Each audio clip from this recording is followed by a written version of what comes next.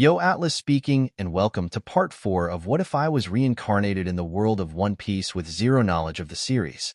Let the tale begin. Chapter 81. A night has swiftly passed by, revealing the sun once more. Prominence was temporarily situated around the shore, with the use of the steel spikes mechanism that stabbed onto the cliff nearby. Two marine captains, Hina and Shu, were seen to have passed out on the tubes that floated on top of the water, with the sea stone cuffs removed from them. They were seen to be shivering occasionally, due to being exposed to the cold water for a prolonged time.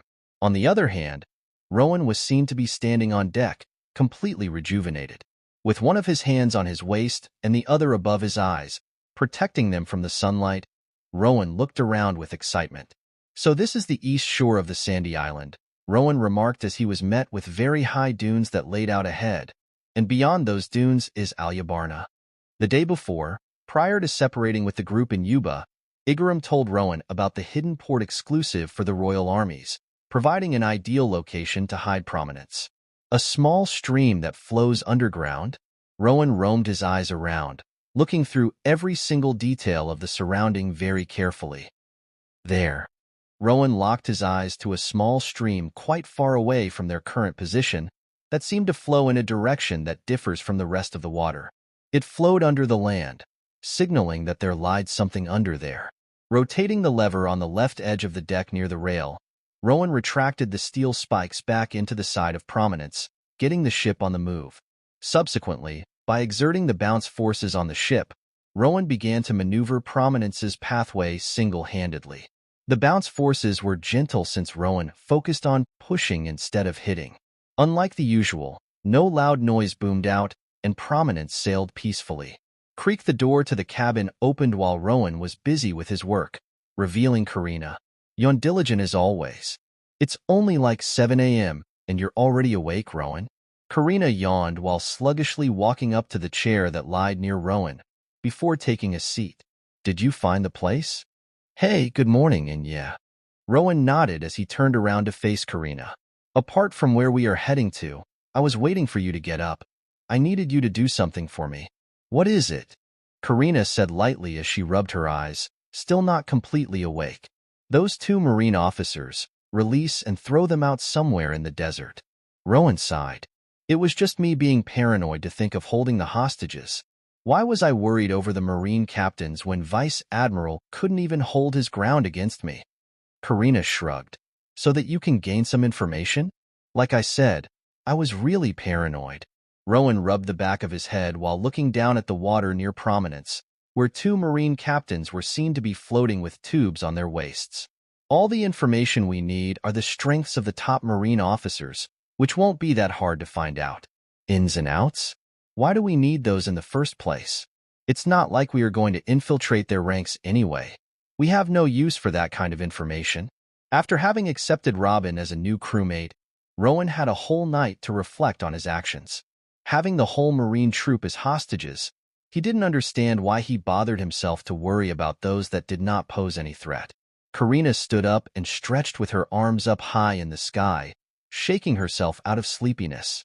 "Pretty sure that the cuffs were removed by Alfred, right?" Rowan nodded as he controlled the direction of Prominence, following along the slightly curved edge of the island. "Great. Be right back." With a purple flash, Karina instantly vanished from the deck, before flashing right above Hina and Shu, who seemed to be asleep from exhaustion. Grabbing their shoulders, Karina, Hina, and Shu flashed away, with only the tubes remaining on their spots. Immediately after, Karina appeared back on the deck as if nothing happened. "How far did you go?" Rowan asked out of curiosity. "Can't judge accurately, but I teleported multiple times and dropped them in the middle of the desert." Karina sat back down on her spot, relaxed. From what Rowan knew, the distance in which Karina could travel through teleportation was based on her stamina. Due to this, for the past 3 years, he saw her spending most of her time on the physical exercises that grant an improvement to one's stamina. Additionally, except for her ability to mark a location, she needed to be aware of the location that she was going to teleport to, and therefore, intensely trained her observation hockey. She no longer had to look at where she was going to teleport to. It was a very convenient combination of ability.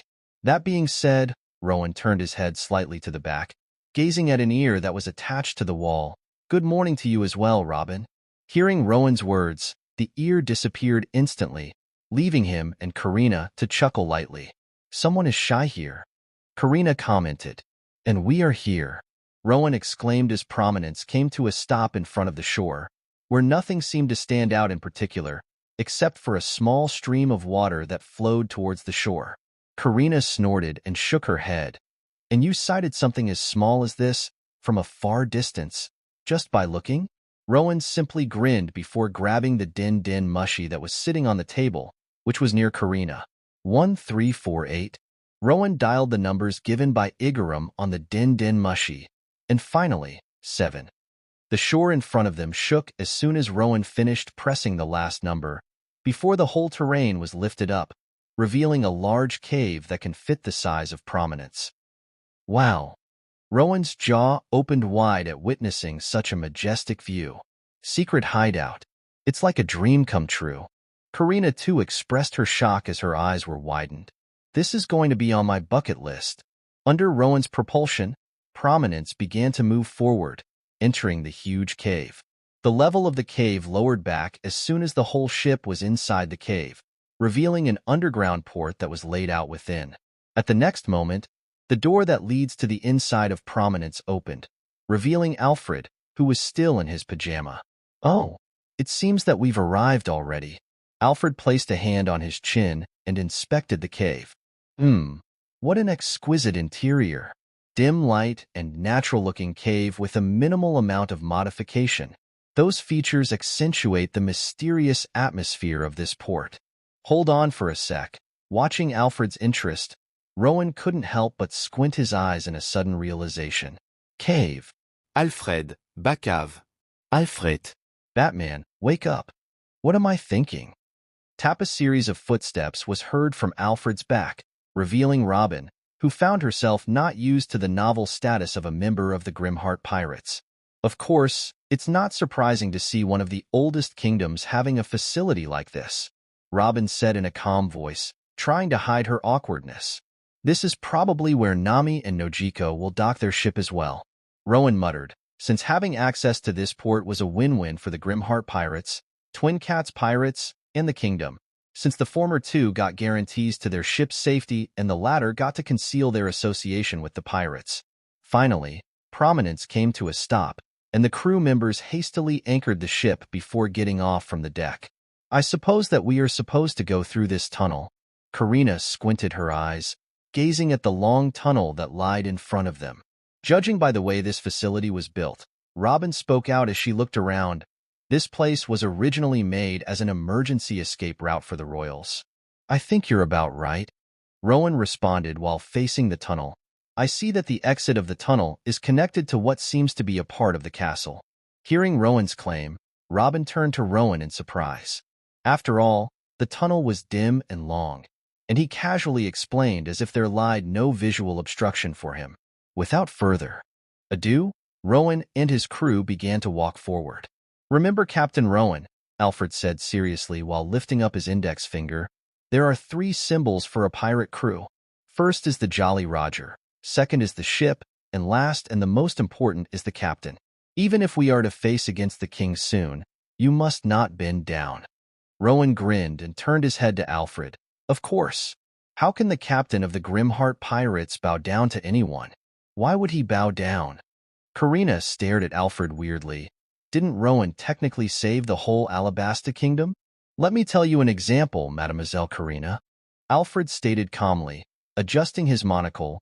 Bourgeois kingdom is ruled by King Rappel, the father of Master Cavendish. Although he was weak and cowardly, he was very arrogant due to his status. When you encounter someone like that, what should Captain Rowan do? Bow and yield. I think he should flee from that kingdom immediately, Robin commented. Steal all the goods that the king got, so that he can no longer be arrogant. Karina said while clenching her fist. Nay. Farrell cried out while making a silly face with his tongue rolled out. Alfred listened to their words before turning to Rowan. What would you do, Captain Rowan? It's too easy, Alfred, Rowan replied casually. Beat him up to a pulp. Karina snickered hearing this. Says the one who was all worried over a bunch of weak Marines. Rowan couldn't help but blush after hearing Karina's words. It was true after all. With continuous chatter back and forth, the group eventually reached the end of the tunnel. Upon exiting, everyone excluding Rowan slightly squinted their eyes due to the sudden amount of light that brightened up the surrounding. They were met with a huge hall, with the huge metal poles placed in a structured manner and a large window displaying the scenery of Alyabarna. In the front, the man wearing a crown, King Cobra, along with Shaka, Pel, and few elite guards, were seen to be standing by. Welcome to Alyabarna, Grimheart Pirates. A charismatic yet gentle voice boomed from Cobra's mouth. I am Nefertari Cobra, the king of the Alabasta Kingdom. Rowan stepped up in the front with a confident smile on his face. Nice to meet you, King Cobra. We came here in peace. Cobra nodded with a slight smile on his face. Why don't we translocate to somewhere more suitable for a conversation? I am sure that all of us hold our own share of inquiries. In the middle of the desert, between Rainbase and Alyabarna, Alabasta, a horde of people was seen to have temporarily stopped moving in order to take some break. The Yasa camels, with the carriers tied around their backs, were seen to be sitting nearby as well. With a haughty look on her face, Carmen was crossing her arms with a large volume of red flame burning above her. On top of the red flame was a large piece of seasoned meat, which sizzled and emanated a delicious aroma that induced drools from everyone who stood around her. Cavendish! Carmen called out to Cavendish with absolute seriousness. It's time for me to shine. One sword style, coupe de la viande. Cavendish swung his sword at a very rapid pace, and the meat was instantly cut into many pieces. Kya, Commander Cavendish is so handsome. One woman cried out, with her eyes turned into hearts. Hearing the scream, Cavendish turned to the woman and winked, causing her to faint on her spot. Delectable flame. Under Carmen's command, each piece of meat, which was encased in weak red flame, flew towards all the plates held by the horde of people. Consider yourself lucky. Being able to enjoy my meal is once a lifetime opportunity. Ooh-hoo. Mr. Two's eyes lit up as he savored the meat prepared by Carmen. Unbelievable. Simply unbelievable. I've never tasted anything better than this in my whole life. On his right, Mr. Five was seen to be stuffing his portion in one go, before jerking his head back. What an explosive flavor! Humph, of course it would be the best, Carmen exclaimed with an arrogant expression on her face. Meanwhile, Dan was seen to be sitting cross-legged within the mass of people, with a straightened posture. This is so good. Thank you, Commander Dan, for allowing us to gain such a wonderful experience. Thank you, Commander Dan. Commander Dan is the best. The people were screaming jovially while enjoying their meal. Of course, whoever works must be rewarded. No need to thank me, Dan said with an exaggerated seriousness on his face. Mama so tasty. Igaram widened his eyes in a shock as he took a slice of meat. How can it taste better than the foods made by terracotta? Koza snickered from Igaram's left. I am so going to tell that to her. No. Mama, I meant that nothing can match my wife's cooking, of course. Igaram hurriedly spoke out while sweating profusely. The scene was absolutely chaotic. The Marines, Baroque Works agents, Grimheart Pirates, and the rest, all mingled together, laughing and enjoying their time. Without Rowan's mediation, everything has gone haywire. Chapter 82. Within the castle, everyone now moved into a smaller room, where many comfortable chairs lied. The guards were standing on Cobra's left and right, who was sitting on one of the chairs. Similarly, Rowan, Karina, Alfred, and Robin took a seat for themselves, while Farrell was joyfully munching onto haze brought by one guard. First and foremost, regardless of whether it was done intentionally or not, I, King of Alabasta, thank you for saving this kingdom, Cobra said sincerely as he slightly bowed his head. Am my king? Shaka exclaimed in surprise, for the king's esteem was not to be lowered by acts such as bowing. Cobra made a gentle smile. If the kingdom has fallen into ruins, I would no longer be king, and whether I bow or not would no longer matter. This is not but a small price to pay. And you are welcome. Rowan nodded his head with a serious expression intact on his face. Crocodile was not someone that this kingdom could have handled. His strength was superior to Vice Admiral from the Marine headquarters, although it may be because of the sandy environment here. Rowan intentionally highlighted the difficulty in defeating Crocodile. He came here with a purpose after all. Yes, I am very aware. Cobra said calmly. However, apart from Crocodile's matter, something has been intriguing me for some time. What is your reason for coming here? He changed the topic. Rowan thought within his mind as he observed Cobra with a similarly calm manner. Before speaking up, we came here for two goals. First, to learn about the route to reach Sky Island. Second, Rowan temporarily shifted his eyes and gazed at Robin, before turning his sight back onto Cobra, Poneglyph. We would like to take a look at it. There was no point in trying to play a brain game against King Cobra. Not only was the king quite astute and professional in this regard, but Rowan was the worst at this kind of thing, regardless of his intelligence. All he could tweak was to say that Poneglyph, which he only got to learn after arriving at Alabasta, has been his goal from the start. Robin's eyes widened, before turning her head to Rowan. Right now, all Robin could think was to wonder if Rowan was after Pluton just like Crocodile. Sky Island. I am not sure about it, but I can grant you access to my library. Cobra replied with a thoughtful look. Pausing temporarily, he turned his head slightly and placed a hand on his chin. As for Poneglyph, I have no idea how you found out that we are in possession of it. However, I would have to ask you why. In truth, Cobra was very shocked inwardly. The possession of Poneglyph was considered an illegal act by the world government. If this truth got out, his kingdom will be facing unrecoverable consequences.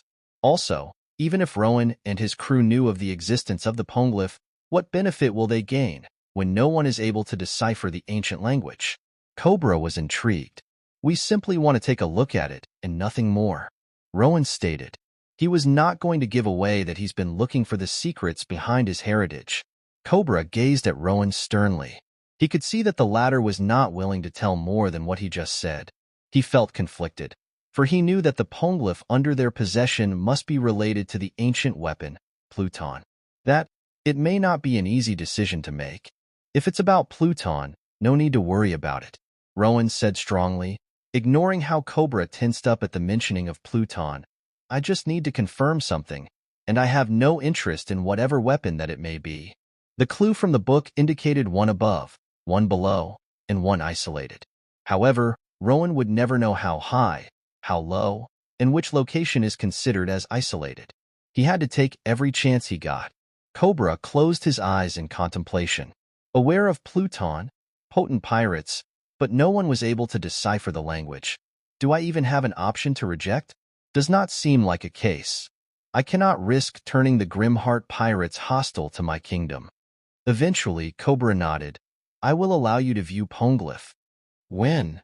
Karina spoke up from her seat. Right now. Cobra stood up with a serious expression, gesturing them to follow and exiting the room. The royal guards followed suit, leaving only Rowan and his crew in the room. Robin stood up from her spot and walked up to Rowan. If you wish to acquire information regarding Pluton through me, forget it. Robin did not wish to learn the whereabouts of the so-called ancient weapons.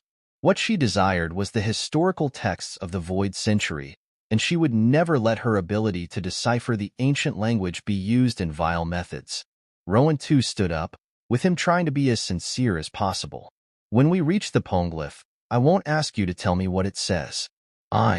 Rowan hesitated slightly, but albeit spoke, knowing that he couldn't afford to conceal the information to the only person that can read the Poneglyph. I just need you to tell me if there is any information regarding the name Uchiha, or Vasilia. If he cannot trust his own crewmates, who will he trust? As the captain of his pirate crew, he should be the first to disclose the secret and stay honest. After all, their bonds are forged through faith in one another. Vasilia? Robin's eyes narrowed at hearing a novel name, which she never came across in the Poneglyphs she read during her 20-year-long run. Subsequently, she saw Rowan's unwavering eyes looking at her. Eventually, she bit her lips and lowered her head, before muttering, "Fine." Yuba Alabasta. How can this be? Kenzaki muttered as 8 corpses lied in front of him, which were Crocodile, Enigmo, and 6 Commodores. Around Kenzaki, many Marine soldiers were seen to be staring at the corpses in horror. Alabasta Kingdom was located at the early section of the paradise, and the deaths of these potent individuals could only mean one thing: the victory of Grimheart pirates. Kenzaki couldn't help but gulp as he sweated profusely. Right next to him was a Marine soldier who was holding onto the Den Den Mushi. Kenzaki didn't feel courageous enough to make a report to Sakazuki. Vice Admiral Enigmo was a veteran. He served as a Marine for over 20 years. And yet, to think a pirate crew of only 3 years old managed to kill not only him, but also Crocodile, Kenzaki said in a cold sweat. What's going on?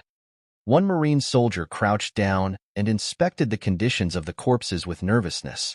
Eventually, he raised his head back up and spoke up, "Rear Admiral Kenzaki, the 6 Commodores and Crocodile all seem to have suffered under the blunt attacks.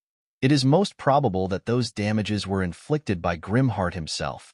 As for Vice Admiral Enigmo, he most likely clashed against Flame Empress and Pirate Prince." Kenzaki grimaced hearing that. Rowan and his crew's strengths were well beyond their expectations.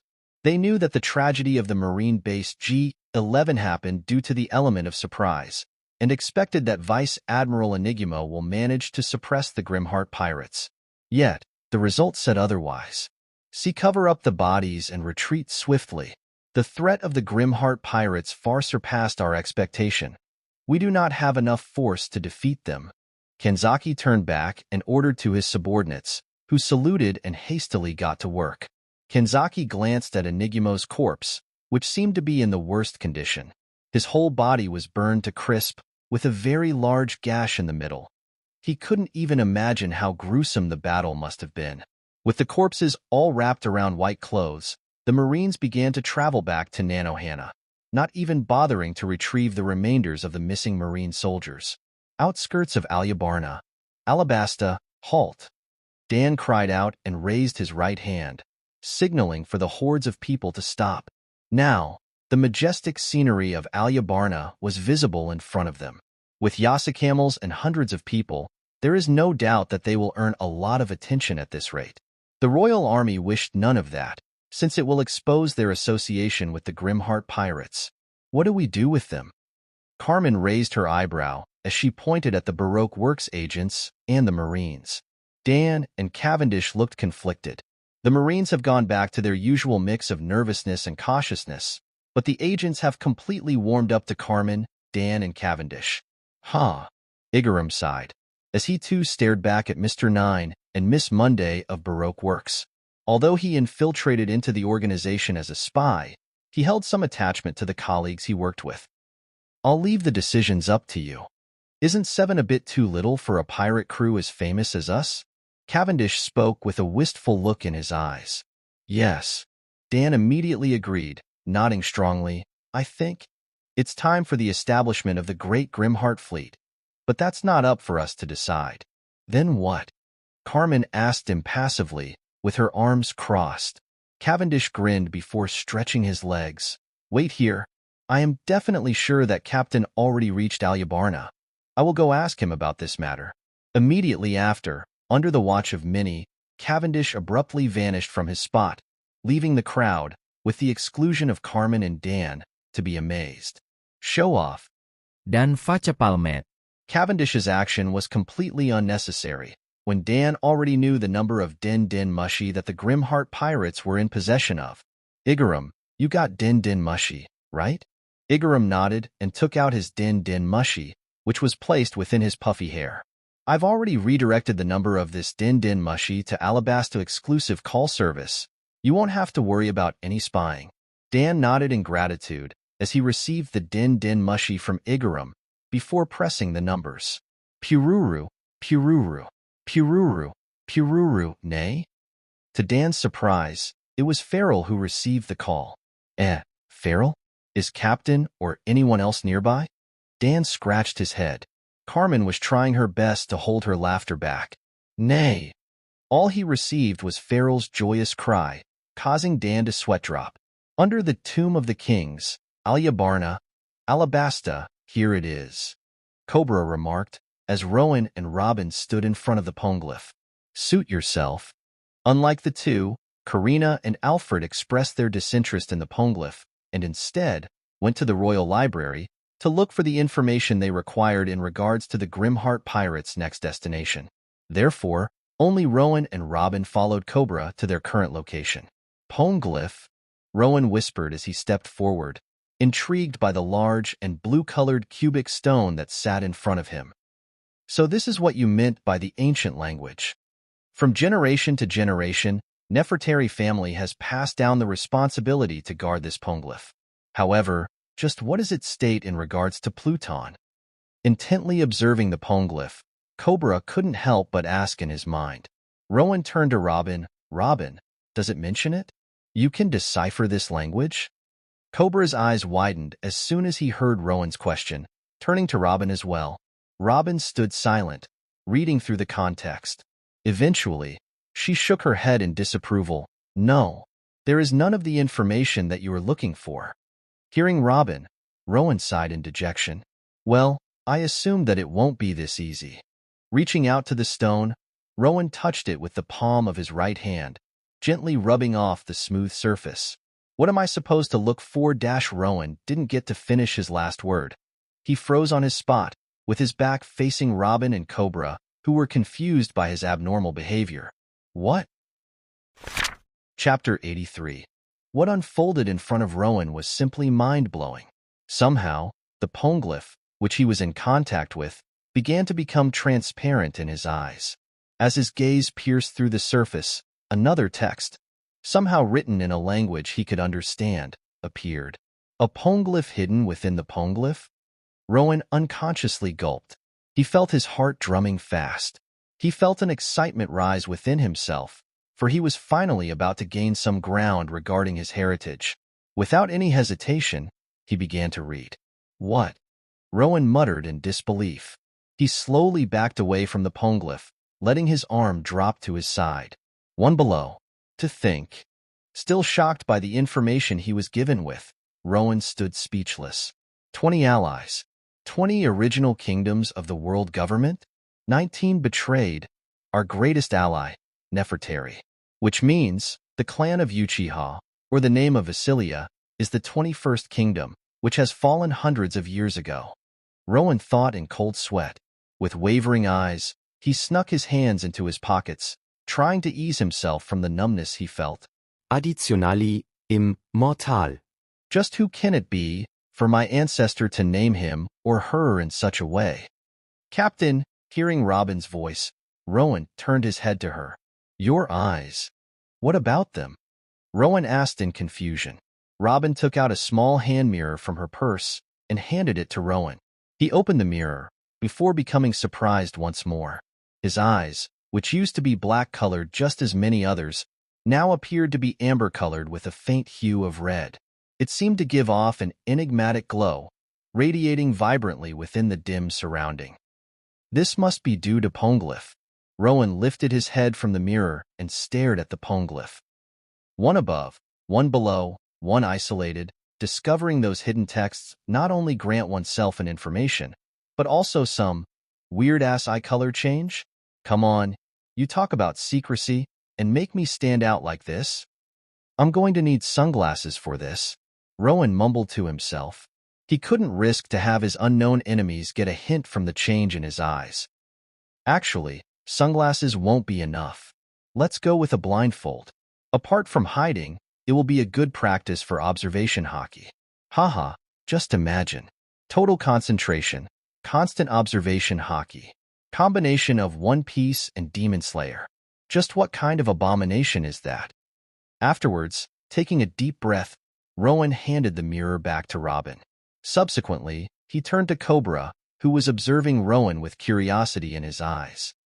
Well, have you attained what you came here for? Cobra asked calmly. However, Rowan, whose heart was still beating fast, couldn't bother to answer his question. Rowan closed his eyes momentarily before opening them back with determined gleam. Tell me, what do you know of the name Vasilia? Rowan said in a low voice. Robin's eyes narrowed, wondering what Rowan managed to find out from the poneglyph. As Rowan's words were heard, Cobra's eyes widened and his jaw dropped open. For the first time after meeting Cobra, Rowan and Robin witnessed him breaking his calm expression. Vasilia. Cobra slowly whispered the name. Just how did you? I believe that we have much more to discuss. Beyond our statuses as a pirate and king. On the street of Alyabarna, many people were cowering in fear, as they hid their bodies behind a variety of props. Cavendish, whom the common folks were not able to identify due to his incredible agility, continuously traveled the entirety of Alyabarna at a great pace. While he was looking for Rowan and his crew mates, it could be said that he was enjoying the fears within the eyes of the others. And it will be troublesome if I reveal myself, Cavendish thought haughtily, for I am too handsome. Dashing without a stop, Cavendish's face broke into a grin as he sensed Karina through his observation hockey. He immediately dashed to a short, grumpy-looking man, who blended well within the crowd, about to call out Karina's name without any thought. Karina sighed as she was met with the eccentric behavior of unexpected Cavendish. Quickly grabbing his arm, she swiftly teleported them back into the castle, with her disguise still intact. Really? Did you have to cause a trouble like that? Karina shook her head in disappointment while taking off her disguises. What trouble? What's there to fear for? Cavendish retorted with confusion on his face. Not for us, but for this kingdom. Karina replied. Revealing ourselves in the public will signify our ties with the royals and will cause them trouble. And why should we care? Cavendish raised his eyebrow. We like them, Karina said with a smile. The king is pretty chill to hang out with and… Karina's eyes sparkled. Hee. Nice bed, clothes, food, and all the luxury you can think of. It's like dream come true. I'm not about to have you screw everything up and make us leave immediately. Luxury. Yes. How can I forget? Cavendish's eyes widened. My apologies. Indeed, as expected of the vice-captain. Nay. At the same time, Farrell happily came running to the two, with Din Mushy jumping up and down on his back. Farrell. Cavendish cried out with a smile as he hugged Farrell and rubbed his mane affectionately, before turning his head back to Karina in realization. Wait, that's right. Karina, I've got to tell you something about those fans of ours. What's going on? Dan's exasperated voice resounded from Din Mushy's mouth. Hello? Is that Cavendish's voice I heard? Please, if someone is there, answer. I've been talking with Farrell for 30 minutes straight. Karina's sweat dropped and grabbed the Din Mushy from Farrell's back. Lifting up the dial, she spoke up, without regard to Cavendish, who was seen to be shaking in anger due to being cut off. Cavendish and I are here. So why is Cavendish running loose in the middle of the street? Ha! That idiot just ran off before I could say anything. Dan sighed tiredly through Din Mushy. Oi! Who's the idiot? I, the fantastically charming Prince, Cavendish, is anything but an idiot. Cavendish growled into the dial, which he snatched from Karina in an instant moment. Yes, you are. Den Mushy deadpanned af Cavendish, reflecting Dan's emotion. Ignoring Cavendish, who was throwing tantrum at the back, Dan exclaimed, Karina, is Captain there? Nope, he isn't as of the current moment. Why? Karina replied with a curious tone. Well, you know about these hostages we got. Oh. Karina suddenly interrupted Dan, with an imaginary light bulb lighting up on top of her head. About those Marines. Don't bother. Just release them and let them be. The Marine soldiers, whom they held as hostages, knew nothing regarding the association between the Grimheart pirates and the royal armies. This was due to the fact that they entered the sandy island uninformed, with the sole purpose of capturing the Grimheart pirates. They had no idea that Igaram was the captain of the royal guards. Since there was no risk, what was the point? Rowan previously instructed Karina to have the Marines freed, since they had no use for the latter anyway. Yeah, got it. And, about the agents. Dan laughed, as the troubled expression appeared on Din Mushy's visage. Are we really just handing them to the kingdom like this? Yep. Hand them in and done. Why? Karina said casually while pushing Cavendish's head off, who was trying to shout into the dial. I believe that there is a better way for us to utilize this opportunity, Dan stated. Not really, Karina retorted with annoyance. We have no use for them. It's not like we are trying to build a fleet. They will simply be nuisances and end up killing themselves. Hand them to the kingdom and earn the king's gratitude. Period. Just like that? Dan said with a dejected tone. You know, they are just poor bounty hunters. Although their acts of ruining Alabasta cannot be justified, they were left helpless with their own boss having betrayed them. I believe that based on these facts, they are quite loyal. No, they aren't. Karina responded with certainty within her tone. Why should we help them dash, you know? Dan cut off Karina in the middle of her speech abruptly. Our crew has accumulated a great amount of wealth so far. The load is getting heavier and heavier. What makes you so confident that no one will attempt to steal those away from us? Karina's eyes were set in a blaze as she growled. As if I would let that happen. Talk about something realistic, Dan. You have to face the truth, Karina. Dan spoke in a stern manner. Sooner or later, the information is bound to get out. Along with a raise in our bounties, hyenas will surely be lured in. Then what? Accept those nuisances into our crew? Your logic makes no sense, Dan. They may as well be the thieves themselves. Karina immediately voiced her disapproval with a ferocious expression on her face. Haha, I know that much. Dan laughed slightly before the Din Mushy's face turned serious. But apart from that, based on what I've read from the news so far, most of the pirates who enter the New World eventually end up as Yonko's subordinates or die. Point is, we have to strategize. Look at how formidable each and every Yonko are. Their strengths not only come from their own, but also from the vast number of their underlings. To successfully integrate ourselves in such a sea, we need a force that can rival them. Karina remained silent upon hearing Dan's proposal, slightly convinced by his words. Eventually, she spoke up, just deal with the Marines first then. We will talk about the rest after Rowan returns. Roger that. Dan, having lost seriousness within his voice, replied lightly, Igaram will bring in the agents first, under the term confinement. Let's discuss afterwards. After Dan's response, Karina tiredly hung up the call by sluggishly placing the dial back onto Din Mushy. Lifting her head up, Karina stared at Cavendish, who seemed to have lost interest in the conversation and went to play with Farrell.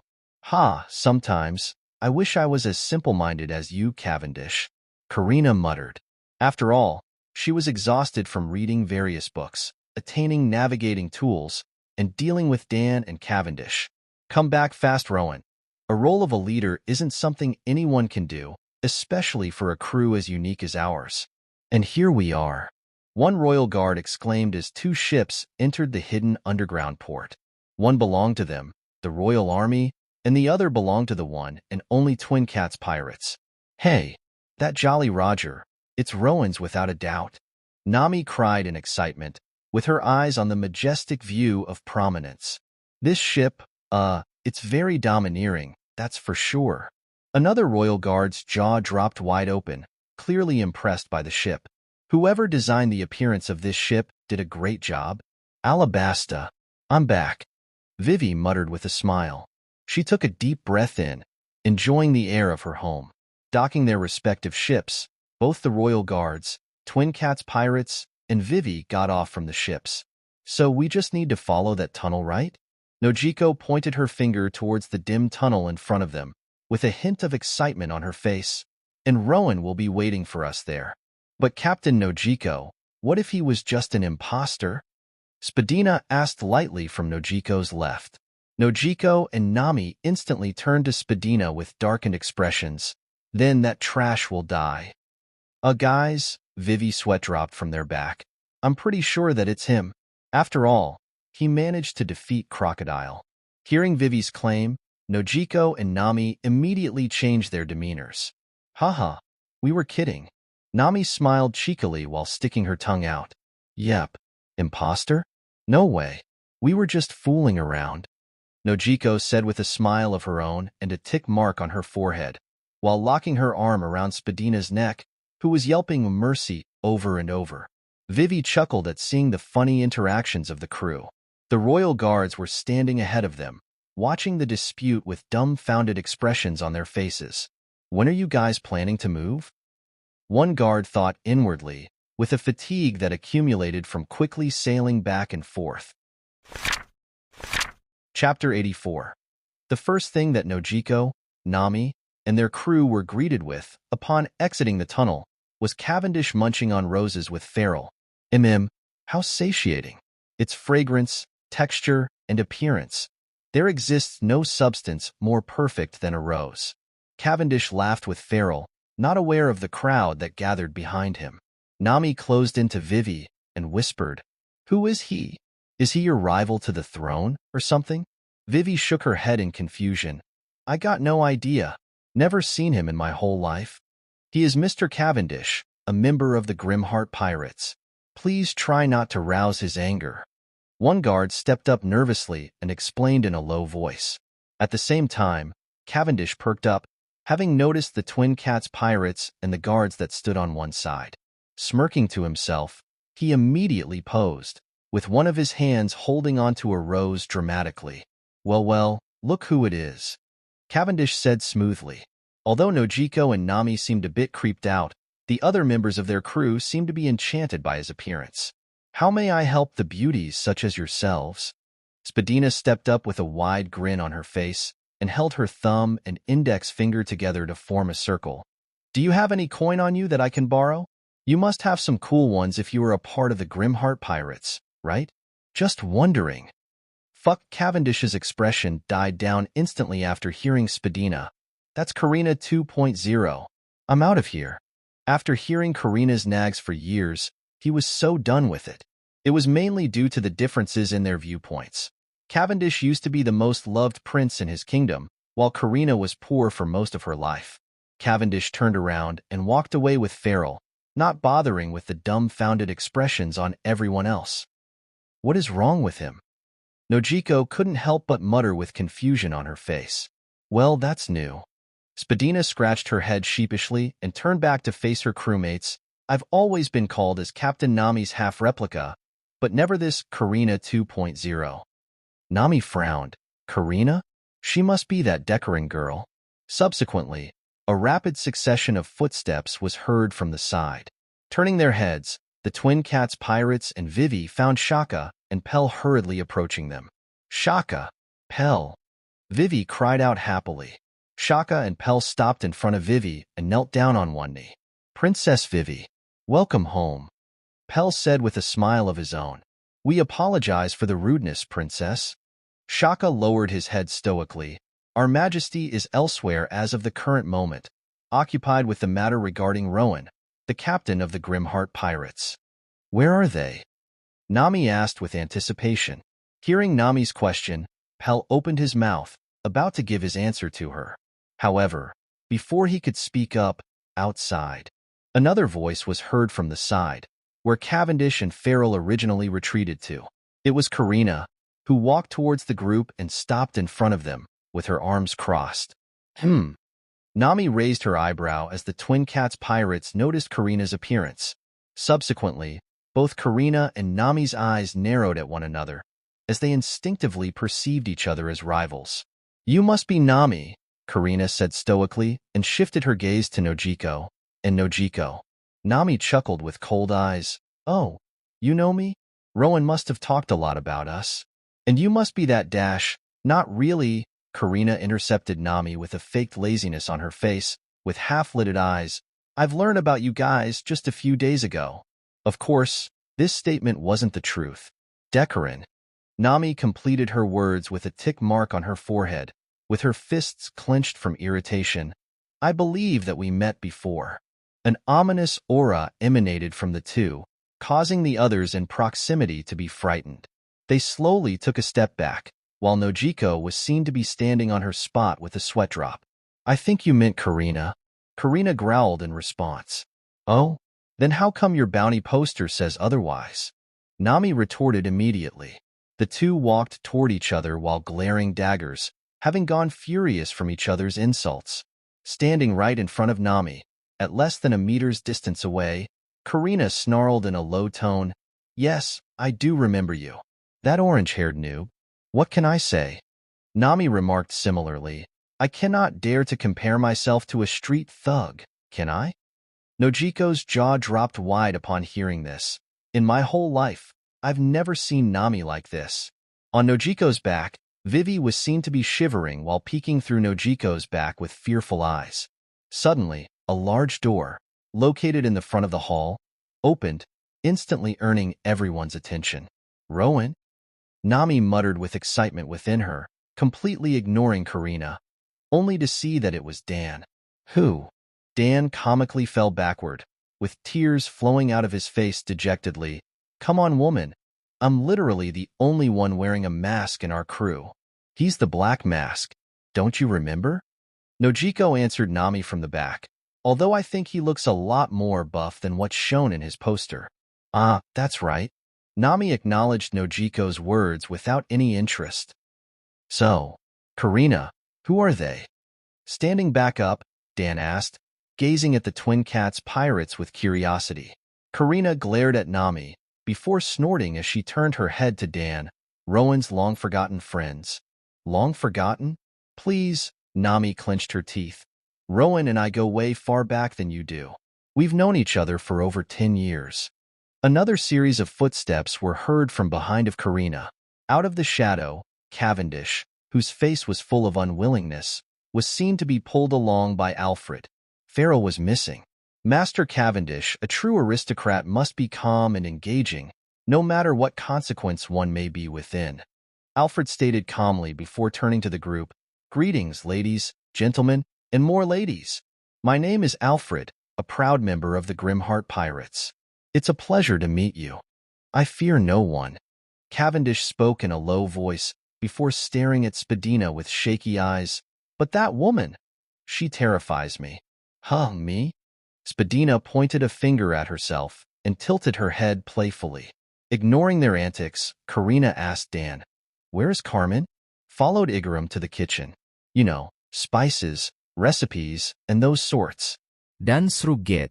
As most of the Grimheart Pirates and the whole Twin Cats pirates crowded up in one area, the situation became chaotic, with everyone chattering here and there. The royal guards, Shaka and Pell, and Vivi stared at the scene dully, not knowing how they should react. The door behind Dan suddenly opened, causing the noises to cease, with everyone synchronously turning their heads all together. What's going on here? Geez, I can hear the noises from miles away. Rowan, with a black-colored blindfold on his eyes, said in confusion as he made an entrance, along with Robin and Cobra behind him. Rowan. Father. Nami and Vivi cried out joyously before rushing to Rowan and Cobra simultaneously, hugging them tightly. Vivi, I'm glad to see that you are safe, Cobra said affectionately, as he gently caressed Vivi's head. Hahuch. Hey, Nami. Rowan spoke with a surprise on his face, as he lowered his head at Nami, before muttering to himself, Well, I guess that you certainly grew quite a bit. Someone is popular here, Robin stated with a slight smirk on her face. With a chuckle, Rowan turned his head to face Nojiko. And long time no see for you as well, Nojiko. I see that you got more little sisters to take care of.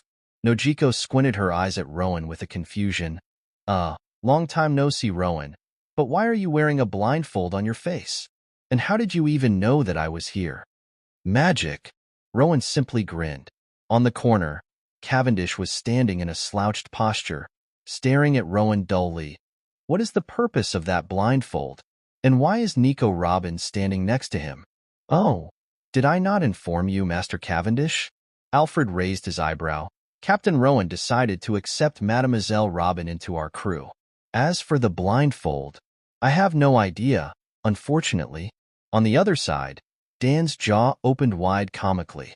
No, how can you do this to me, Captain? Dan clenched onto his hair in frustration. My mask is like the only thing that makes me stand out. Why copy my trademark? Spadina, who was standing on Dan's left, stared at him with an interest. Ha ha, ha ha ha. It should be all right. His is blindfold, and mine exposes eyes. Yeep, mine is way cooler. Dan mutret powerlessly. He didn't bother to pay attention to Robin, whom he found out that she's been accepted into their crew ages ago. Then, an awkward silence came. Dan felt Spadina's gaze piercing through him. Eventually, unable to handle it, Dan spoke up, "So, you guys are the Twin Cats pirates, who also came from the East Blue like us. Your captains and our captain are childhood friends." Yep. Spadina nodded with her eyes still on Dan, creeping him out. "Why are you keep on staring at me like that?" Dan asked with a frown. Spadina smiled sheepishly before pointing a finger at her nostril. Watching Spadina's action, Dan's eyes widened in horror as he moved his hand onto his nose and immediately got rid of the dried nasal mucus that was hanging onto it. "Yeah. Anyways," Dan spoke up in an attempt to hide his embarrassment, "how has East Blue been since we left?" "Disastrous," Spadina replied in a friendly tone. "There was a huge surge of pirates here and there, giving quite a trouble to the common folks and Marines." For real?" Dan scratched his head. "I guess Captain had much more influence there than I previously thought. I joined right before our crew entered the Grand Line. So yeah? Oh, you have no idea." Spadina flashed a grin before making a circle with her right hand. "Thanks to such a situation, our crew managed to reap lots of benefits. Would have stayed for longer if we didn't hear that the Marine hero, Garp, was planning to come himself to resolve this issue." Then she leaned into Dan, whispering to him with her hand next to her mouth. "And according to the information we managed to eavesdrop from the Marines, he's accepted that job just to visit his hometown. You know, like a vacation. Pretty funny, isn't it? Purging all those pirates at once is considered as taking a break to him." "Well, it's the Marine hero we are talking about here," Dan replied. "If there is one thing I realized after reaching the Grand Line, it's that the pirates in the East Blue are weak. They were nothing compared to the ones here." Meantime, Karina too found herself intrigued and worried of Rowan wearing the blindfold. However, she was occupied with glaring angrily at Nami, whose arms remained tightened around Rowan's torso. "That cat burglar!" Karina stomped her right foot in frustration. Following suit, she vanished from her spot and instantly appeared on Rowan's right, giving Rowan a heated gaze. Upon noticing her agility, the Twin Cats pirates appeared to be very shocked. "Wow, I wish I was that fast," Sophie mumbled sadly. The other crew members gave her sympathetic pats on her back. Rowan's sweat dropped as he felt Karina's stinging gaze on him.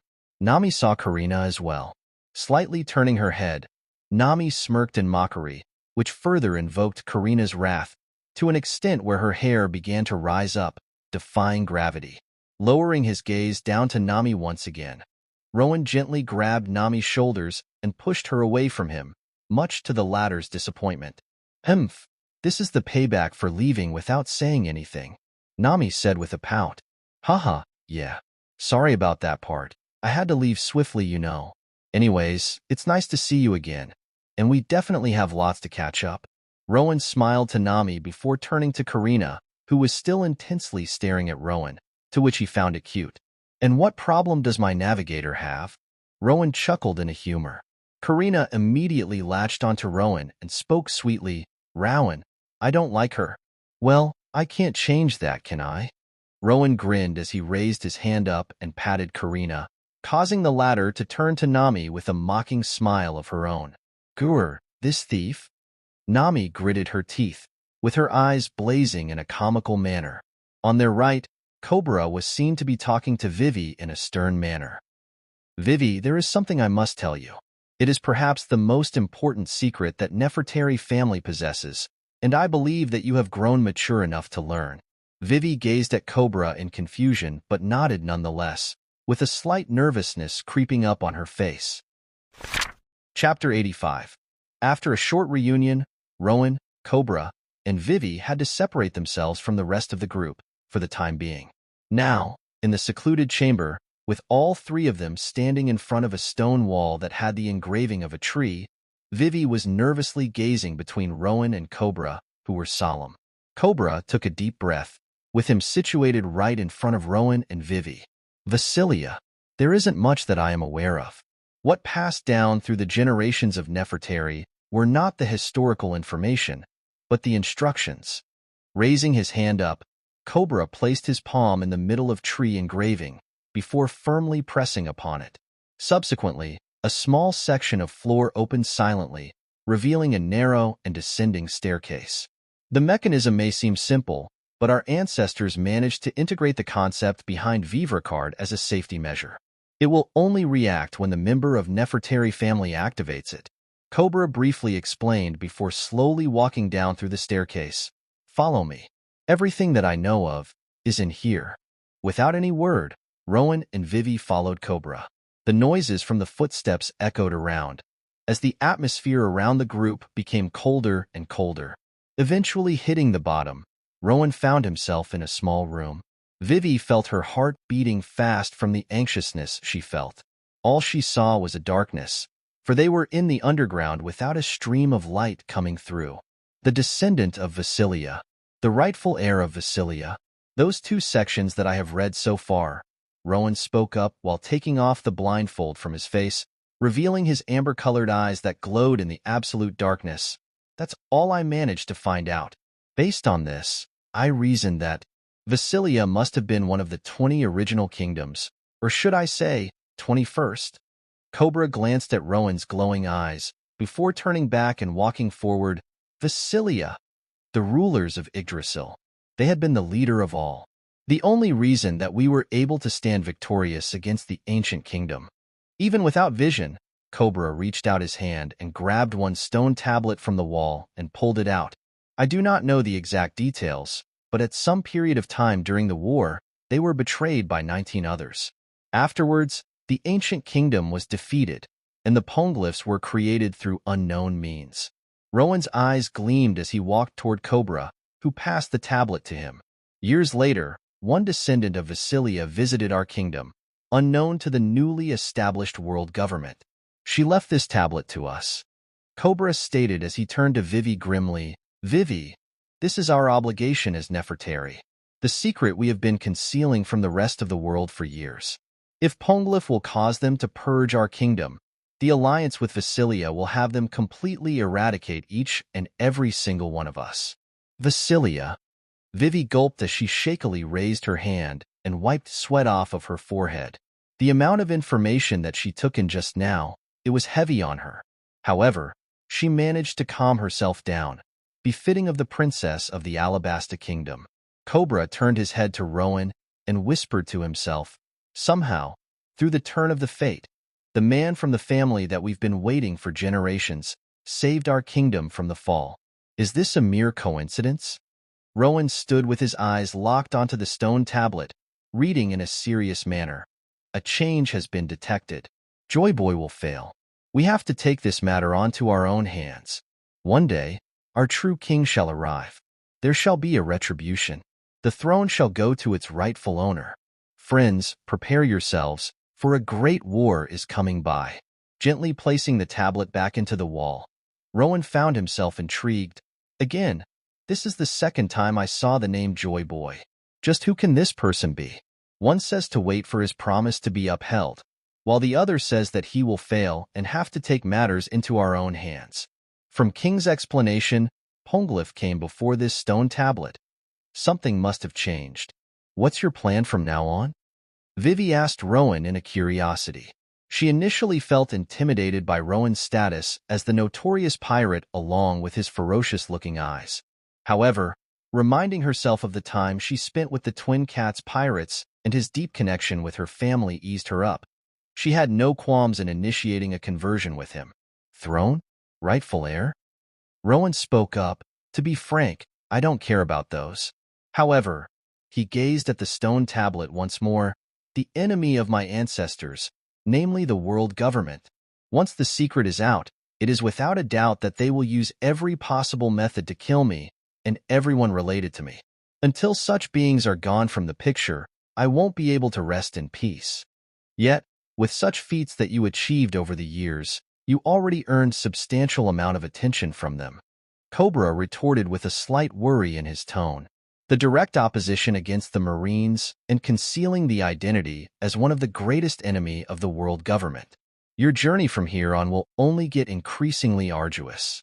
But I cannot cower like a weakling, can I? Rowan's eyes flashed with confidence. Let them come. If they are weak, I will simply mesh them up. If they are too strong for us to handle, I will spit on their faces and run away. I am not intelligent enough to figure everything out and devise incredible plans, but if there is one thing I gained over the years, it's my resolve. A week after Marineford, Grimheart, Fleet Admiral Sengoku muttered with visible dark bags under his eyes, which accentuated his exhaustion. Dealing with the new world and maintaining the current balance of the world is tiring enough, and now, this pirate crew emerges again after 3 years. In front of him lied 2 papers. One was the report made by Rear Admiral Kanzaki, which Sengoku received from Admiral Sakazuki himself. The other one was the news, published by the World Economy newspaper. Upon receiving the report, Sengoku immediately attempted to cover up this event by falsely accusing that Crocodile broke the agreement with the Marines and devised an evil scheme against the Alabasta Kingdom, and that Vice Admiral Enigmo sacrificed his life to save the kingdom from Crocodile's evil hands. And yet, Morgan's and his World Economy newspaper were quicker.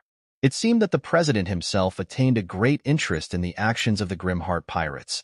Sengoku still couldn't understand how the information managed to reach faster to Morgan than to him.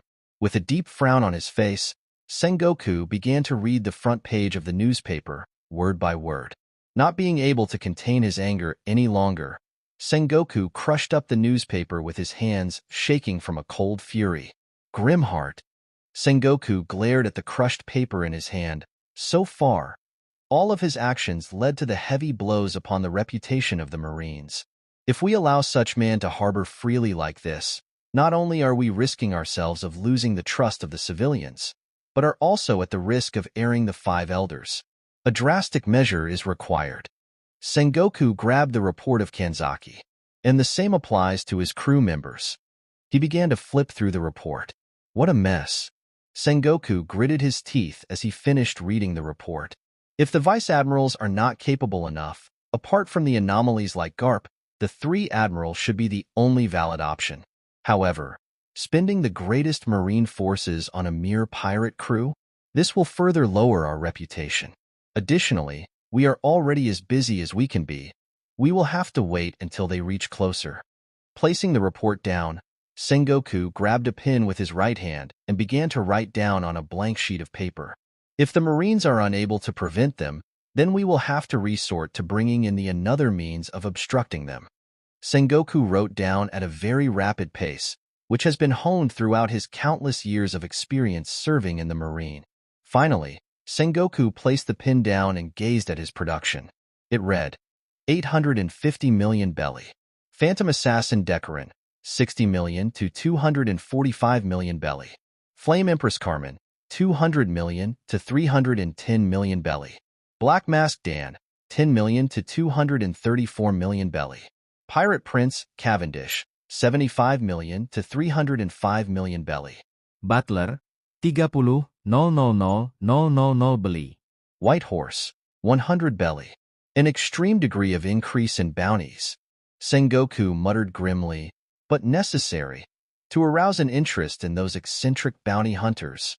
Standing up from his chair, Sengoku briefly massaged his temple in fatigue, before straightening up his posture and looking through the window with resolute expression on his face. No matter what case it may be, the justice shall prevail. Logetown, East Blue Boom. An earth-shaking noise boomed across the whole town as 2 men clashed against one another. Hurry! Bartolomeo screamed in fear as his eyes popped out upon sighting an unbelievable clash above the sky. What is Grandpa doing here? Luffy screamed in a mix of confusion and horror as his mouth opened wide comically. Your Gramps is the Marine hero? What the hell? Zoro and Sanji screamed with widened eyes as they frantically held onto the wheel. As their ship carried them away from the Logetown, 2 men, after the clash, stood on 2 different roofs, facing each other. One man had short and spiky gray-colored hair, along with similarly colored mustache and beard. He was a very tall and muscular man, and went by the name Monkey D. Garp, Luffy's grandfather. What are you doing here? Dragon! Garp grinned as he spoke out to the one who he was facing against, his own son. Likewise, father. Dragon, who was wearing a dark green cape that hid his appearance, grinned as well. At the next moment, both of them vanished from their spots, before meeting fist to fist once again. Boomsmoker was seen to be watching this scene from the bottom, with a dull expression. His cigars have long fallen out of his mouth, lying on the ground helplessly. Fuck this shit, I'm out of this town. Chapter 86. Fool Shout Island, finally found you. One middle-aged man with a black mustache and cowboy hat grinned, as he faced a huge man amounting to the size of 4 meters. Said huge man was seen to be sitting on the rock. His hands were shakily holding onto the pieces of bounty posters, intently staring at them crazily. 95 million belly. Batten. How delicious. The grin on the man with cowboy hat widened. Not bothered with Batten's ignorance, I, Cowboy Woody Bobep, shall be your doom. Regardless of Bobep in front of him, Batten's eyes ceased to leave the bounty posters, which were the renewed bounties of Rowan and his crew. 1, 2, 3, Batten muttered, causing Bobep's eyebrow to be raised in confusion. Nonetheless, Bobep took out a rifle from his back, before loading the gun, ready to fire. Kakik, free money. Bobep licked his lips as he raised the rifle, aiming at Batten. 4. Bang, the rifle fired, and a bullet traveled to Batten at a rapid speed. However, Batten effortlessly dodged by tilting his head. 5. Batten flipped Cavendish's bounty poster to the back, revealing Alfred's bounty poster. 6. Bang, another gunshot was fired at Batten. Lazily raising his hand, Batten flicked his finger at the bullet. The bullet abruptly changed its trajectory path upon Batten's flick, traveling back to where it came from, Bobep's rifle. Bobep's rifle burst into pieces in an instant moment. He shrieked and jumped back, before growling and taking out 2 rifles from his back. Fine, you are a bit strong, all right? Bobep shouted before aiming his 2 guns at Batten. 7. Batten stated while looking at Farrell's bounty poster. 2 rifles fired simultaneously toward Batten. However, before the bullets even managed to reach him, he vanished. What? Bobep cried out in a confusion, before gritting his teeth and turning his left and right, trying to sight where Batten disappeared to. Finally, Batten whispered with a crazed expression, as he appeared behind Bobep with the bounty posters crushed on his left hand. What? When did you get behind me? Bobep shouted in confusion, before coughing out blood. In a shock, he shakily moved his gaze down onto his chest, only to find a large bleeding hole in the middle. Not being able to comprehend what he saw, Bobep remained frozen on his spot, before falling to the ground, dead. After 3 years, you finally decided to show yourself, Grimheart. Finally, after years of endless pursuit. Alabasta? If so, where shall your next destination be? Jaya? The sky? Somewhere else, just like how you hid 3 years ago. Batten growled, with his disheveled and long black-colored hair covering his eyes. Doesn't matter. Sooner or later, you will be dead anyways. Shredding the bounty posters into pieces, Batten walked away from the site. All that remained were those paper pieces that fell onto the corpse named Bobep. Unknown location, Paradise. In a cave with dim light provided by the torches on the wall, the man with long, wild, and red-colored hair was seen to be kneeling down in front of the treasure chest. Jerarara, would you look at that? Mad Treasure said in glee, scooping up the gold coins and jewelry into his hands from the chest in front of him. The hidden treasures of Goldtooth, Henry. No one has discovered it for years except for me. Mad Treasure. Suddenly, from the entrance of the cave, a short man wearing a pink-colored jacket and black sunglasses, Psycho P, ran in. He was seen with a worried expression while grasping onto the rolled bounty posters. Yo, boss, you gotta take a look at this. He spoke up with an urgency in his tone, as he brought the bounty posters in front of Mad Treasure. Mad Treasure's expression turned into that of annoyance as he heard Psycho P. Standing up, he turned to face Psycho P with a frown on his face. It better be something worthy of my time. Snatching the bounty posters from Psycho P, Mad Treasure lowered his eyes to the wrinkled bounty posters that he was holding. Immediately after, Mad Treasure's eyes widened in shock upon realizing whose bounty poster he was looking at. Grimheart, Gerarara. How interesting. B-Boss, yo, he's still alive. Psycho P exclaimed with anxiousness. He wrecked the whole Marine base and now killed Crocodile. If he comes across us, we are done for, yo. Shut up, will you? Irritated by Psycho P's words, Mad Treasure shifted his gaze to Psycho P angrily, with the veins on his forehead popped up and his teeth clenched. Realizing his mistake, Psycho P instantly closed his mouth shut and sweated profusely, intently observing if Mad Treasure was going to lash out at him. Thankfully, Mad Treasure seemed not to care as much, as he threw the bounty posters away with disinterest and turned back to the treasure chest that lied in front of him. Grimheart or not, why should I care? Mad Treasure said with a ferocious grin, before pulling out a piece of folded paper beneath the treasure chest. Oh, what can this be? Unfolding the paper, Mad Treasure was greeted with a map of a particular island. On top of the map read, Jaya. Additionally, a note was written on the bottom of the map, Jaya and Sky Island. Mad Treasure's grin widened as he excitedly observed the map. Is that a challenge for me, the greatest treasure hunter of the whole world? Alyabarna, Alabasta. So, Captain, what do you think about my proposition? Facing Rowan with determined eyes, Dan spoke up. Rowan, who was seen to have the blindfold on him, remained silent with his hands in his pocket. Captain? Dan asked once again. Dan.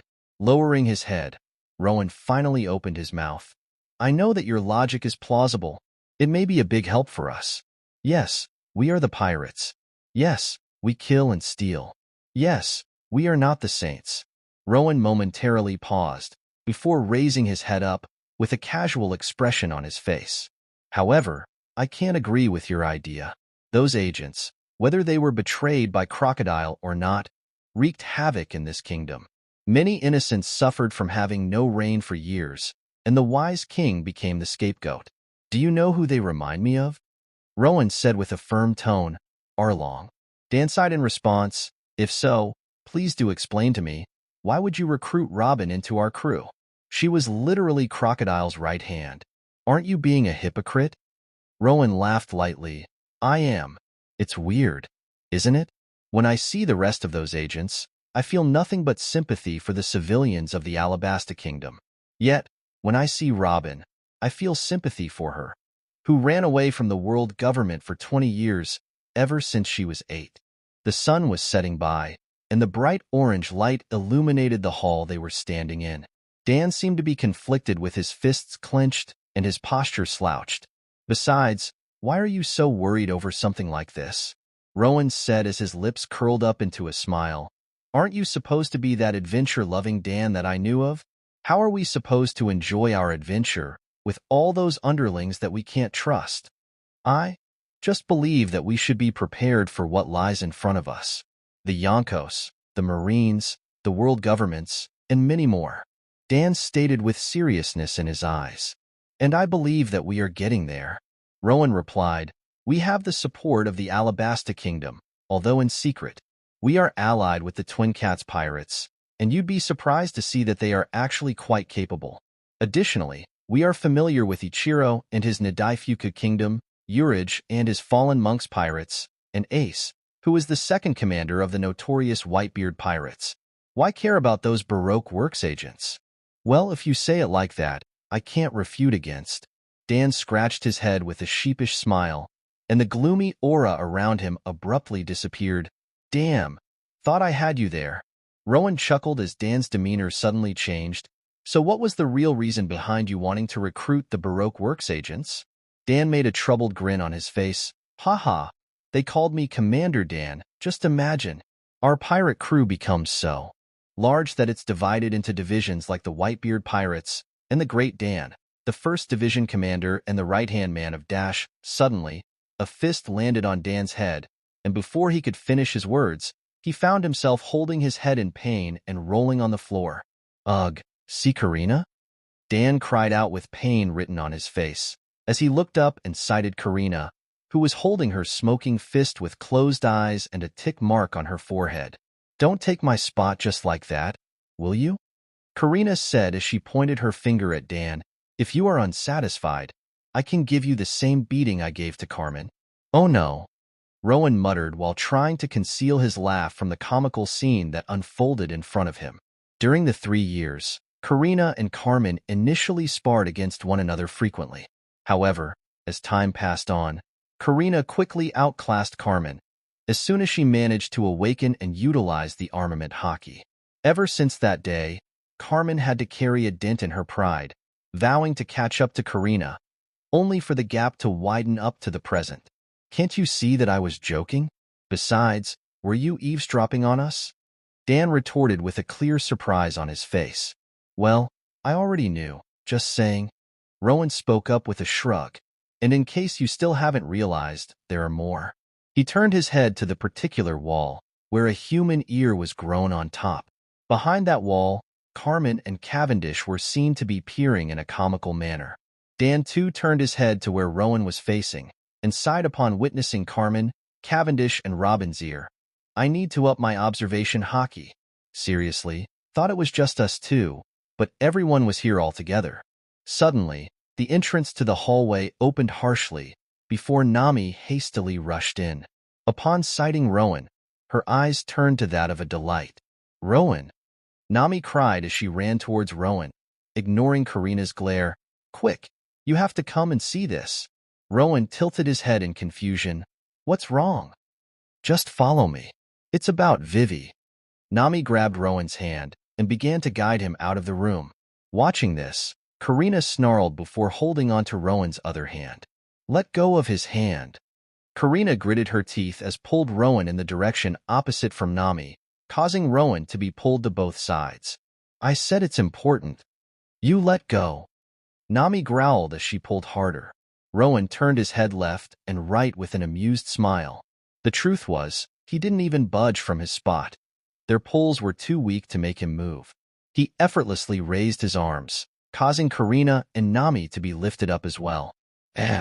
Upon their feet leaving the ground, Karina and Nami expressed their confusion.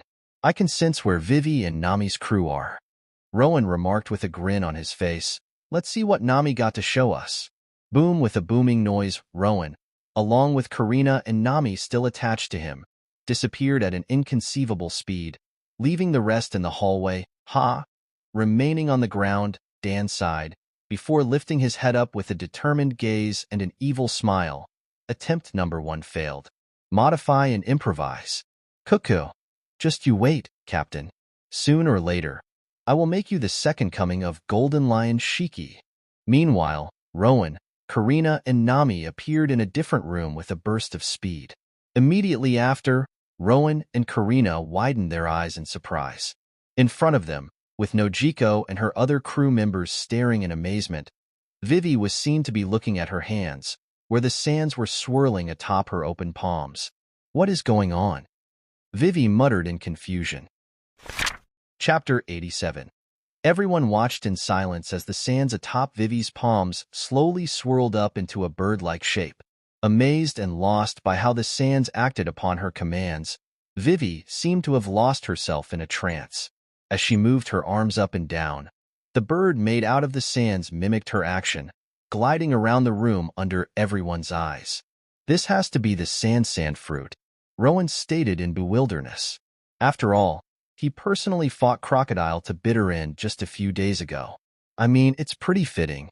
Karina replied on Rowan's right, with her widened eyes still locked onto the sandbird that flew around, the desert princess with the power to maneuver the sand. We were just having a dessert. Nami spoke to Rowan with her arms crossed. Then Vivi suddenly frowned, saying that she thinks the fruit is rotten. Afterwards, before we realized, her arms turned into the sands. Sighting Rowan, Nojiko waved as she approached him. It's kind of a letdown that Vivi got the fruit out of all of us, but I can't deny the fact that she was the one who deserved it the most. The appearance of devil fruit is just so random. Rowan thought in a cold sweat.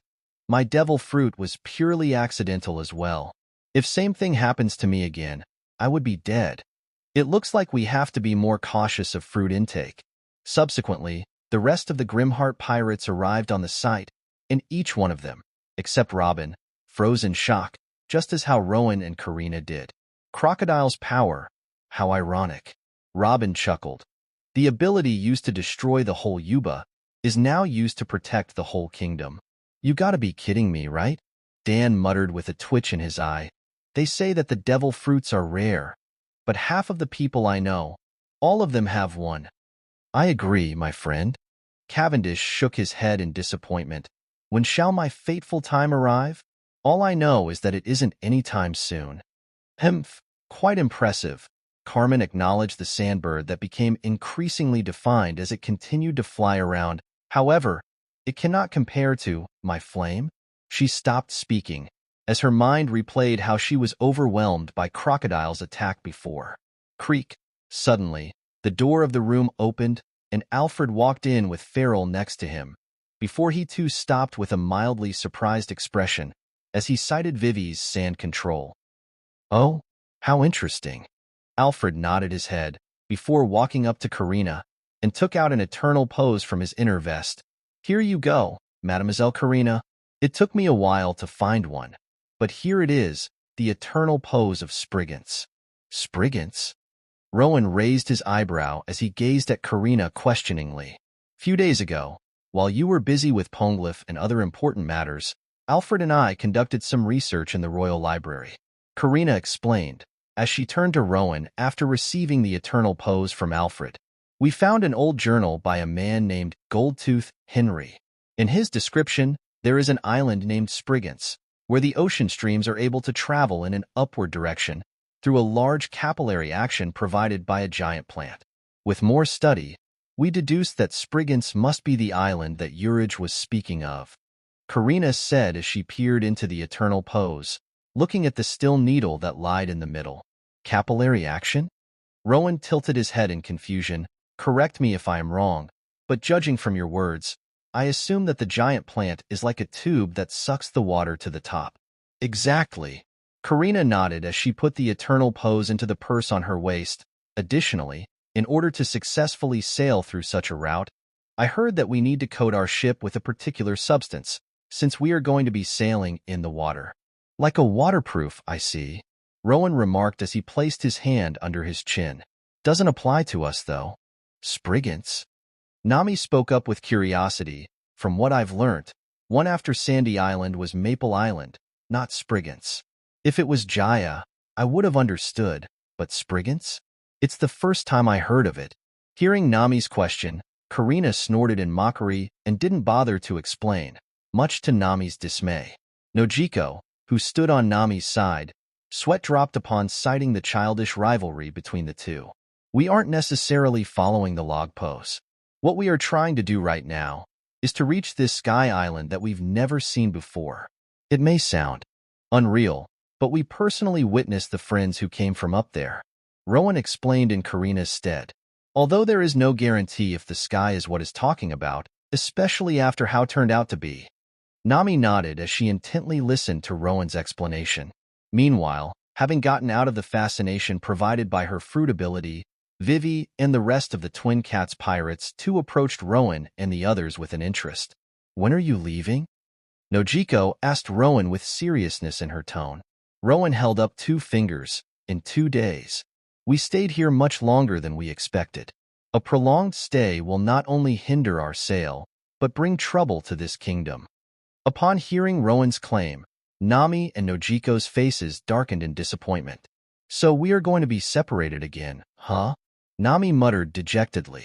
Calling via Den Den Mushi was not a plausible option either, especially when there was a risk of being eavesdropped on by the Marines and the world government. Originally, Nami and Nojiko did consider following Rowan's crew for the upcoming sail. However, once they realized that Prominence sailed through the sky, they knew that it would be impossible for them to keep up. Prior to our departure, though, I do have something I need to teach you guys. Rowan spoke up seriously, although he too felt slightly down from seeing his friends in such a state. And that includes you as well, Vivi. Which is? Vivi asked in intrigue. Hockey.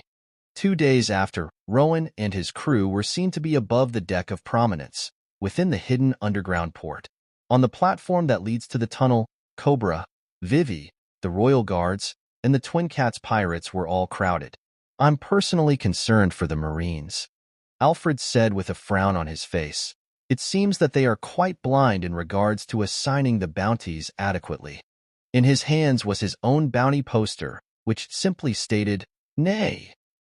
Pharaoh cried in fury as his bounty poster, amounting only up to 100 belly, lied in front of his forelegs. Steams rushed out of his nostrils, and his teeth were gritted. He seemed very ferocious, judging by how the veins popped out of his muscular legs. 234 million belly? I am conflicted if I should be happy or not, Dan stated as he held onto his own bounty poster. It's pretty high, but still lower than most of our crew, which shouldn't be the case. After all, I am the second. Dan momentarily froze as he felt Karina's eyes piercing through him. Third strongest here. Cavendish, on the other hand, was jovially laughing with his sword pointed up to the sky. Gwahaha. Rowan chuckled upon seeing Cavendish's reaction. What's with your laugh? Gwaha. I'm testing out the new laugh I invented. Truly the laugh fitting for the man of 305 million belly. Gwahahaha.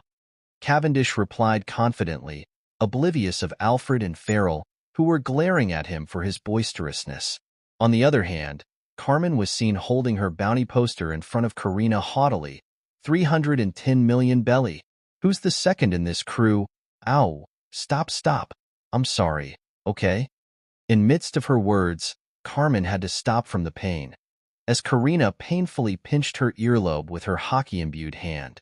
If I bothered myself to be as flashy as you two, I would have got a bounty over 400 million belly at least. Releasing Carmen's earlobe, which was now swollen and red, Karina pouted before shifting her gaze to Rowan's bounty poster, which had an abnormal amount of 850 million belly written. Now that's something, all right? It seems that there hasn't been a change in mine. Still the same 79 million belly, Robin said calmly, as she was seen sitting down on a chair with her legs crossed. Oofufu. I'm a bit annoyed to see mine well below almost everyone's. Now it feels as if we made some progressions over the past 3 years, Rowan stated with a grin, as he gazed at his lively crew members. Anyway, is everything else good to go? Upon hearing Rowan's question, everyone nodded vibrantly, excited for their next journey on the sea. Destination set, enough supplies to last for more than a month, no apparent damage on the ship, and all crew members healthy to go. Karina reported on behalf of everyone, as she playfully saluted with her right hand. Seeing their agreements, Rowan jumped out from the prominence and stood in front of the crowd on the platform. I suppose this is where we part. Cobra exclaimed with a gentle smile. I hope your stay in Alyabarna has been pleasant. It surely was, Rowan stated with a grin. Thank you for your hospitality. Rowan extended his right hand, to which Cobra grabbed and shook firmly. Next. Releasing Cobra's hand, Rowan turned to Vivi, who was standing on Cobra's side. Vivi, it's up to you in the end, but try and see if you will be able to awaken the hockey yourself. I've seen some insane combinations of hockey and devil fruit abilities from Crocodile before. Well, I'm not really that much of a fighter when compared to ones like you and Crocodile, but Vivi rubbed the back of her head sheepishly. I will definitely give it a try. And finally, you guys, after giving Vivi a nod, Rowan turned to Nojiko, Nami, and the rest of their crew members. Remember what I told you. If the Marines and bounty hunters are to be after me and my crew, traveling according to the direction guided by the log pose may not be a safe option. Additionally, many of the pirates in the New World are said to possess the capability to use hockey. It won't be a bad idea to ensure that you are prepared beforehand, Rowan said with a serious tone, earning nods from Nojiko and the other Twin Cats pirates. On the other hand, Nami seemed to be irritated for some reason, with her visage in a frown and her eyes following Rowan with a wistful gaze. Don't worry, Rowan. We aren't necessarily aiming to enter the New World anyway, Nojiko said confidently. We came here prepared. After all, unlike you and your crew, we sailed in the East Blue for 3 years beforehand. Well, I know that you guys are capable. Rowan laughed lightly and turned around, about to leave. Take care, everyone, until our paths cross again. After the final words, Rowan was about to jump back to prominence, until, Rowan, wait. Nami suddenly called out and rushed to Rowan, causing him to stop questioningly. What is it, Nami dash? Suddenly, Rowan felt a peck on his cheek, rendering him mildly surprised. Hee, the next time we meet, it will be something more than just this. Nami winked and stuck her tongue out in a cute manner, before hurriedly running back. Nojiko and the rest of the crew were trying their hardest not to burst out in a laughter, much to Nami's embarrassment. Rowan stood frozen on the spot momentarily.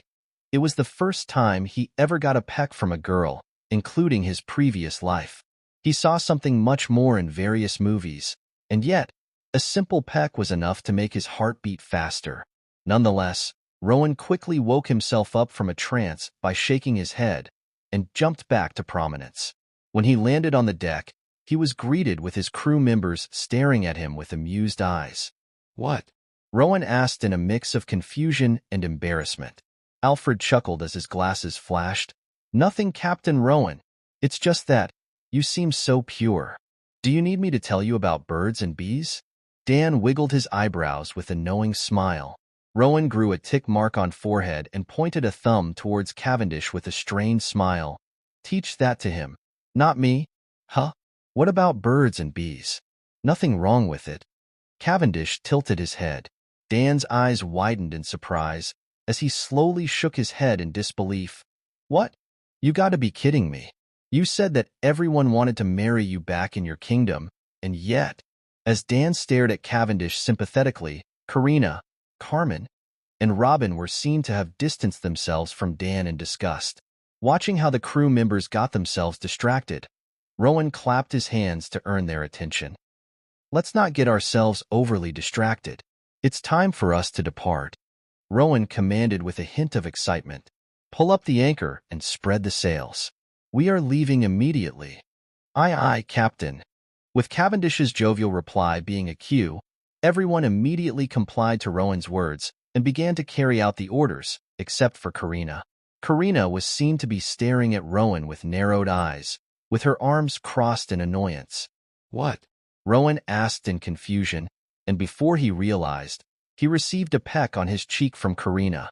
There, Karina broke out a grin. It seemed a little dirty there, so I cleaned it for you. Rowan found himself chuckling in response.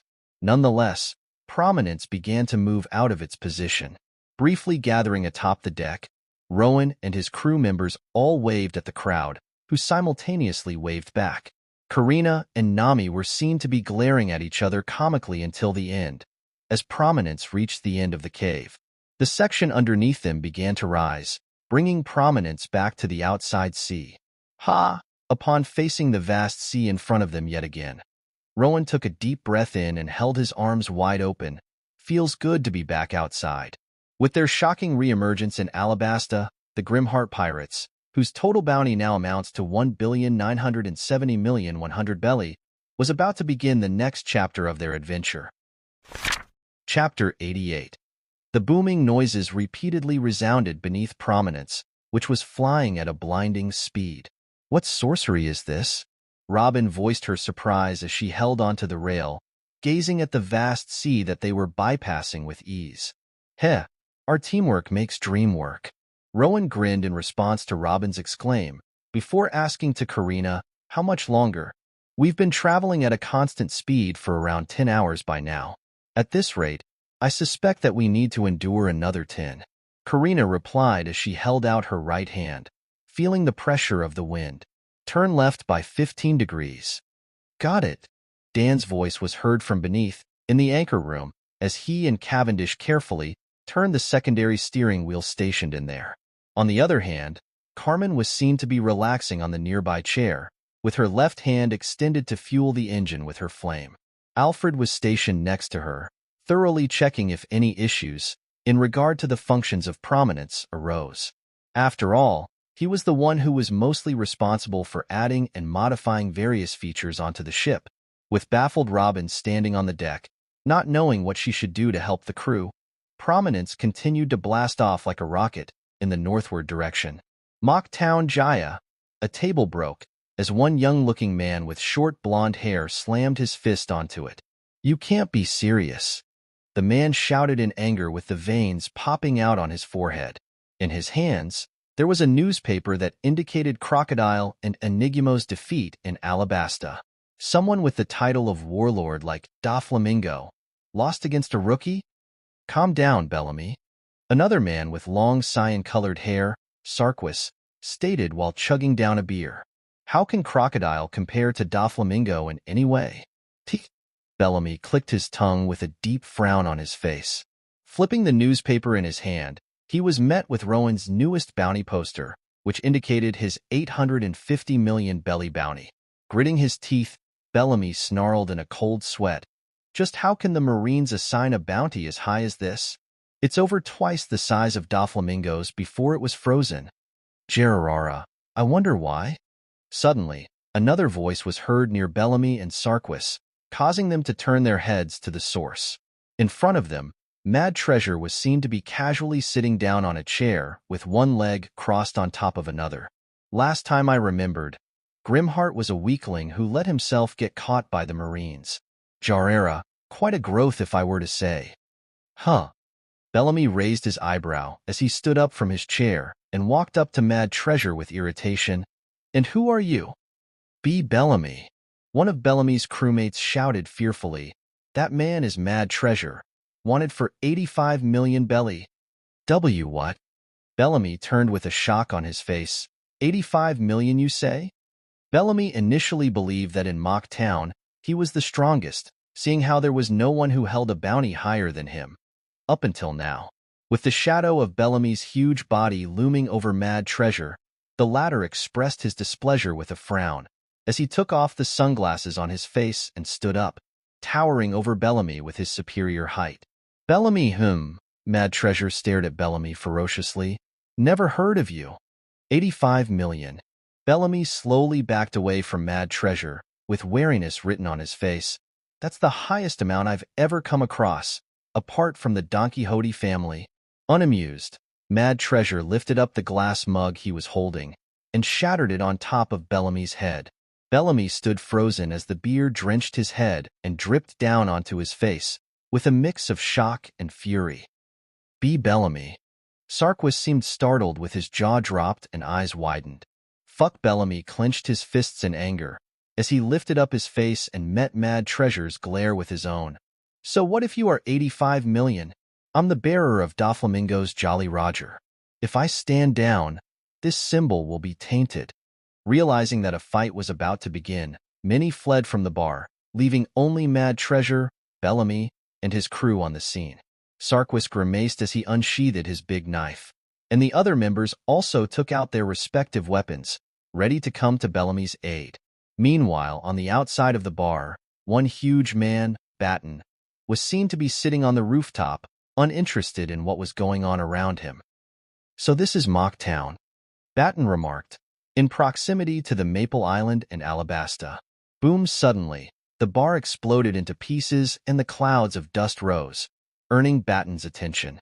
Bellamy was flown out of the bar and crashed into another building nearby. Ugh. Bellamy groaned and wobbly stood up from the spot, with his eyes cautiously staring at the clouds of dust. In the next moment, Mad Treasure was seen to have jumped high up in the sky with a wild grin on his face. As he locked his gaze onto Bellamy, who was staring at Mad Treasure with a mix of fright and helplessness, his fist cocked back, ready to strike Bellamy. Gerarara, I think I found my new favorite punching bag. Mad Treasure exclaimed as he began to drop towards Bellamy. Bellamy grimaced before turning his legs into springs, before blasting himself away from Mad Treasure. Boom! Mad Treasure's fist crashed onto the spot Bellamy was previously standing on, causing the area of impact to crack. At a rapid speed, Bellamy began to bounce all over the buildings of Jaya. As the bounce continued, he gained enough momentum to make it seem as if he disappeared, although Mad Treasure, who stared at such a sight in annoyance, could see Bellamy just fine. With the final bounce on the wall, Bellamy propelled himself to Mad Treasure at a great speed. Spring Hopper. With a determined gleam in his eyes, Bellamy threw his punch towards Mad Treasure, who gazed right back at him without any hint of panic. Mad Treasure snorted at Bellamy's fist approaching him. Before he held out his right hand, Jarrera, chain hammer. The chains grew from Mad Treasure's arm and wrapped around it, encasing his entire right arm and hand with chains. B. Bellamy. Away from the sight, Sarquis gulped as he witnessed Mad Treasure's brutality, wondering for the first time if Bellamy can win. Bellamy and Mad Treasure's fists collided with one another, and to Sarquis's surprise, Bellamy was instantly blasted back without any resistance. Boom! Bellamy crashed into another building yet again, except that when the dust cleared, he was seen to be unconscious. Bellamy. The other crew members of Bellamy cried out in shock, staring at the fallen Bellamy with amusement. Mad Treasure turned his head to Sarquis and the other members of Bellamy's crew. Watching how Mad Treasure shifted his attention to them, they couldn't help but freeze in their spots. Psycho P.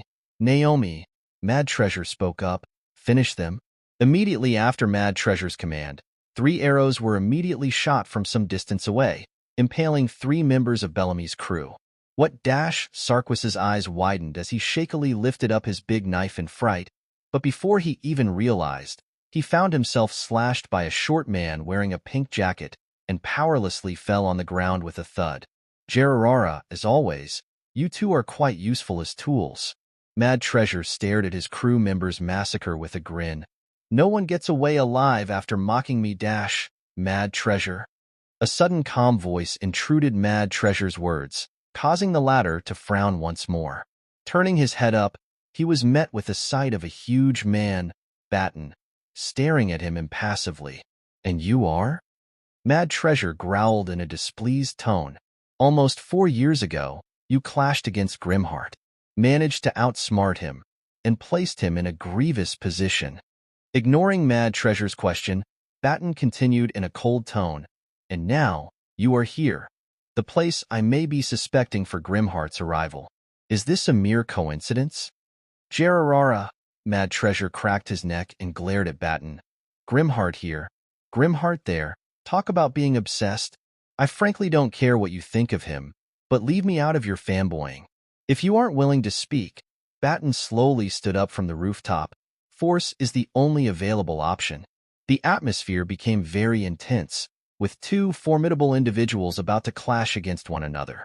However, before either of them could begin, Zayahaha, quite a scene here, is it not? A boisterous laugh was heard from the side, causing both Mad Treasure and Batten to turn to the source of the voice in a frown. There stood a man around the height of around 3.5 meters.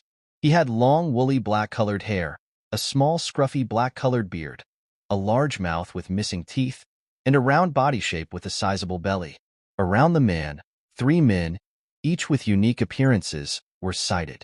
One was holding a sniper, another had a champion's belt strapped on his waist, and the last was riding on a sickly-looking horse with abnormally large size. You. Batten's eyes sharpened as he muttered in a cold sweat. Who is this man? I've never seen or heard of him, and yet, his hockey. Jarera, what a weird day. On the other hand, Mad Treasure spoke out casually and slammed his fists together. So many to kill. Captain. A man with sniper, Van Auger, said in a monotone. They are Batten and Mad Treasure. Wanted for 95 million and 85 million. Come on. So close to 100 million. The man in the center, Blackbeard, clenched his fist and complained, Maybe catching 2 of them at once will work as well? Perhaps. Van Auger nodded without any hint of emotion on his face. Watching how the situation turned, Psycho P and Naomi positioned themselves next to Mad Treasure in caution. Batten slightly lowered his posture, ready to strike at any moment. As 3 forces were gathered in the middle, all the other pirates and lawless residents fled from the scene without any hesitation. Jarera, better make this quick, Mad Treasure stated as the chains began to rise around him. I got a treasure to hunt. Cough, cough. The dry coughs were heard from Urage, who abruptly opened his eyes. He felt pain all over his body, and as he weakly raised his head up, he found bandages wrapped all over his body. Grandma, he's awake. A young boy, Mob, said in a monotone, earning the attention from the old woman, who was busy looking at the renewed bounty posters. Upon hearing Mob, the old woman immediately placed the bounty posters aside and brought a glass of water to Urage, who greedily gulped it in. Thank you. Slightly nodding his head, Urij grinned and expressed his gratitude in a hoarse voice. Where am I? Karakuri Island. The old woman replied as she pushed Urij down, who was struggling to sit up. Stay down. Your body suffered a great amount of damage. It's a miracle that you made it alive. My crew. I have to go see them, Urij said weakly, with his eyes half-lidded in exhaustion. Sorry to break this to you, but the old woman looked at Urij with a grim visage. They are gone. Gone? Urij muttered weakly, and for the first time, his grin faltered. The old woman sighed and continued, Batten, remember him? Unlike you, your crew members were unable to handle his strength. Urij's eyes lost a bright gleam, and his mouth parted slightly, unable to comprehend what he just heard. Eventually, he slowly lied back down without any resistance. Dead. Urij whispered, Kata, Kamazo, drown, everyone. Urij closed his eyes as the tears began to fall from them. Lifting his arms up with difficulty, Urij pressed his palms together and silently sent his condolences to his dead crew members as calmly as possible. Grandma, what is he dash? Mob asked in curiosity, but was stopped by the old woman, who placed her hand on top of his mouth. Thank you for sailing together with me. I hope that all of you pass on without any regret. Urij spoke quietly, and I promise you, this man named Batten, he will face the retribution. Letting his hands drop back to the sides, Urij opened his red eyes and turned to the old woman. Where is Rowan, Grimheart Pirates? I need to find them right now. Chapter 89, Spriggans. According to the information provided, it belongs to the category of the Spring Island. Karina informed as she leaned on the rail and placed her right hand above her eyes, trying to get a better view of the scene in front of her. After having flown for nearly 20 hours, Prominence finally landed back on the still water and sailed at a calm pace. As a unique view has unfolded in front of them, a gigantic, green-colored, and beanstalk-like plant was seen to be coiled all the way up, penetrating the cloud above.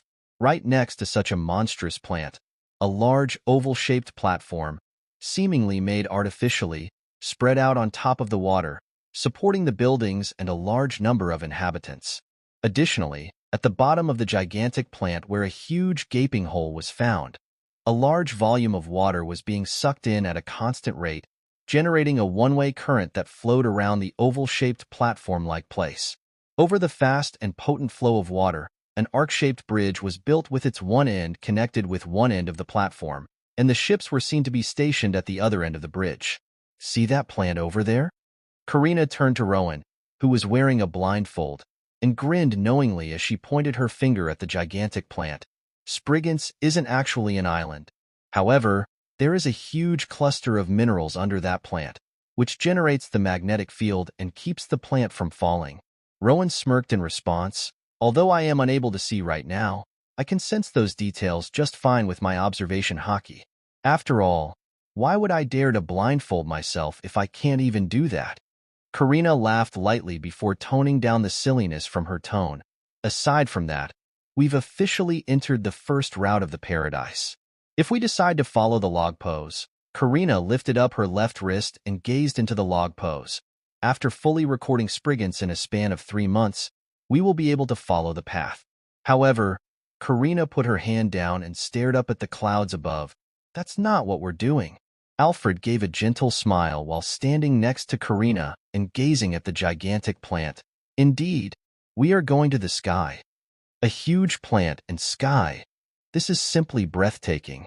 Dan commented in awe as he wrote down in his journal. A plant? Carmen remarked with a dull expression, before her face slowly morphed into that of a realization. Potential ingredient? Oh ho, do you see those ships?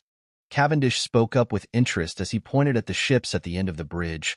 All of them are round in shape, pretty unique. Rowan walked up to the very front of Prominence, standing on top of its wolf figurehead with a confident smile on his face. I can already tell that this is going to be fun. He turned his head back to Robin, who was standing on one corner impassively. Isn't that right, Robin? Robin let out a light chuckle in response. Indeed, Captain. Upon reaching the end of the bridge that leads to the platform, Prominence finally came to a stop after its 20-hour-long sail. "Land ho!" Cavendish shouted jovially as he dropped the anchor. Can this really be considered as land?"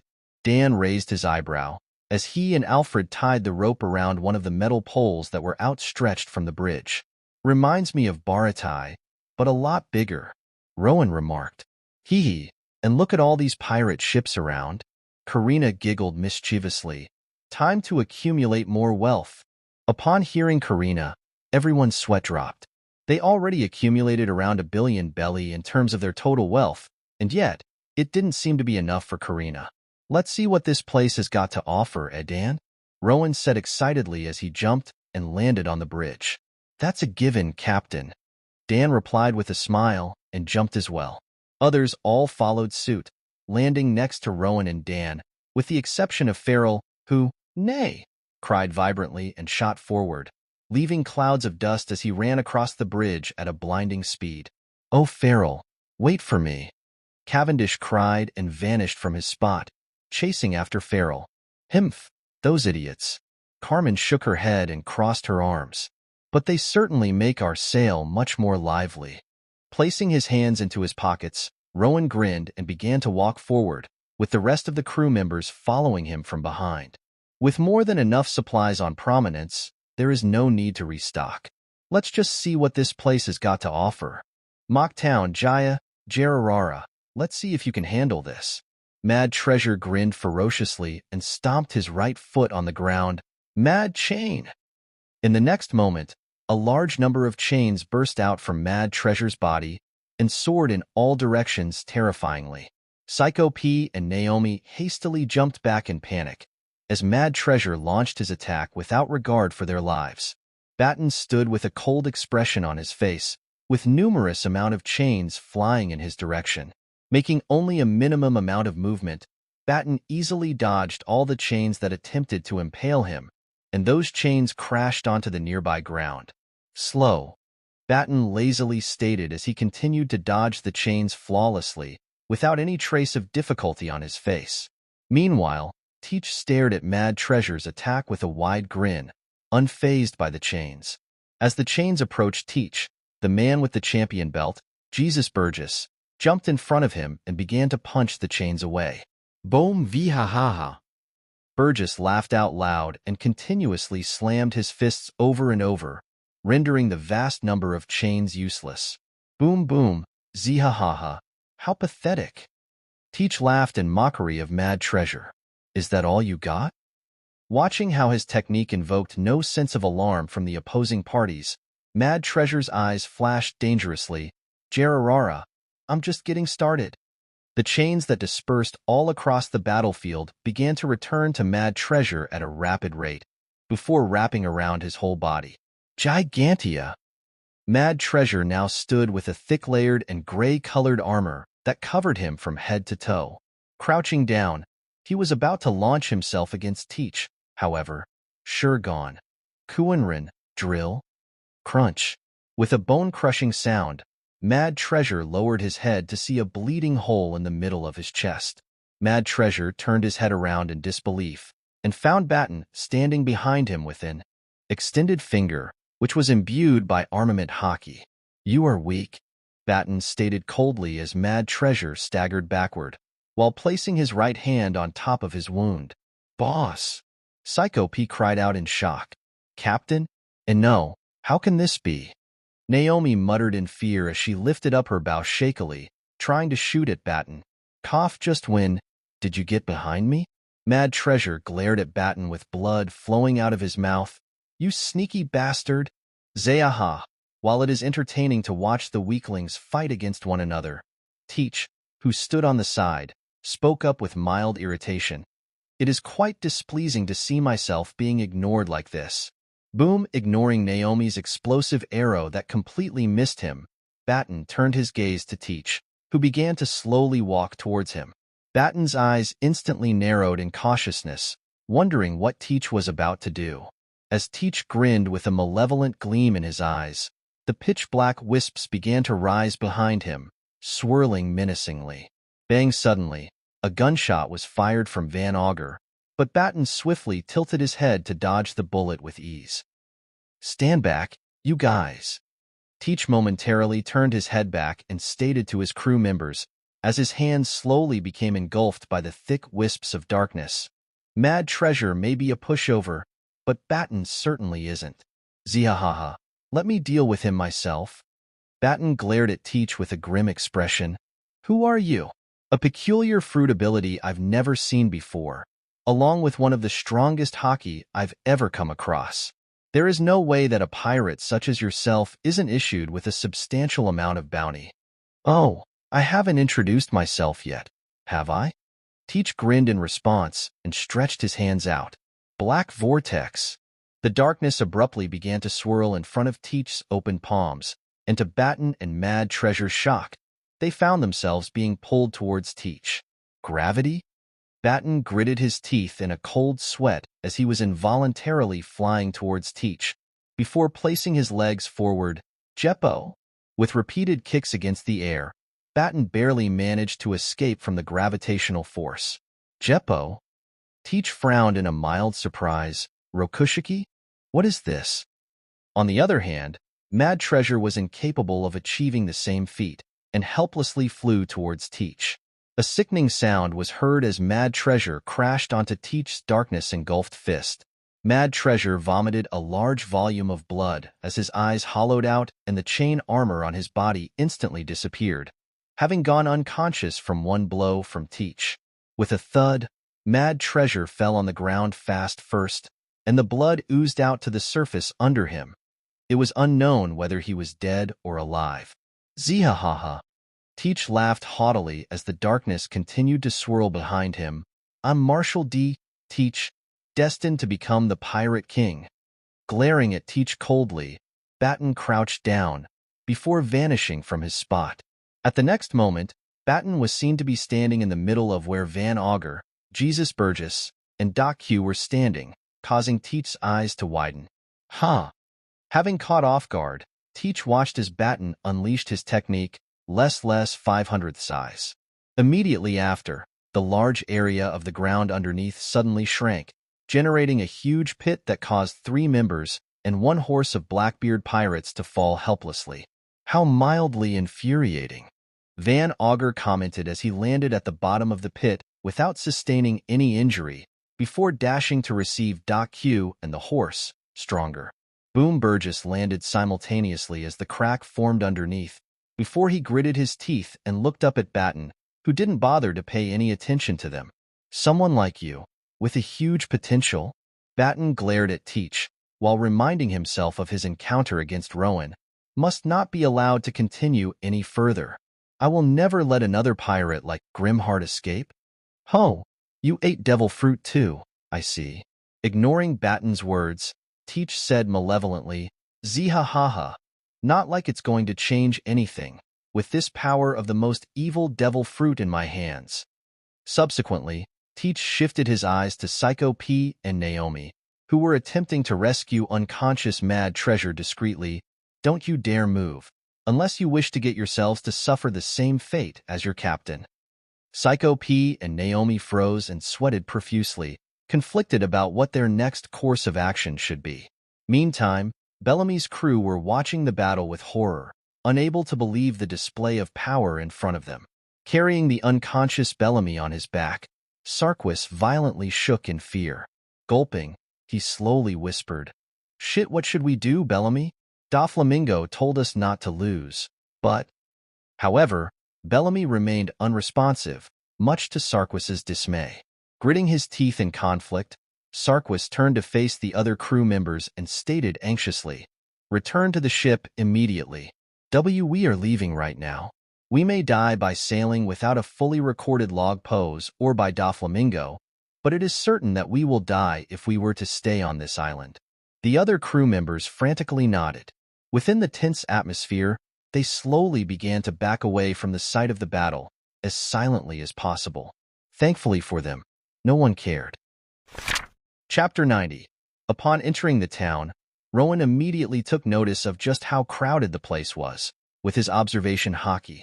Similar to the Bremen town they've come across in the past, Many pirates were clustered in this one huge place, which once again reminded Rowan of what it means to live in the great age of pirates. Loud and unkempt, honest but brash and amoral. Rowan thought within his mind, I see the similarity here. Both Bremen and Spriggans are the primary locations to encounter after one's entry into the Grand Line. It seems that many pirates become discouraged after the first sail in this sea, for them to remain within these islands for a long time. How is this platform able to handle the weight of so many people? Dan muttered in curiosity as he lightly tapped his foot on where he was standing. Meanwhile, Cavendish and Farrell were seen to be surrounded by many people nearby. Ho ho! It seems that it is time for I, the pirate prince, to grace this town with my presence. Cavendish laughed haughtily while riding on Farrell's back. Kya, he's so handsome. Some women screamed as their eyes turned into hearts, standing wobbly on their feet. Pirate Prince Cavendish. If he's here, it means... One man, who was shaking in fear upon Cavendish's debut, slowly turned his head around and witnessed Rowan and the others casually marching. The Grimheart Pirates. What's that large building in the center of this town? Karina muttered to herself upon sighting a broad and brown-colored building that was visible from the entrance of the town, ignoring the words from the stranger. Grimheart, you say? Suddenly, another masculine voice was heard from the side, causing Rowan to turn his head in curiosity. 850 million belly, in this part of the Grand Line. Isn't it obvious? Swoosh, the man dashed out from the corner of one building that lied nearby, revealing his blue-colored hair, blue-colored eyes, and lean muscular physique. Standing at around the same height as Rowan, the man bickered, one's strength is not the sole factor of the bounty. There's no way that you are nearly as strong as what your bounty says. Carmen quirked her eyebrow hearing this. And you are? The man shrugged with a faked obliviousness. Does it matter? You will soon be caught and become a part of my wealth. What more is need to be said? Hearing the man's remark, Rowan slowly cracked his neck and stepped up, walking towards the unfazed man with a hint of casualty in his steps. One evidence of such truth is your blindfold. The man smirked as he lowered his posture. The newspaper claims that you have won gloriously, yet you received some grievous injuries here and there. Upon Rowan stepping closer to the man, the others took a step back from the sight while sweating profusely. It's him, Grimheart Rowan. One person whispered with fright, and the other is Super Speed Carl. How come both of them are in this town? Stopping in front of the man, now known as Carl, Rowan spoke up in a calm demeanor. So you want to catch us? Not responding to Rowan's question, Carl grinned ferociously before his legs tensed. Swoosh, subsequently, he vanished from the sight of many people that surrounded the scene. The sounds of wind gushing resounded around Rowan, as Carl dashed around Rowan at a blinding speed. I've been a bounty hunter for more than 10 years, Carl's voice was heard in midst of his continuous dashes, and I've seen many pirates like you before. Hiding your fear behind faked confidence. Why not just admit that you are unable to defeat me? Ha, Captain. Will you just end it quickly? Carmen spoke up in annoyance as she crossed her arms. I don't want to stand and wait for that guy to talk all day. Rowan simply grinned in response. TCH, typical pirates. Always so arrogant that they think they are the center of the world. Carl snarled before finally launching himself to Rowan while his right hand, which was clenching onto a metal claw, was outstretched towards Rowan. Mad Max! Crunch in the next moment, Rowan took his hand out of his pocket at an inconceivable speed, before casually grabbing Carl's claw-holding arm and crushing it under his grip. Carl's eyes widened his shock upon such an encounter, for Rowan managed to catch his arm even with the blindfold on his face. Your title is Super Speed? Rowan remarked questioningly, but Carl wasn't able to answer due to the pulsing pain he felt from his crushed arm. Whatever. As Rowan took out his other hand from the pocket, Carl's eyes widened. Sweating profusely from the pain, Carl thrashed as hard as he could while gritting his teeth, but Rowan's grip was too strong for him to overcome. Rowan casually placed his palm on top of Carl's chest. Bounce impact. Boom. With a loud booming sound of Rowan's technique, Carl blasted back while vomiting a large volume of blood and crashed into the nearby building. The whole place fell into silence upon Rowan's one-sided beatdown on Carl. Although the former is an uprising pirate, whose bounty is already the highest within the paradise, the latter was long known as the veteran in the world of the bounty hunters. They didn't expect the fight to be short-lived to this extent. "You gotta be kidding me," one man amongst the crowd said in frustration, before jumping out and hastily running to the clouds of dust, where Carl was located. "Carl, I told you not to engage them, you greedy dumbass." Said man was quite tall, standing at a height of approximately 250 centimeters. He was wearing a gray cap under his wild gray-colored hair, along with the gray-colored jacket and gray-colored pants. Overall, he was extremely muscular. As the dust cleared, Carl was seen to be lying on the ground and bleeding severely. The midriff of his shirt was torn open, revealing the large purple-black-colored wound on his chest, which indicated internal bleeding. "Larch," Carl said weakly as he sighted his colleague, with half-lidded eyes. "Grey Wolf, Larch. I am quite familiar with this name." Robin spoke up from her spot, one who was offered the position of Mr. One by Crocodile, but refused. "Karina," Rowan stated with his head turned to Carl and Larch. "I know." Karina replied with sharpened eyes as she took out a knife from her pocket and flipped it casually. Immediately after, Karina's knife abruptly flashed in front of Larch, although Larch quickly blocked the weapon by raising his left arm up with a quick reflex. Karina raised her eyebrow upon witnessing Larch's successful defense. Whoa, calm down there, will you?" Larch held his hands out in a cold sweat. "I'm not stupid enough to pick a fight against 850 million. I just want to, remove my friend out of here before he ends up killing himself." "Your friend says otherwise, though," Rowan replied in a casual tone. "Sorry about that." Larch spoke with a forced sheepishness. "My man here is quite retarded. Eating swift fruit took away his ability to think properly, since he always acts too quickly. He also eats real fast, poops real fast, showers real fast in everything, except for talking, which he intentionally slows down as much as possible. Additionally, as Larch continued to chatter nonstop, Carmen turned her face to Rowan and gave him a dull look.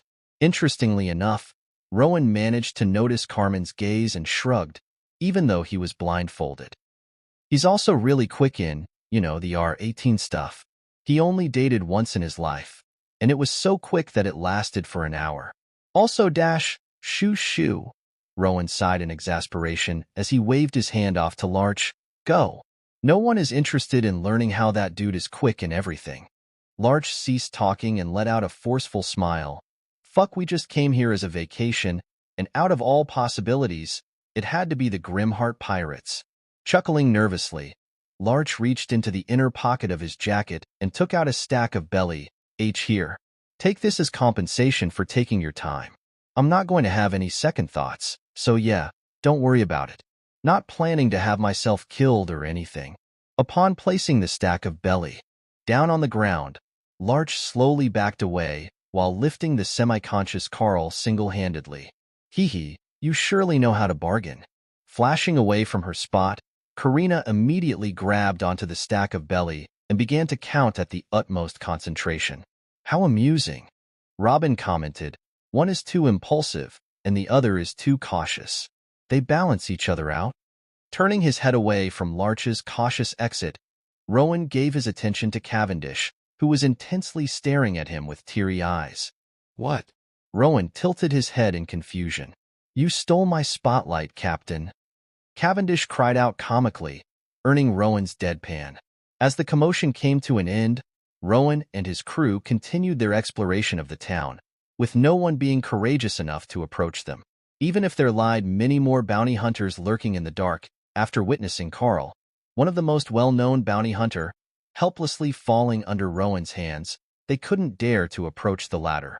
After a while, the crew were seen to be inside a particular shop located near the edge of the platform, intently listening to the owner of the shop.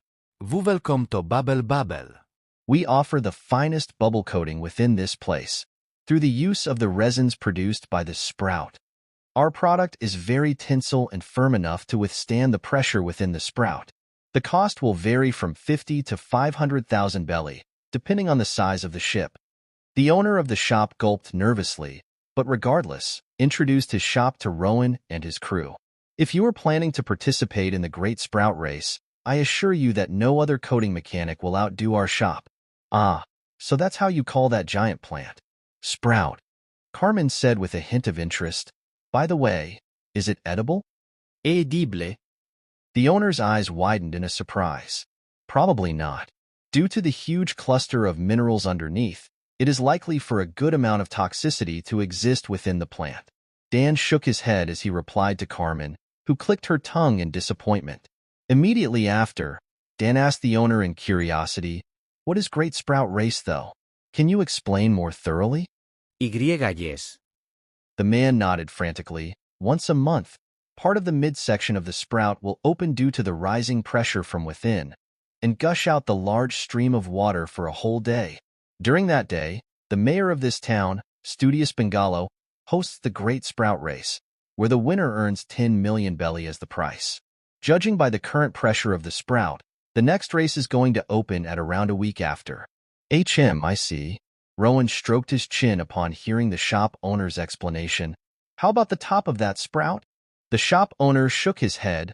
Unfortunately, that's impossible, since the resins produced by the sprout are nowhere as strong as the ones produced by the Yurukaman mangrove from the Sabaody archipelago.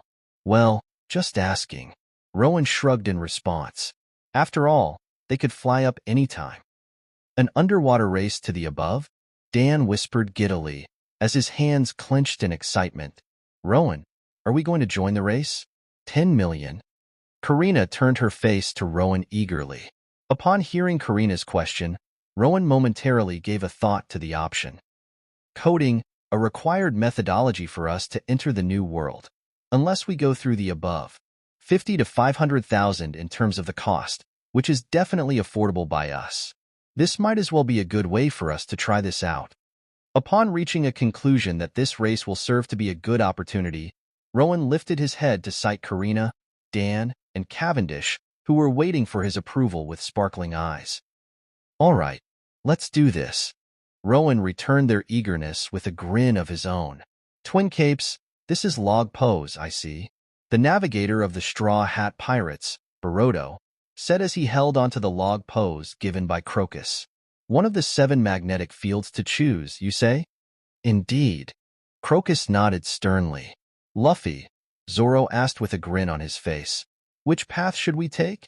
Sanji leaned on the wall as he casually smoked the cigarette. We know none of them, though. Just choose any. Yes, please go ahead, Captain Luffy. Bartolomeo exclaimed as he gave thumbs up to Luffy. Your decision is never wrong. Patting the dust off of his straw hat, Luffy grinned. Shishishishi. Since we know nothing about them, let's just go with the first one. Chapter 91. Mocktown, Jaya. Swoosh Batten grimaced as the ominous wisps of the dark behind Teach increasingly grew, towering over the whole Mocktown. Ziha-ha-ha. Teach laughed boisterously with crazed expression as he raised his darkness-covered hands up and maneuvered the tornado of darkness by his will. Let me show you what darkness is capable of. Under Batten's stern watch, Teach slammed his dark-clad left hand onto the ground. Black hole. Upon Teach's command, the dark wisps began to spread at a rapid pace and eventually engulfed the ground of the whole mock town. In a cold sweat, Batten quickly retreated to the top of the building that lied nearby, only to widen his eyes as the building began to crumble. Reallocating himself high in the air by using Jeppo, Batten witnessed the devastating scene that unfolded in front of him. Boom! The buildings, structures, and all constructions alike were being sucked into the dark wisps that covered the entire town. Such darkness eventually retracted back to Teach, leaving nothing but a dry plain that once used to be Mock Town. TCH, an ability to control darkness. Batten gritted his teeth in wariness. Logia-type fruit that contradicts Kazara's light. Marshal des Tiches. I may have to resort to using that. Teach grinned as he proudly stood with his ferocious eyes glaring at Batten. Ziha-ha-ha, don't let your guard down yet, for this is just the beginning. The small patch of darkness in front of Teach began to swirl upwards, rapidly expanding its size above Teach frighteningly. Liberation. Boom. The crumbled materials, which previously constituted the mock town, began to fly out aimlessly, filling the whole sky with countless number of them. Seimeikikan, kamie bushin. Batten's huge body frame instantly shrank and became slender, morphing it into a form more suitable for dodging. With his sharpened eyes gazing at Teach's massive attack that approached him rapidly, Batten vanished from the air. Batten flickered from one spot to the other, dodging those construction parts with the combination of observation haki and rokushiki techniques. Eventually, a large cloud of dust covered the whole battlefield before it settled down, indicating that Teach's attack finally ended. Again, 95 million seems a bit too little for you, Teach stated with a grin still intact on his face. Apart from that, capability to utilize advanced techniques belonging to the world government. Zihahaha, you are becoming increasingly worthy in my eyes. Landing in the middle of the ruins, Batten glared at Teach. Although if one looked closely, the corners of Batten's lips seemed to have curled up slightly, and his eyes seemed to emanate a subtle craziness. Haha, killing someone like you, Batten muttered with murderous demeanor, is something worth living for. Batten lightly tapped his right foot on the ground he was standing on, before vanishing from his spot once again. Teach slightly lowered his posture in cautiousness. Swoosh. Batten immediately appeared behind Teach, who turned and outstretched his dark-clad hand towards Batten. Batten tilted his head and narrowly dodged Teach's hand, and slammed his hockey-imbued index finger onto Teach's exposed stomach. Shurgon. Kikanju, machine gun. Batten's Shurgon consecutively crashed onto Teach, much to the latter's dismay. Ah, that hurts. Being blasted backward from such attack, Teach momentarily rolled his body on the ground, as he screamed from the crushing pain that overwhelmed him. With shaky hands, Teach supported his body to stand back up, with his face expressing a clear agony. The weakness of darkness, zihahaha, absorbing everything, including the attacks aimed at me, Teach muttered to himself, as Batten flicked his finger, which was covered in blood. Too bad. Huff, that darkness absorbs everything, including the pain. Furthermore, the pain I feel is amplified even further. The application of armament haki is not strong enough to nullify such sensation. Just now, Batten repeatedly opened and closed his left hand, which was bleeding due to the sneak attack that Teach somehow managed to land. He wasn't even going all out. Teach broke out into a grin once more. Zayaha, your attack surely hurts a lot. Around Teach, the surroundings began to blacken, as the darkness began to spread out in all possible directions. At the same time, the grounds nearby Teach began to crack as an inconceivable force blasted out of Teach, causing Batten to shield his face with an evident shock. This sensation, no, it can't be. Batten's eyes widened. Conqueror's haki? Teach extended his arms to his sides as the wisps of darkness exploded and began to swirl up in the sky, covering the sun's ray from touching the ground and darkening the whole area. Under Batten's loss of calm demeanor, Teach launched the vast amount of darkness towards Batten. Dark realm. Batten watched as the darkness descended from the sky, with the intention to crash him. Batten could see that the wisps of darkness were very dense and heavy from the initial sight. Standing without doing anything will surely lead to his death. Ashu. Batten tried to calm his mind down under the soul-crushing conqueror's haki from Teach, and lifted his right hand up to the sky above him. I'm going to have to do it. Diminish. Upon Batten's call, everything around Batten seemed to have slowed down. The crushing darkness above him moved at a snail's pace, and was rapidly being disintegrated before it managed to touch Batten. Absolute stillness, minimal force, less, endless disintegration. The massive darkness above the sky cleared slowly before the sun's ray managed to brighten the area once again. Teach's eyes widened in an interest as he placed his hand onto his chin. Devil fruit awakening? Teach whispered in a surprise, a very, very rare phenomenon that even in the Whitebeard pirates, only Whitebeard himself and Marco, the 1st Division commander, managed to reach. How peculiar. Batten was seen to be kneeling on one knee, with his right hand touching on the ground. He was sweating profusely and his eyes showed an obvious sign of fatigue. 22 years ago, Batten was given the less fruit by his father, Spandine. Having familiarized himself with the ability for a long amount of time, along with his crazed pursuit of Rowan for past 3 years, Batten somehow managed to reach to a stage of the devil fruit awakening. Is why I didn't want to use this. Batten gritted his teeth as he lifted himself back up, too stamina-consuming and inefficient. The awakened ability of less fruit was very potent. The basic concept was that any physical attribute around Batten that he chooses to control, excluding the alive beings, would endlessly approach to the value of 0. However, using this ability wasted a huge amount of stamina within Batten. This power wasn't suitable in the long run.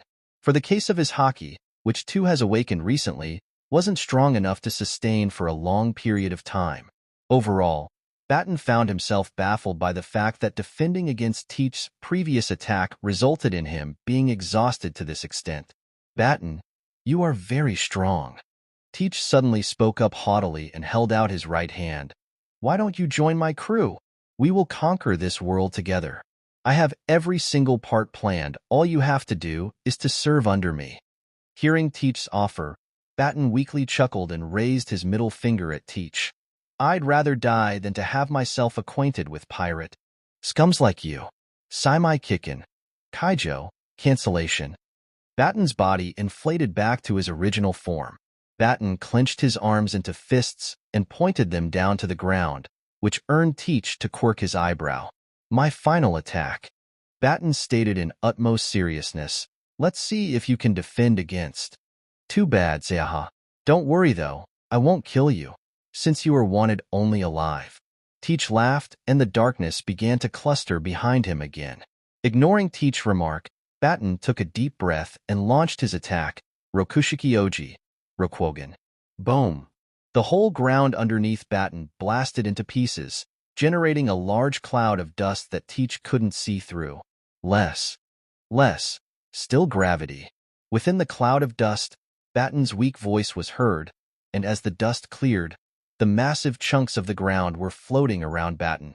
Oh ho! How impressive! Teach glared as the darkness swirled into a dense and giant tornado that crushed the ground underneath. Less. Le SS. Minimal friction. Batten struggled to keep himself standing up as he snapped with his right fingers. Subsequently, a nigh-invisible energy coated each chunk that floated around Batten. Finally, Batten gathered his fists together once again. It's all or nothing. Rokushiki Ogi, Rokwo, Gan. Boom. The pressured waves of air flew out of his fists and pushed the chunks of the ground, causing them to blast towards Teach frighteningly. From afar, it looked as if numerous meteors were flying horizontally. Unable to hold his consciousness any longer, Batten collapsed onto the ground. Zihahaha, let's see which is stronger, the product of your techniques versus my darkness. Teach shouted with a grin before launching his technique, Abyssal Storm. The massive dark tornado blasted towards the chunks of ground, and at the next moment, boom, two sides collided with a violent noise shaking the whole island. The people who witnessed such a scene from a far distance away shook in fear, overwhelmed of the feat achieved by Teach. Is he truly a human like us? Psycho P whispered in an absolute devastation, with his whole body shaking in fear. Besides him, Naomi was seen unconscious, as she got knocked out from Teach's previous use of Conqueror's Haki. From the deep pit that lied at some distance away, rest of Teach's crew were staring at the giant dark cyclone with smiles on their faces. As expected, Van Augur nodded with crossed arms, but it seems that his opponent was quite strong, for Captain to exert this amount of strength. Zehahahaha. Teach's domineering laughter resounded throughout the whole island, with the whole sky turned dark and the whole mock town in an unrecoverable state. Nearby Spriggans, whoa! What is that giant plant over there? Luffy exclaimed with sparkling eyes as the sprout was revealed in their view. How can a plant as long as that not fall in the first place? Sanji commented with widened eyes. Zoro was seen to be sleeping on the nearby deck, with loud snores and a bubble that formed from his nose. On Luffy's left, Bartolomeo and Barodo were hanging lifelessly on the rail, with the dark aura around them expressing their exhaustion. Grand line, Bartolomeo muttered weakly. Surely is scary, Barodo continued on tiredly, before he slowly raised his head up to Spriggans that lied ahead of them.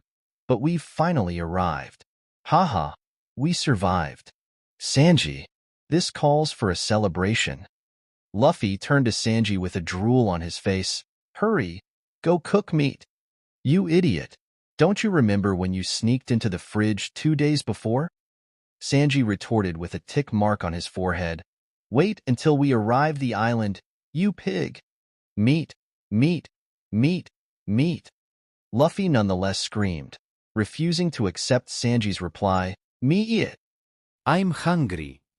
Ignoring Luffy's tantrum, Sanji turned back to Spriggans, and his body became wobbly and his eyes became heart-shaped. Pretty ladies, here I come. Finally, after spending with these smelly animals for days, finally. Meanwhile, Bartolomeo was patting his back onto depressed Luffy. Don't worry, Captain Luffy. Forming a large heart with his arms, Bartolomeo smiled with a blush on his face. As soon as we arrive there, you will be able to have as many meat as you want. Ha! It seems that no one is aware of how broke we are right now. Barodo scratched his head and sighed in a depression. Why am I the only normal one in this crew? The Straw Hat Pirates have arrived at Spriggans 2 days prior to the Great Sprout Race. Chapter 92. In the middle of nowhere, Grand Line. In the middle of the vast sea, one ship with a Jolly Roger consisting of red lips with the tongue sticking out was sailing at a slow pace. This ship belonged to Bellamy's crew, who had previously run away from Jaya a few days ago. Where are we going? One member of the crew anxiously asked Eddie, the navigator of the crew.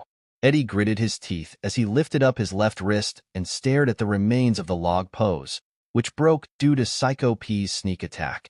Sighing, he lifted up his right hand, which was holding onto the eternal pose of Alabasta. This is the only option we got. And even this, it's partially broken. We can only hope that it will guide us successfully. Nearby, Bellamy, who was wrapped around in bandages from head to toe, blankly stared at the sky above, unknown as to what he was thinking. The door that leads to the lower floor opened, and Hewitt, the chef of the Bellamy Pirates, stepped out with a bag full of plain buns.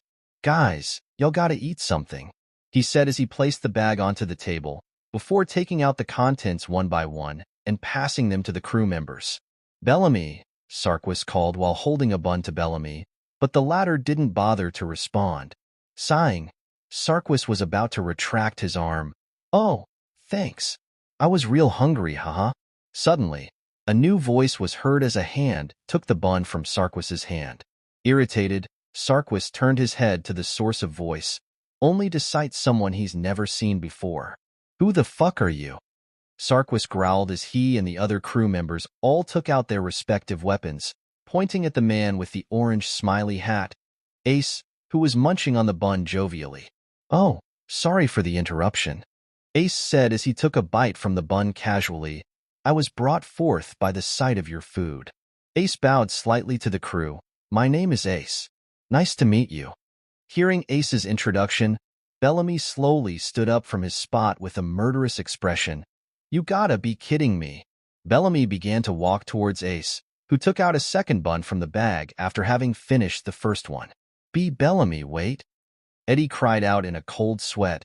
That man is Iron Fist Ace, wanted for 550 million belly, and known as the 2nd Division commander of the Whitebeard Pirates. With Eddie's fearful exclaim earning the shock from the whole crew, Bellamy froze in midst of his walk. D-damn, 550 million? Bellamy began to sweat, which began to drench the bandages. Shit, even that dude with 85 million beat me, and now, 550 million? Ha ha ha, this is real good. Without a care for the pirates who stared at his nervously, Ace laughed while munching onto a third bun. But still, not as good as that. Ace's laugh halted as he realized the name he just spoke of. Looking down at the bun he was holding onto, Ace muttered with a hint of depression. No one will ever be able to best him as a chef. Meanwhile, Bellamy slowly backed away and positioned himself next to Sarquis, pretending as if he never expressed any sign of hostility against Ace. PSSS, Bellamy? On Bellamy's left, Lily, another member of Bellamy's crew, whispered into his ear, "Look over there." Bellamy turned his head to the sea where Lily was pointing at, and widened his eyes upon sighting a man who seemed to be standing on top of the water. Huh. At the same time, Ace too noticed such phenomenon, and expressed his interest with two buns in his mouth simultaneously. "Hello?" Said man was seen to be wearing a checkered jester-like green-blue costume. Huh. Bellamy and Sarquis stared at the man with a vivid surprise. Huh. The man tilted his head in confusion. Hello? Ace stopped munching onto the buns as he too tilted his head. In the next moment, the man began to elevate as the large-sized ship surfaced out of nowhere. The water around shook violently and formed sudden waves, causing Bellamy's ship to sway side to side. "What the shit?" Sarquis muttered unconsciously as he firmly gripped onto the rail. "Am I dreaming?" With an unknown mechanism, the figurehead of the ship that looks like a hippopotamus was brought up and positioned itself in the front of the gigantic ship. Mahahahaha. A loud laugh boomed from the top of the giant ship. Why? Did our jumbo underwater raid ship, Bliking, surprise you? On the gigantic ship, many number of soldiers were seen to be pointing their guns at the Bellamy's crew and Ace. On one level higher than the soldiers, an obese and disproportional man with a jaw made out of tin was standing while chewing onto a chunk of meat he was holding onto. He was Wapple, the king of the Drum Kingdom who ran away from his own country upon Teach's rampage. Looking back and forth at Bellamy and Wapple, Ace gulped down the food and formed a grin. An unexpected trouble, huh? Seize the ship. Wapple cried out while pointing his gun towards Bellamy's ship. Under Bellamy and his crew's watch, the countless number of Wapple soldiers began to jump towards them. A trouble after trouble. Bellamy glared at the enemies falling from the sky and turned his legs into the springs, ready to jump up. However, as the compensation for the food, "I suppose I can help you out a little here," Ace stated as he adjusted his orange smiley hat and stared up at the sky, where the soldiers were falling towards the ship. At the next moment, an inconceivable force burst out of Ace. Bellamy and Sarquis felt an invisible pressure crushing upon them, and noticed that Wapple's subordinates suddenly lost their consciousness in the midair and fell into the sea. Simultaneously, the rest of their crew members too lost their consciousness. Bellamy and Sarquis found themselves flabbergasted.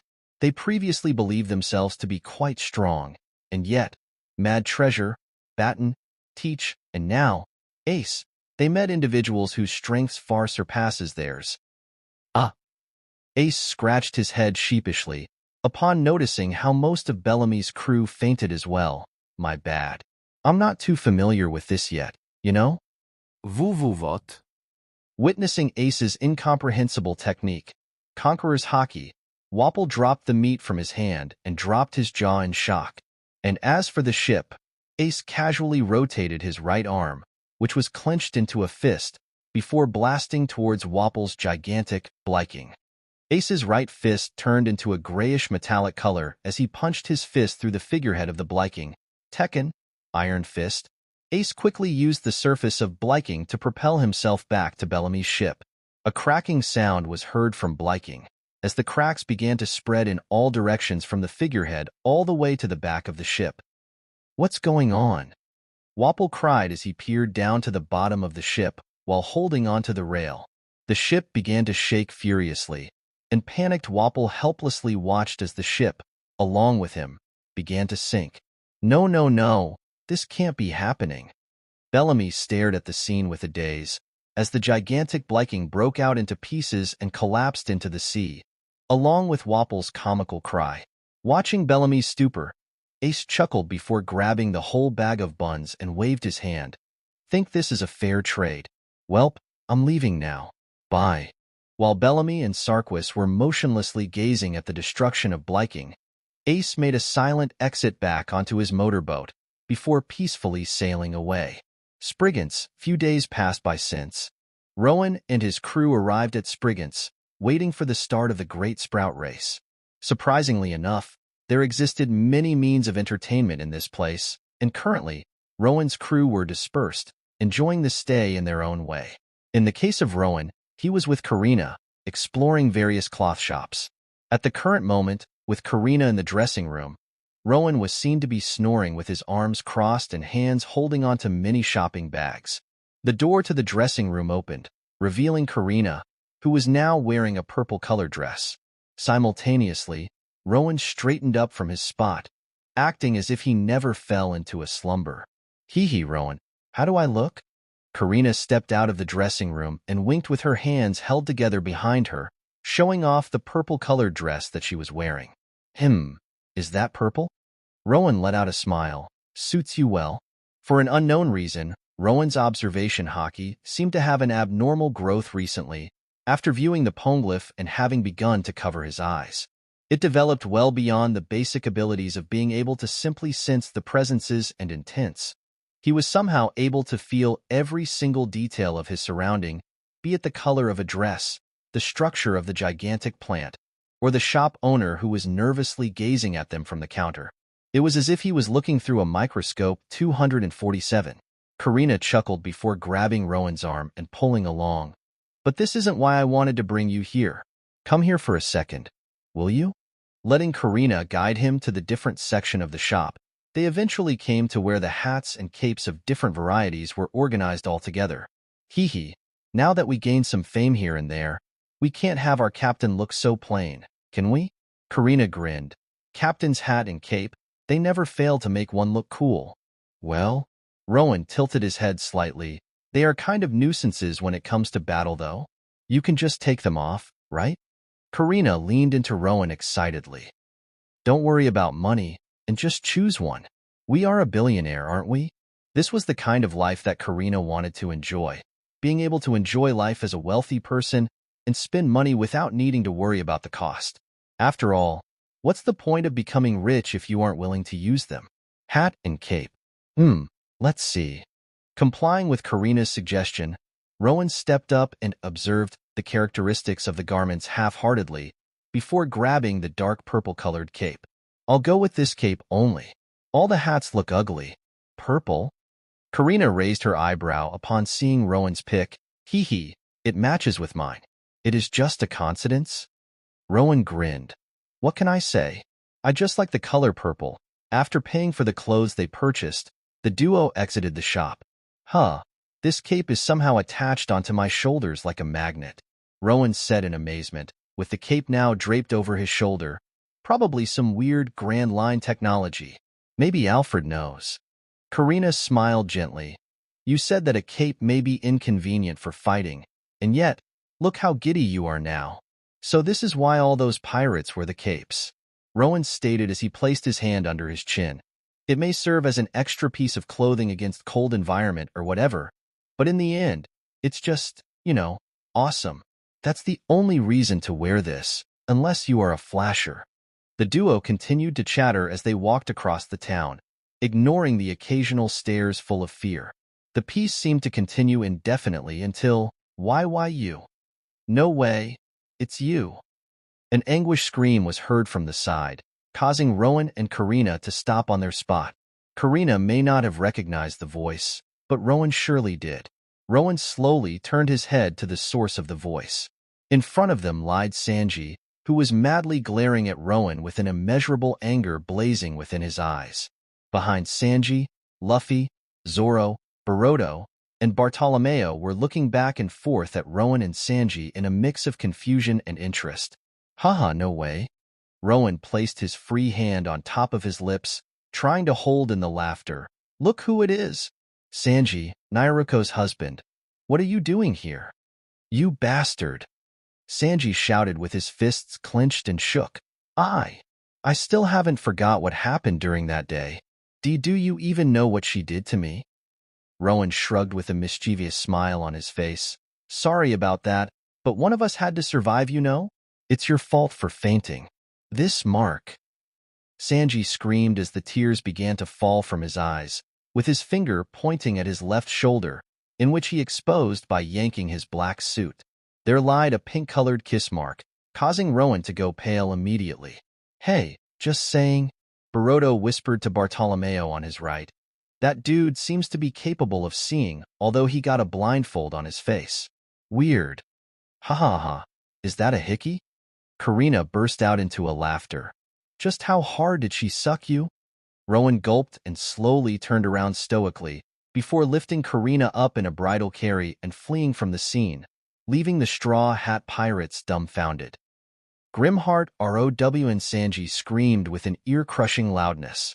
Zoro, Baroto, and Bartolomeo's eyes widened upon hearing Sanji's words. "Grimheart? That's him?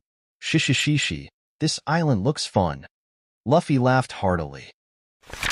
Chapter 93. Is it that much of a deal? Karina asked with an amused expression on her face, as she let herself be carried by Rowan's arms. "Well," Rowan grimaced, reminding himself of Naruto, kind of. After traveling some distance away from the Straw Hat Pirates, Rowan placed Karina down on the ground in a sudden realization. "Hold on," Rowan's froze as he turned his head back. Straw hat, goofy-looking visage, black hair, scar under his eye. Monkey D. Luffy. Even though 21 years passed by since Rowan's reincarnation, Rowan had no problem in remembering the single aspect that he knew in regards to One Piece. Judging by his observation haki, this was the exact appearance of one boy who stood behind Sanji. And according to Ace, Luffy is his little brother. Hello? Earth to Rowan? Upon Karina waving her hand in front of his face, Rowan woke from the daze. "What has surprised you so much?" Rowan smiled and patted Karina's head gently. "You know that one dude we saw back there?" Rowan asked. "Sanji, you mean?" Karina replied with a curiosity in her voice. "What about him?" "No, not him. The other boy with straw hat. If I'm not wrong, Rowan set a grin on his face, before it faltered as he saw a large cloud of dust forming from their front, with Sanji running towards them at a blazing speed. Upon catching up to Rowan and Karina, Sanji placed his hands on his knees out of exhaustion. "How are you so fast?" Sanji exclaimed while sweating profusely. From his behind, the other four were running as well. Luffy seemed to be full of joy, as he occasionally extended his rubber arms to snatch some food, without regard for the owners who stared at him with shock. Zoro was running with an excited gleam. Bartolomeo was chasing Luffy with admiration, and Baroto was falling behind with his lack of stamina in comparison to others. "Oh, this bread is so good," Luffy remarked as he engulfed the bread in one go. "Shishishishi." Subsequently, Zoro stopped in front of Rowan with a challenging gaze. "Heh, I heard that you are that Grimheart everyone is talking about." He unsheathed one sword and pointed its tip to Rowan. "Let me challenge you." In the next moment, Zoro's head was impaled deep on the ground by Sanji's foot. "No, he's mine." Sanji growled at Zoro angrily, before turning back to Rowan, only to see Rowan casually chattering with Luffy. "You are Luffy, right?" Rowan asked with a grin. "HM? You know me?" Luffy tilted his head comically as he effortlessly extended his arm and snatched a piece of meat from a nearby food vendor, much to the owner's dismay. "Not really, but—" Rowan turned his head back and met his blindfolded eyes with Karina's. "We know Ace instead." "Oh, you know Ace?" Luffy's face instantly lit up in joy, getting himself excited upon hearing Ace's name. "Shishishi, you guys are his friends, huh?" Watching as Rowan and Luffy talk in a friendly demeanor with him ignored, Sanji quietly went over to the corner and sat down in depression. "Oh, how pitiful." Suddenly, a voice was heard from Sanji's left, which caused him to jolt up in surprise and turn his head. He was greeted with the sight of Cavendish crouching down and staring at him, while casually nibbling onto a rose. Upon coming across a man in an absolute desperation, I, the charming prince of the sea, could not help but stop by to mock. Cavendish stood up and began to laugh at Sanji with a mocking face. "Gaha! Gaha! Gaha! Shut up!" Boom! Cavendish was flown back by Sanji, who kicked with a tick mark on his face. However, Sanji was met with the sight of Cavendish still laughing at him even after being impaled in the wall, as if he sustained no damage at all. Heh, suits you well, dartboard brow. Zoro chuckled with his arms crossed, but his eyes were narrowed onto the sword that was sheathed on Cavendish's waist with an interest. Hey, Captain, what's with all this ruckus? On the other side, Dan was seen to be walking towards the group. We met our friend's brother. Karina replied in Rowan's stead with a bored look on her face. So, stranger? Dan scratched the back of his head with squinted his eyes. Karina simply shrugged. Oh ho ho ho, look at that Barodo. Bartolomeo shook Barodo with full of energy as he pointed at Luffy. Captain Luffy is going all buddy-buddy with the man of 850 million belly, the Grimheart. Barodo, on the other hand, was frozen in a mix of fear and disbelief, knowing well enough that Rowan had the capability to wipe them out in one go. He couldn't bother himself to care for Bartolomeo's eccentric demeanor. In case you didn't know, Barodo isn't an OC. He's the dude from the movie, Clockwork Island Adventure. Excuse me, will you? Suddenly, a smooth feminine voice was heard from the duo's back, causing them to turn, and they were met with Robin, who gave them a light smile. Wufchoa. Barodo's jaw opened, entranced by Robin's appearance. Bartolomeo looked at Barodo as if he was seeing an idiot. This is even worse than Uraj's crew, Karina commented with a deadpan as she cited the chaotic scene that unfolded in front of her. Dan nodded solemnly, agreeing to her words. Now, as for Rowan and Luffy, who were conversing happily before, what did you say? Rowan growled as he and Luffy slammed their foreheads to one another angrily. Sanji is the best cook. Luffy shouted back while gritting his teeth, and skidded back due to Rowan's strength, although the latter wasn't using any force. You gotta be kidding me. Rowan clenched his fists. Forget Sanji. No one can beat Carmen, and no one will. An imaginary fire seemed to envelop the two, causing Karina, Dan, and now Robin, who arrived, to sweat drop. Bring it on. The two shouted in anger. Rowan invited the Straw Hat Pirates to prominence. Now, with all of them gathered on the deck, on the left side, we introduce to you, Sanji. Barodo announced with a mic with his hand pointed towards Sanji. Sanji was standing on his designated spot while staring at his contestant with heart-shaped eyes. And on the right side, we have Carmen the Flame Empress. For years, ever since I saw you back on the orbit, I've dreamt of this day. Carmen seemed determined, as she held onto her knives with a serious face. Today will be the day for me to surpass you, Sanji. The contestants get 30 minutes to prepare a meal and present them to our judges. Barodo pointed at all the members of the Grimheart Pirates and Straw Hat Pirates, who were sitting around one enormous table. Eagerly, everyone including me. The theme of this competition is beef. Without further ado, let the battle commence. With insanely fast hands, Carmen and Sanji began to cook under the amazed eyes of many, except for Rowan, who was wearing a blindfold, along with Cavendish and Zoro, who were sparring on the platform outside of prominence. Zoro gritted his teeth as he saw how easily Cavendish managed to parry his strikes. Two-sword style. Saikuru, Rhino Resolve. Zoro slashed with his two swords as he spun in a circular motion. Zoro's technique was effortlessly blocked by Cavendish, who maneuvered his sword in an unorthodox way, with his body swaying bizarrely. Gahaha, it's futile, Cavendish said haughtily as he fluttered his hair with his free left hand. Let this prince show you how much difference exists between the two of us. Zoro clicked his tongue in a cold sweat as he firmly gripped his swords. What kind of movement is this? How can a person's body bend to such an extent? On the other hand, Rowan scruffled into his pocket and took out Ace's Vivre card. Huh? Paper? Luffy tilted his head in an inquiry. This is called Vivre card. It points to the life force of a certain individual, no matter where that individual may be in. Rowan explained with a grin. As for this one, it belongs to Ace. Ace? Luffy's eyes widened. Chuckling at Luffy's antic, Rowan tore the Vivre card in half and passed one half to Luffy. Ace originally meant to give this to you, but gave it to me instead due to circumstances. Funny how it ultimately ended up in your hands. Rowan pocketed the other half back and turned his head back to the cooking battle between Sanji and Carmen, full of eagerness. Thanks, Rowan. Luffy gave a wide smile as he firmly grasped the Vivre card with his left hand. How is Ace? He's doing just fine. Rowan replied with a smile of his own. Shishishi, I see. Luffy nodded. That's good enough for me to know. Ding ding ding, the time is up. Boruto's voice boomed subsequently. Both participants, please bring your finished foods to the table.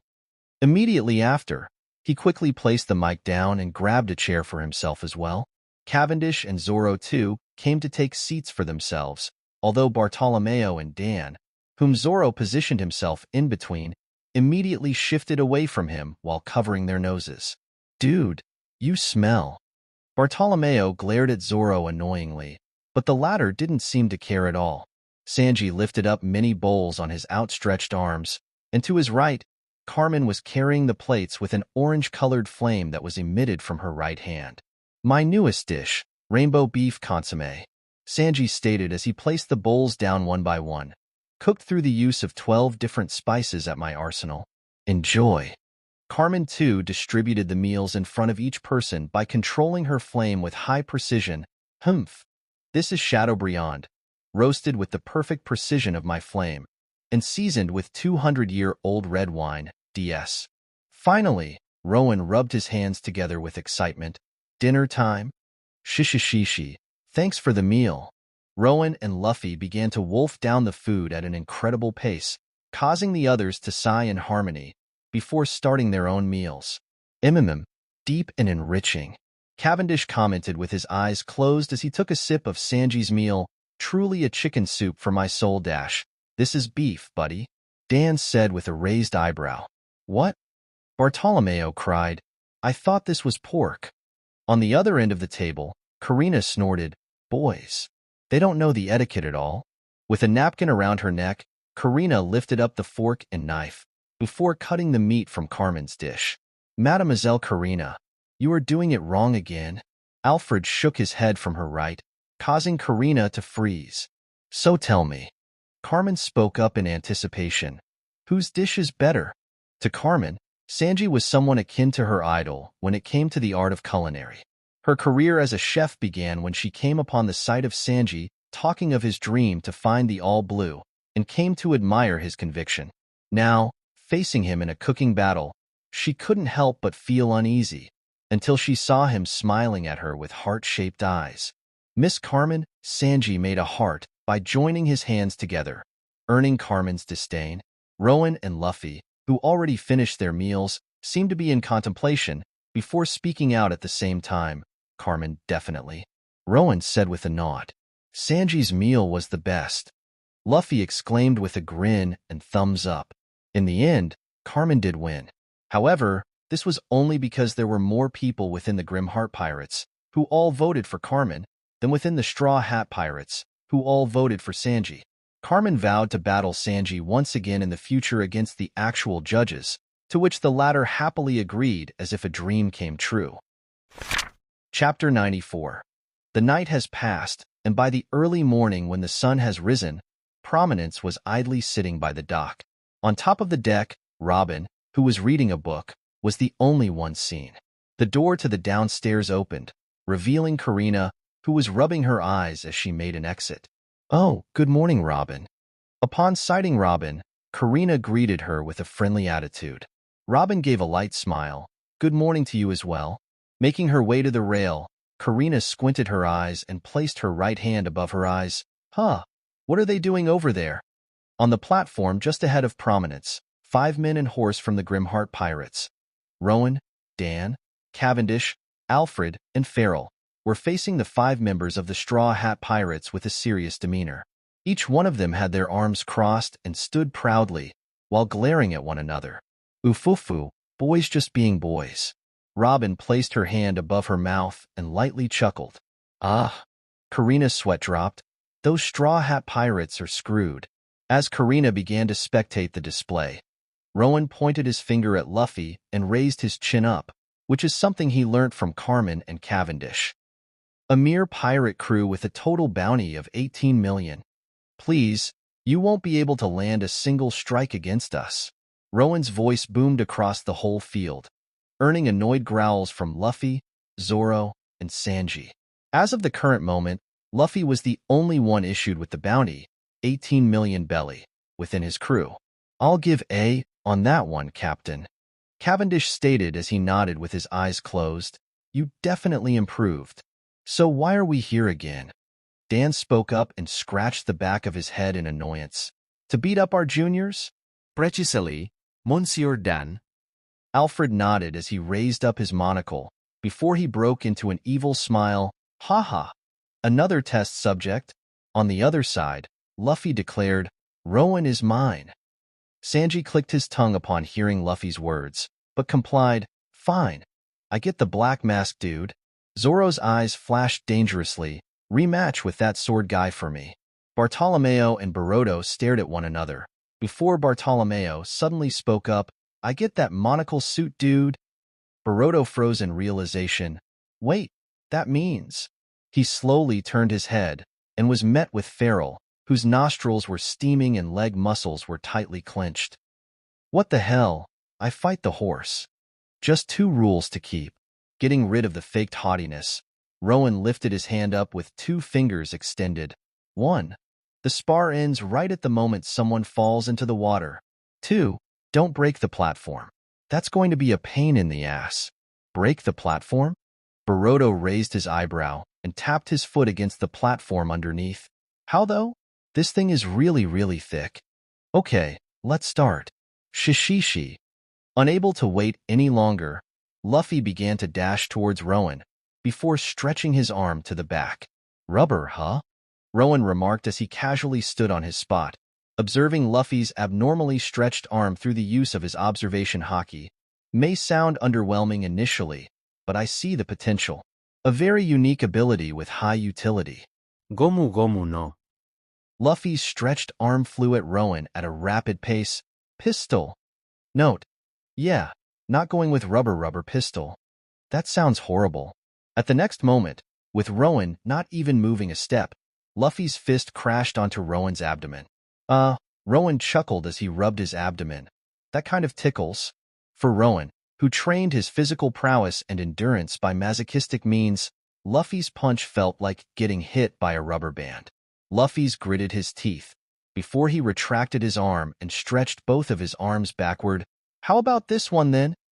Gomu Gomu no. Bazooka. Luffy's stretched arms blasted toward Rowan with open palms, attempting to hit him.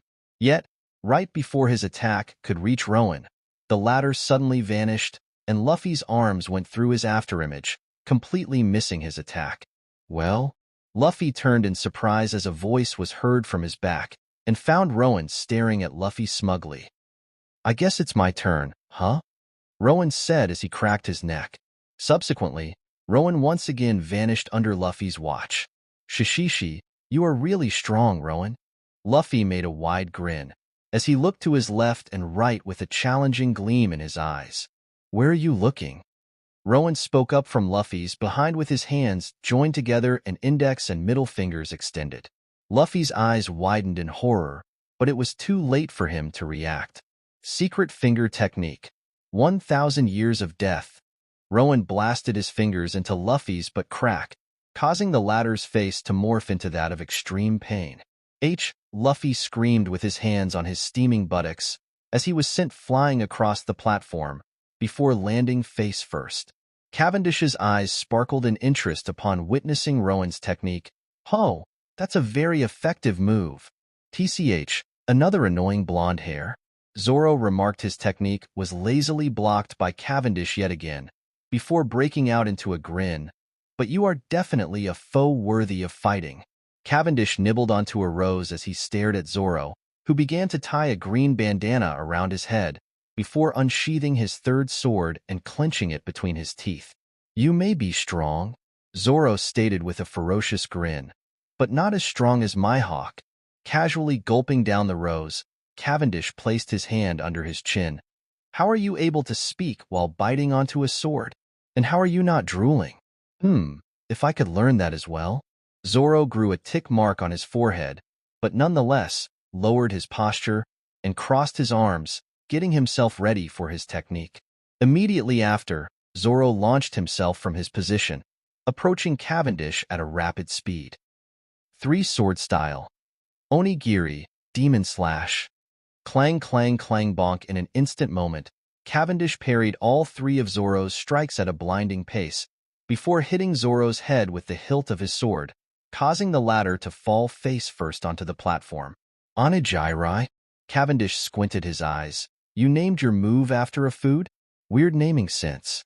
If I were to be you, I would call it three-sword style, demon slash. Sounds much cooler, right? Zoro remained stationary with his face still kissing the floor, although the light shakes of his body and a comical tick mark on his head indicated his annoyance. Nearby, Sanji was throwing kick after kick at Dan, who stared at Sanji blankly with Sanji's attacks having no damage on him. Collier, Epal, Codolet, Cell. Poltrine, Jigget Dash. Annoyed by Sanji's non-ending attacks, Dan simply punched Sanji right on the stomach, causing the latter to be blasted back. Subsequently, Dan jumped towards Sanji with his right fist cocked back, and spun in midair before his fist slammed into Sanji, who was still flying, and caused him to crash onto the platform. Boom! A cloud of dust arose with Sanji's crash, and Dan easily landed back on the platform. I didn't break it, did I? Dan squinted his eyes, trying to see if he accidentally broke the platform. As the dust cleared, Sanji was seen to be standing on wobbly feet, with a slight crack on the platform he was standing onto. Sanji clicked his tongue as he cited how Dan received no injury at all. Taking out a cigarette and placing it between his lips, Sanji was about to light it up, until, smoking is bad for your health. As a doctor, I recommend you to get rid of such habit. Dan suddenly appeared in front of Sanji and knocked the cigarette out of his mouth, leaving Sanji dumbfounded. Right after, Dan broke out into a mocking grin as he took out a cigarette of his own, before lighting it up with his lighter. Upon citing Dan's intended hypocrisy, Sanji came very close to puking blood out of pure anger. Sanji. Suddenly, Bartolomeo's plead was heard on Sanji's right. Sniff he, help me? Sanji slowly turned his head to the source of voice, and was met with Bartolomeo, whose face was stained in brown color. He was crying miserably, with a hand outstretched to Sanji in helplessness. Alfred, with his monocle flashing menacingly, was standing in front of Bartolomeo with a brown-colored glove on his left hand, which instantly earned Sanji's fright. Ah! On Sanji's left, Baroto was screaming in misery and pain as Farrell smashed onto him repeatedly at a blinding speed, causing the poor man to bounce back and forth without a chance to lie down in peace. Behind him, Luffy was rolling on the ground as he held onto his smoking buttocks, and ahead of him, Cavendish was cackling madly while stepping on Zoro's head. Karina witnessed all these scenes in amusement, as she leaned into her hands and chased Rowan with her eyes, who seemed to be enjoying himself by beating up Luffy. Noticing Karina's behavior, Robin's eyes gained a mischievous gleam. Why? Are you enjoying the sight of your boyfriend? Karina immediately jolted up with an obvious blush. Yeah, she is. Another voice was heard. Turning around, Karina found Carmen, who somehow came into the scene during who knows when, sitting down on the chair with her legs crossed and staring at her with an amusement of her own. Geez, she's the same as all the others, going all lovey-dovey at that blonde duck Cavendish. Robin shifted her eyes to Carmen in a questioning gaze, unable to comprehend how unaware the latter can be. Huh. Karina spoke in a faked confusion. Are you talking about yourself? You gotta be kidding me. Me, with that femboy? Carmen growled and stood up from her spot. Robin watched the whole scene with a sweat drop, wondering how a simple conversation instantly grew into a chaotic dispute. Ow, ow, ow, my bum. Luffy moaned in pain as he held onto his buttocks, where two bandages were slapped on top of his pants, with one crossing on top of the other. I'm a rubber man, but this hurts so much. On Luffy's right, 4 of his crew members had their heads lowered in depression in a comical way. They were currently seen to be sitting on the deck of their own ship, Burning Skull, with Lyde next to prominence. Meanwhile, Many coating mechanics were seen to be applying the bubble coats around Prominence skillfully, as the Great Sprout race was now about to happen the day after. "Hey!" Barodo spoke up with an interest upon witnessing the peculiar scene. Having recovered from his depressed state, "What are they doing on the ship?" "Shishishi. Rowan told me that it's something that allows them to go underwater." Luffy replied with a smile, before it turned into a pout. "I wanted to do that too for Burning Skull, but you need money for that." Sanji pointed at the gigantic sprout on their right. "That's the reason. From what I heard around, something called the Great Sprout Race is happening tomorrow. Not sure how it works, but I heard that you need that bubble coat to participate." Barodo scratched his head before raising up his wrist to see the log pose. "Our stay here is going to be quite long. This island takes 3 months for us to fully record." Zoro grinned hearing that. "Nothing but more time to train." "All right, guys." "Within those 3 months," Luffy shouted as he clenched his fist excitedly, "I want to do that race as well." Yes, Captain Luffy." Bartolomeo replied with a sadness intact on him, as he furiously rubbed a piece of cloth over his face. Meanwhile, on Prominence, "Sir, we finished the coating just now." One coating mechanic stated in front of Rowan, who was sitting on the chair calmly. Rowan simply nodded and turned to Karina, who took out 70,000 belly from her pouch, which was an amount they settled upon after a bargain that originated from 400,000, and passed the stack to the coating mechanic, who hurriedly bowed and left the ship. "Nice," Rowan stated while tapping his fingers on the table. "So as of the current moment, Prominence is able to float due to the airbags that support from the underneath. Right before the race, when we open this valve over there," Karina nodded with a smile, "which will transfer the air into our bubble over here and cover the whole ship. Hee hee, free 10 million belly." Rowan smiled back as he lifted up his head to the sky above. There was a large volume of clouds that the sprout directly connected to, and the rays of sunlight that shone through the occasion gaps between the clouds would create scenery to behold. According to the information I gathered, Robin, who was silently sitting by on the chair nearby Rowan, spoke up calmly. "The cloud above is named the summit of the High West. Even in the sky, it is known to be the highest peak, and the sea clouds nearby the peak is unidirectional." Rowan nodded, although some inquiries remained. "And where will that unidirectional current lead to?" Robin shook her head. "No idea. All the informants merely stated that none of the adventurers ever made back alive." Dan crossed his arms with a serious expression. "Spriggans is a recently built port town, but Sprout is a plant that is known to have existed for many years. There isn't much information that we can garner in this place." Dan momentarily paused as he broke out into a sudden grin. "But that's the beauty of an adventure, exploring the novel features for you to discover. And from what I have learnt," Alfred carried on, "the altitude of the sky above is very high, amounting up to approximately 15,000 meters above this sea. The oxygen supply is quite scarce in high altitude, which may explain why no one was able to make back alive. Judging by the high-pressure current of the sprout and sudden change in the environmental pressure, perhaps." Robin nodded in an agreement. "Which doesn't apply to us." Rowan stated firmly, "Our plan is simple. Win the race, get the money, go to the sky, and follow the current mentioned by Robin." Karina winked and gave a thumbs up to Rowan. "Sounds good to me." Chapter 95. Another day passed by swiftly, as the day for the Great Sprout Race has begun. A majestic view, where the part of the sprout burst open and started to gush out a large volume of water with incredible pressure, was unfold. Now, with all the residents of the town having themselves excited for the Great Sprout Race, many ships that were coated in bubble-like substance, including Prominence, were aligned horizontally, standing just outside of the rapid current of water that flowed in front of them. "Hello and good morning, everyone." A voice boomed throughout the whole Spriggans, as a man with obese physique and a black-colored hat sluggishly walked to the platform just ahead of the aligned ships. "I'm Studious Bungalow, the current mayor of this town." Momentarily pausing, Bungalow cleared his throat. "Ahem. The Great Sprout Race is a ritual that began in honor of the founder of this town, Jack Spriggans.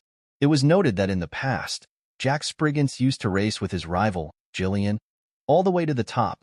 One pirate crew voiced their annoyance. Shut up and just start the race already. Haha, I see that all of you are very eager for this. Bungalow laughed heartily. All right then, I won't keep you long. As per the rule, whoever exits the current the fastest and reaches back to this starting point will be awarded 10 million belly as the winner. Listening to the explanations from the deck of prominence, whose size towered over most of the other ships in proximity, Rowan grinned in excitement. Here it goes, Dan muttered while touching the surface of the bubble coating that covered prominence in curiosity. Hee, 10 million. Karina spoke up joyfully.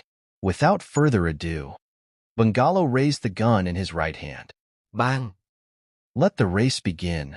Under the cheers of the audience, all the pirate crews began to open the valve of the airbags underneath their ships. Instantly, the air began to fill and inflate the bubble coat around the ship. Immediately after, all the ships began to sink in water before blasting off due to the rapid speed of the current. Prominence was of no exception. Upon the gunshot that marked the start of the race, Dan immediately opened the valve. With the bubble coat fully inflated, Prominence too submerged into the current and shot forward. With his hockey, Rowan observed the surroundings of Prominence as the ship traveled at a rapid pace, and found a small-sized ship speeding past Prominence, with the pirate crew on such ship staring at him smugly. You may be known as the pirate wanted with 850 million belly, one pirate said with confidence, but your ship will forever be inferior to ours. Rowan chuckled before turning his head back to Carmen, who situated herself at the back of the ship, with her hand on top of a mechanism different from a normal engine that they used to fly. Carmen. Hemph. Prominence pales against no other ship. Carmen exclaimed arrogantly as she began to fuel the mechanism with fire.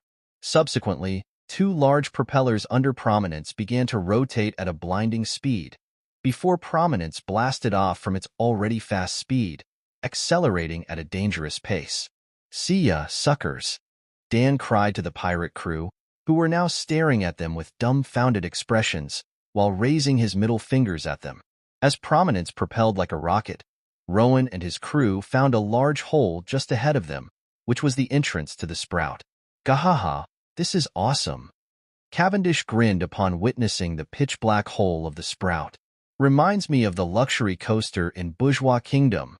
Karina's eyes lit up in response. Luxury coaster? On the other hand, Rowan raised his hand and aimed his index finger in a particular direction. Bounce shot. Boom! A quick burst of force was emitted from Rowan's finger, which harmlessly bypassed the bubble coat before blasting into a torpedo that was traveling towards them. Karina turned to the site of the explosion with annoyance. She grabbed one cannonball with ease and lit up the fuse by sweeping it through Carmen. Afterwards, with a flash, the cannonball disappeared from her hand before the pirate ship that shot the torpedo towards them exploded into pieces. BOM, nice one, Mademoiselle Karina. Alfred nodded in appreciation. Pay close attention, guys, Rowan stated with his arms crossed. This is where the real part begins.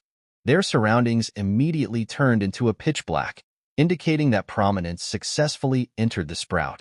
1, 2, 3, 4. Rowan spoke up within the dark. 4 ships ahead of us, but we're getting close. Under Carmen's control, Prominence was rapidly traveling along the current within the tunnel.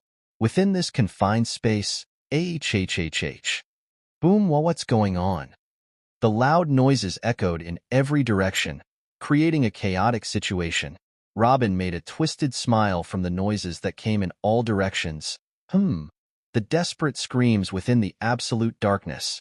Countless number of lives must have been lost in this place. Hearing Robin's comment, Dan's eyes hollowed out. I thought you were normal. Ashu? Ghosts? Cavendish turned to his left and right from the continuous echoes that filled the whole surrounding. Gahaha. Time for the shining knight to save the day. As Cavendish maniacally waved his swords, Karina was standing at the frontmost section of the deck, with her eyes closed and her hands gripping onto the rail. Right in front of us, Karina stated as she sensed the presence with her observation hockey, to which Rowan nodded casually as he pointed his finger at a particular direction within the darkness. A surprised voice was heard from above, Someone managed to catch up to us? No matter. Use dash, another voice was about to respond. Before, zoom another fused cannonball left Karina's hand with a flash yet again, before the ship exploded into pieces. Boom, oh. What the fuck is G Blarghabro? One member from the exploded ship shouted before the high-pressure water current engulfed them. Prominence continued to blast off within the current, and the Grimheart pirates began to notice the rapid acceleration of the ship, along with the increase in pressure with the bubble coat beginning to shake in stress. This phenomenon doesn't make sense if we were to explain it by a mere capillary action. Karina muttered upon witnessing such sight, pressure rising with altitude. It's as if something is sucking all this water from above. Cavendish shrugged. Does it matter? Even if we get to the sky, we won't understand what's going on. Guys. Carmen spoke up from the back with her left hand emitting flame into the mechanism, ahead of us. The pitch-black surrounding began to lighten up, indicating that the gaping hole to the outside was near. One crashed before exiting. Rowan stated calmly, two at the outside, traveling along the high-pressure water. Carmen grinned as she placed her right hand on top of the engine. Swoosh at the next moment, Prominence suddenly made an exit through the hole that lied in the middle of the sprout, finding themselves flying in the clear air. Subsequently, the bubble coat popped due to an abrupt change in pressure. Boom! A loud booming sound resounded underneath Prominence, and simultaneously, the engine at its back flared up, and the wings on its sides opened wide, propelling Prominence forward in midair under the watch of many whose jaws were opened wide. Whoa! A wolf with wings! From the audience, Luffy and Bartolomeo expressed their amazement with their eyes sparkling. Larch, on the other side of the audience, patted Carl's back. I told you that joining this race would have been pointless. Damn it! Carl, whose stomach was tightly bandaged, clenched his fists in anger. Don't worry. We can simply participate in the one next month, Larch said with a light smile. Boom, boom, boom. Prominence flew towards the starting point at a blinding speed, with the other two ships lagging far behind. Eventually, go all in. An excited shout was heard as many audiences cheered upon the arrival of Prominence. It was the first time they ever witnessed a ship flying, and at a size as large as Prominence. Simply put, they were unable to hide their awe. Congratulations. Bungalow clapped his hands with a pleasant surprise on his face. What a twist, for a flying ship to bypass the frontmost ships in a single go. Excited, Karina immediately leapt and grabbed the stack of belly that was showcased on Bungalow's right, while Dan and Cavendish were seen to be busy with retracting the wings back into the ship. Ha! Bungalow let out a chuckle, very eager one. Aren't you?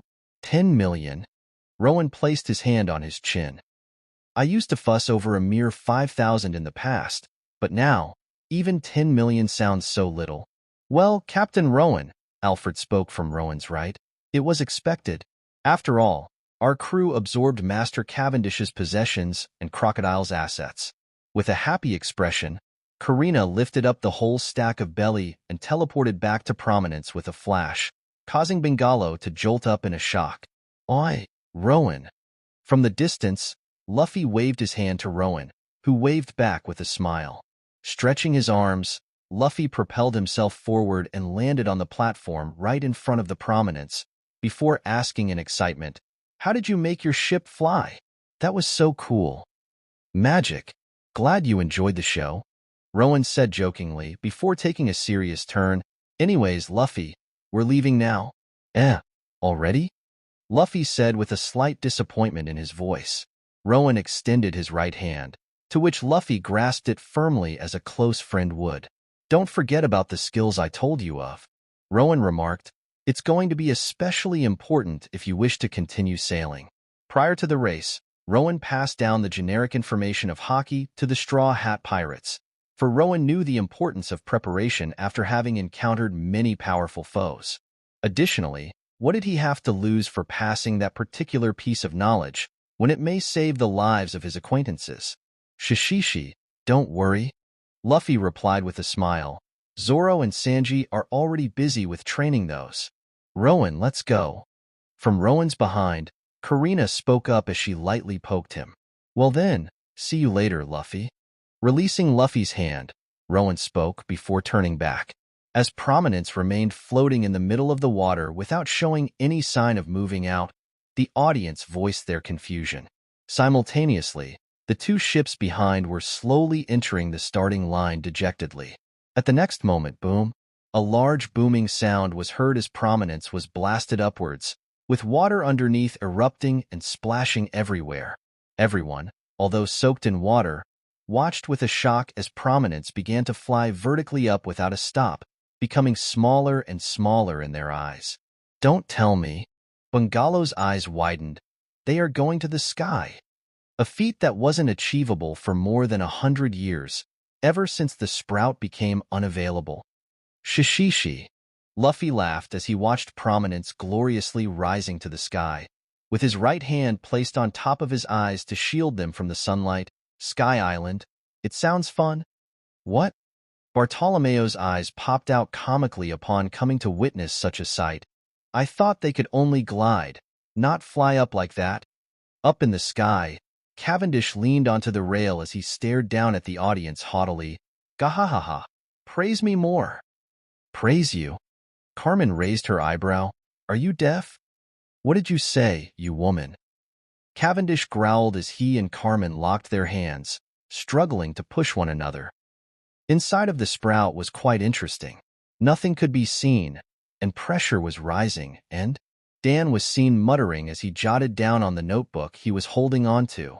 The propulsion upwards to the sky continued as Rowan lifted his head up to the clouds and slightly lifted up his blindfold, revealing his glowing amber-colored eyes. Amazing!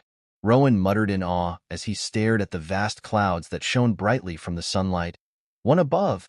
Is Sky Island really the one? Perhaps. Karina and Robin replied at the same time, before Karina stared at Robin with narrowed eyes, causing Robin to sweat drop.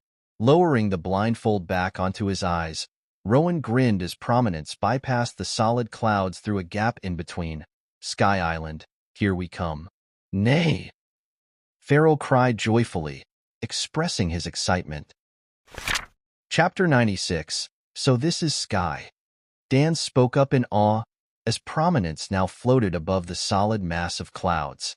At the highest point of the clouds, the tip of the sprout was seen to be gaping open and expelling the water at a rapid pace. Wow! Karina remarked as her sight landed on the phenomenon of the water from the blue sea mixing with the water from the sky.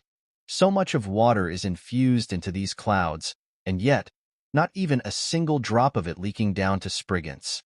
Dan leaned onto the rail as he acutely observed the scenery. The water brought all the way up from the deep part of the blue sea. Sea stone.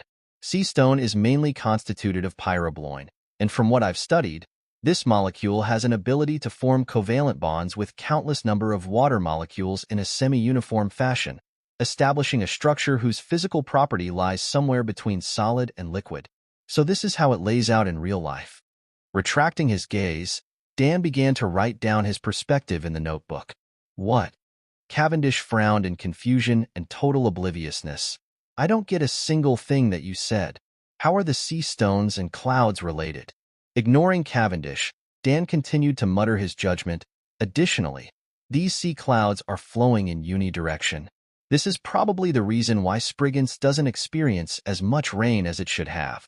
The clouds simply move out from this region before it has a chance to precipitate. We're landing, Rowan stated calmly as Prominence began to slowly descend onto the current of sea clouds. Boom! With a final boom, Prominence landed onto the sea clouds, which surprisingly didn't splash due to their high density. Immediately after, the rapid current began to carry Prominence at high speed.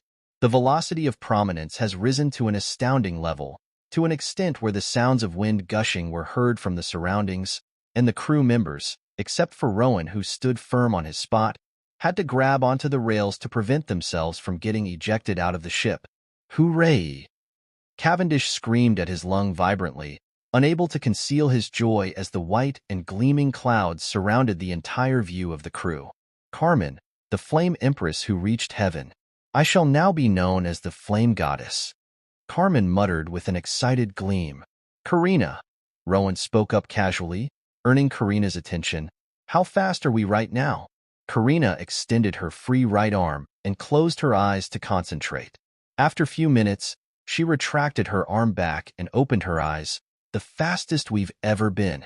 As you can see, these sea clouds are flowing not only at a high speed, but also from a high to low altitude. Coupled with the gravity that pulls on these dense clouds, I estimate that if we were to travel at this speed from Daifuku to Alabasta, it would have taken us around 2 hours only instead of 10. And the direction? Rowan asked as he indulged Karina's information. With the current time being 2:36 p.m. and the sun floating over there, we are roughly traveling in a southeast direction. Karina stated, "This means that we are rapidly moving away from the reverse mountain. Overall, this path is like a super shortcut across the paradise." Rowan nodded with his hand on his chin, as expected of the Grand Line. "Everything is so chaotic and jumbled up. I don't even know what to expect anymore." Simultaneously, Rowan extended his other hand and grabbed onto a blurry projectile that shot out of the rapid current with an incredible reflex, since he was able to sense it through his observation haki. A fish. Rowan tilted his head, as the thing in his hand was revealed to be a large and flat-shaped fish. His face slowly morphed into a smile. Before he turned to Carmen, "Carmen, is this thing edible?" Carmen grinned excitedly and received the fish from Rowan's hand. "Leave it to me, Captain." Fishing in the sky." Alfred stroked his mustache with a thoughtful look before his eyes met Dan's knowing gleam. The duo grinned excitedly as they rushed into the ship after Carmen, before bringing out 4 fishing rods and passing 2 of them to Rowan and Cavendish, who held onto the fishing rods giddily. Karina and Robin watched the scene with a sweat drop, while their hands firmly gripped the rail with their hairs wildly flying around. "The fishing rod will break." Robin pointed out the conventional norm, but had to freeze in the middle of her speech as the fishing rods on 4 men's hands turned black, indicating the use of armament haki. Haki was something Robin came to learn recently, since most of her runaway life was spent in West Blue, and Crocodile never used any sort of haki in front of her. When Rowan previously taught her the methodology that the crew used to awaken and train haki, she knew that acquiring this power for herself will require a good amount of time. However, the fact that all the others could use haki still irked her, with Carmen's poor and minimal control being the only consolation. "Ha," Karina lightly chuckled as she looked at Rowan. "I sometimes wonder if Rowan is human even. He has been consistently using observation haki every day, and we still don't see any sign of exhaustion from him. The only plausible explanation for his abnormal prowess of observation haki is his eyes," Robin said as she focused her eyes on Rowan's blindfold. "Vasilia, I still have no idea what it's supposed to be. The poneglyphs I've read up to now never mentioned such name," Robin thought in a serious expression, "but I can be certain of one thing, that he is opposed by the world government just as much as me, if not more. With this notion, I can be assured that him betraying me is unlikely to happen." Sensing Karina and Robin's gazes, Rowan turned his head and gave a light smile as he yawned in boredom. Within a bucket on his right, there already were many fish flapping in desperate struggles. "TCH, how is that possible?" Cavendish complained as he glared at Rowan's bucket. "I only caught 5 so far." "5?" Dan's eyes widened. "Shit, only 2 for me." "It seems that Monsieur Dan is quite lacking when it comes to the art of fishing," Alfred commented as he hooked onto another fish with ease. Rowan grinned. "Today's dishwasher is Dan, huh?" With the joyful interactions of the Grimheart pirates, Prominence continued to sail through the White Sea at a very rapid pace. Mariehua, in the middle of the Holy Land Mariehua, occupied by the world nobles, also known as the Celestial Dragons, there lied a gigantic castle, Pangaea. Within Pangaea Castle, a peculiar scene, where the top officials of the Marines were conversing with the pirates, was displayed. "I should at least greet you. Welcome." Sengoku spoke impassively, scum of the sea. A tall man at a height of 305 centimeters with sunglasses and a pink feather coat. Don Quixote da Flamingo, who is one of the renowned 7 warlords with his frozen bounty amounting to 340 million belly, turned his head and faced Sengoku with a sense of casualty. Da Flamingo smirked. "Oh, that's not nice. However, he's right on target." Another one of the 7 warlords, whose frozen bounty amounts to 296 million belly, Bartholomew Kuma, said stoically as he held onto a thick book with the word Bible written on top. Shall we begin? There is no use in waiting any longer, and I doubt anyone else will show up. Sengoku paused momentarily as he took a seat for himself. 2 out of 6 is more than I expected. I gotta say, I am quite interested in the matter you've brought up this time. Doflamingo grinned as he leaned forward. Tell me, it's about him, isn't it? Kuma stood still without any response. Sengoku's eyes sharpened as his hands, which were hidden under the table, clenched in anger. Suddenly, the footsteps were heard from the room, signaling the entry of another individual. Interesting.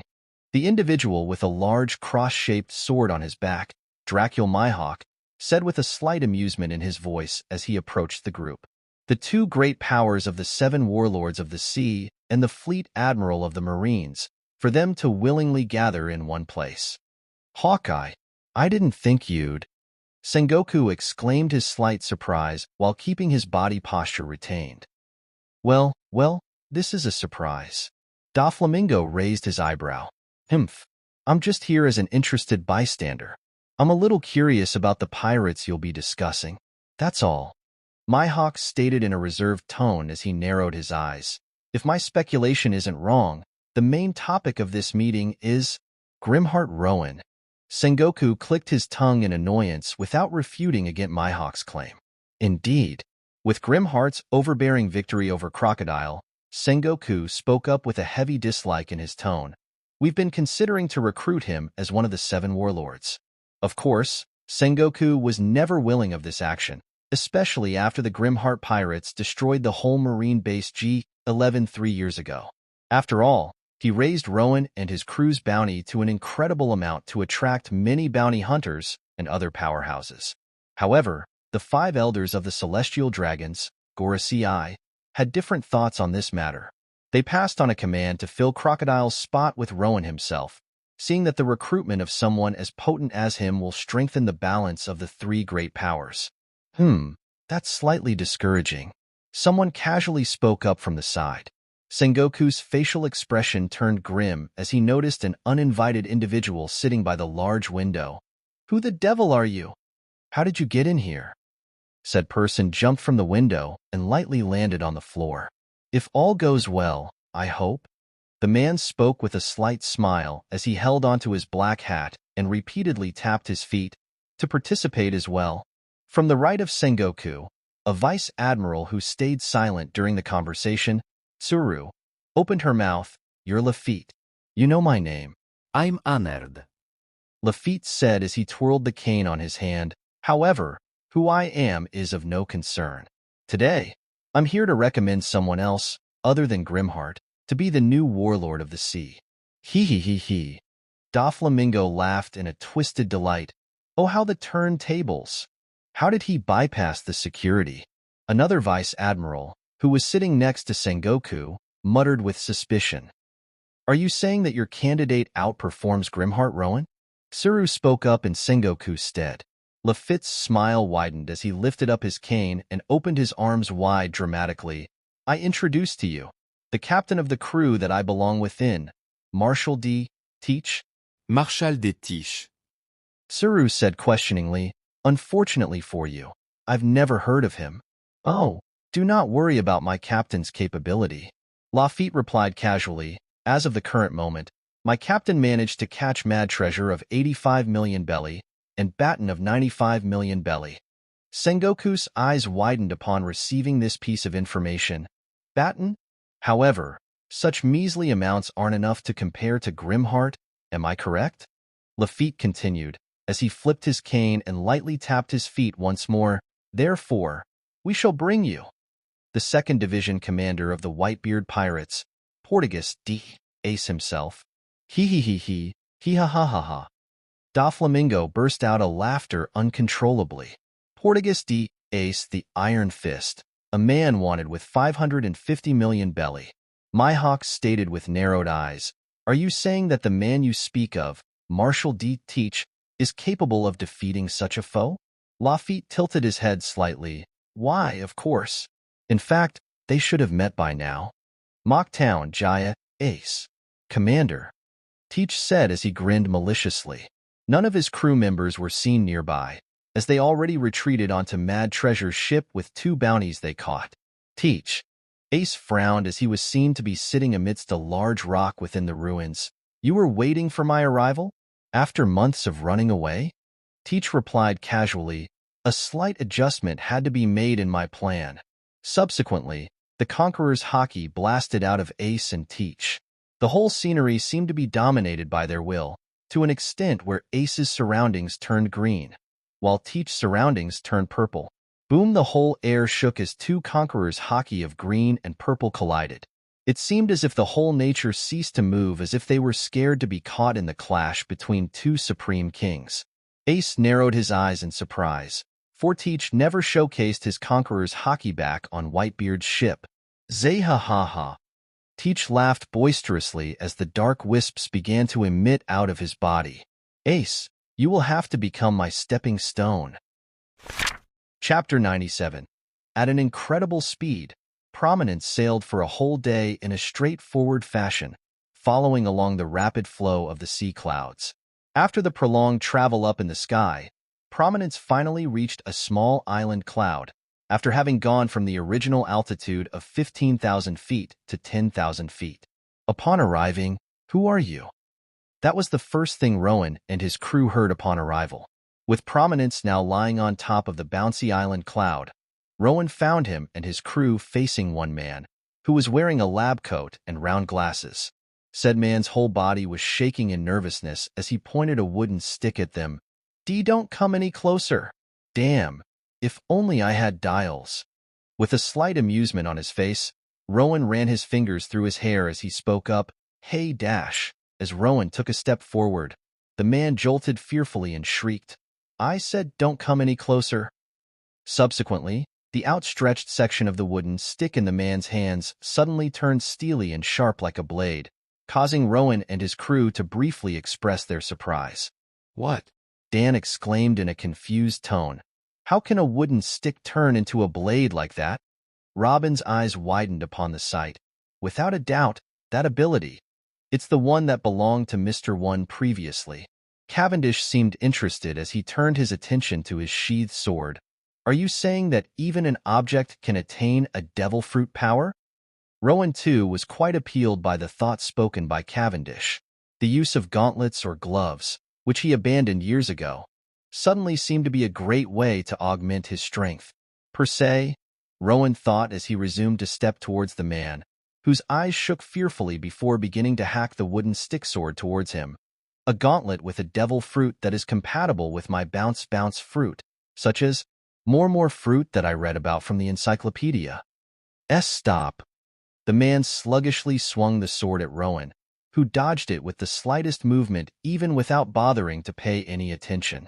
Immediately after, Rowan simply reached his hand out and grabbed the sharp blade with his thumb and index fingers half-heartedly. Calm down. Whoever you may be, we're not trying to kill you or anything. Under the dumbfounded gaze of the man, Rowan flicked the wooden stick sword, causing it to fly out of the man's grasp and land on the nearby cloud. Let's have some chat, shall we? After some time has passed, Rowan, his crew, and the man, now known as Pogo, were relaxing nearby a very small-sized house after the commotion has settled down. You see, this used to be a small prison cloud that entrapped me due to my crimes. Pogo spoke dejectedly. I was on verge of dying with no food and water. Prison cloud? Dan scratched his head. This doesn't seem as small as you say. Karina nodded as she turned back to gaze at the large body of Prominence at their back. I agree. Yes. During my moments of life and death, a miraculous event occurred for me. Pogo replied with tearful eyes. A sudden eruption of water blast all the way from the blue sea. Somehow, that current enlarged this island cloud and provided me with all sorts of necessities I needed. I've never been more thankful before and decided to name this enlarged island as such, Claudia. Hearing the Pogo words, Rowan's face turned serious. This implies that the stream of water we traveled along from the sprout is discontinued. If we are to assume that we were supposed to encounter an actual island cloud instead of a drifting cloud like this, Burka, Pogo said solemnly, earning Rowan's attention. An island that used to harbor many numbers of strong warriors. The stream you were traveling through, Burka, is supposed to be your destination. Sadly, it no longer exists, due to having earned God's wrath. Meanwhile, Karina was carefully observing the log pose strapped on her wrist. Strange. As far as I know, the clouds generate no magnetic field for log pose to lock on. Yet, the needle of the log pose was pointing horizontally, indicating that there is a sky island with a magnetic field. Ha, Pogo sighed. I wonder how far away I've drifted from Skypea, for me to come all the way to where Burka used to be located. Tisich, what a letdown. Dan clicked his tongue in annoyance. Thought we're going to get some wholesome experience in the sky, but it turns out that we've simply landed on a prison cloud by chance. It's too early to say that, Dan. Rowan chuckled before turning to Karina. We still have a lead for what may potentially be a sky island. Are we leaving immediately? Carmen asked as she examined the crops that were growing on top of the clouds with an interest. Rowan nodded in agreement. Turning back to Pogo, he asked, "Want a ride? Can't guarantee you if it's going to be a sky island, but we can take you to the next island for giving us the information." Pogo shook his head with a pale face. "And no thanks. I'd rather stay here than risk facing more troubles." Rowan shrugged. "Suit yourself."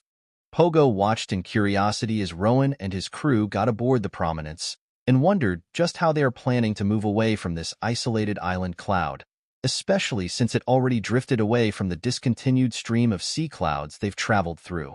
At the next moment, Pogo found his jaw dropped as a loud booming noise resonated across the whole area and Prominence began to levitate from the island cloud. How is that possible? Pogo muttered in awe as slowly raised his right hand and waved back at Rowan, who waved his hand to him. Subsequently, the large wings sprouted from Prominence's sides, giving the ship a majestic view with the sun shining above and the clouds floating below. "Have a great life, Pogo." With Rowan's parting words, the engine on Prominence's back began to blast, propelling the ship forward at a rapid pace. Upper Yard, Skypea. Up high on the island cloud that is penetrated by a giant beanstalk named Giant Jack, for individuals, all with the notable pair of white wings on their back, were seen to be kneeling down in front of one man. Said man had a tall height of approximately 266 centimeters. He was wearing a white skull cap on his head, and upon his back, a large gray ring with 4 wooden drums was attached.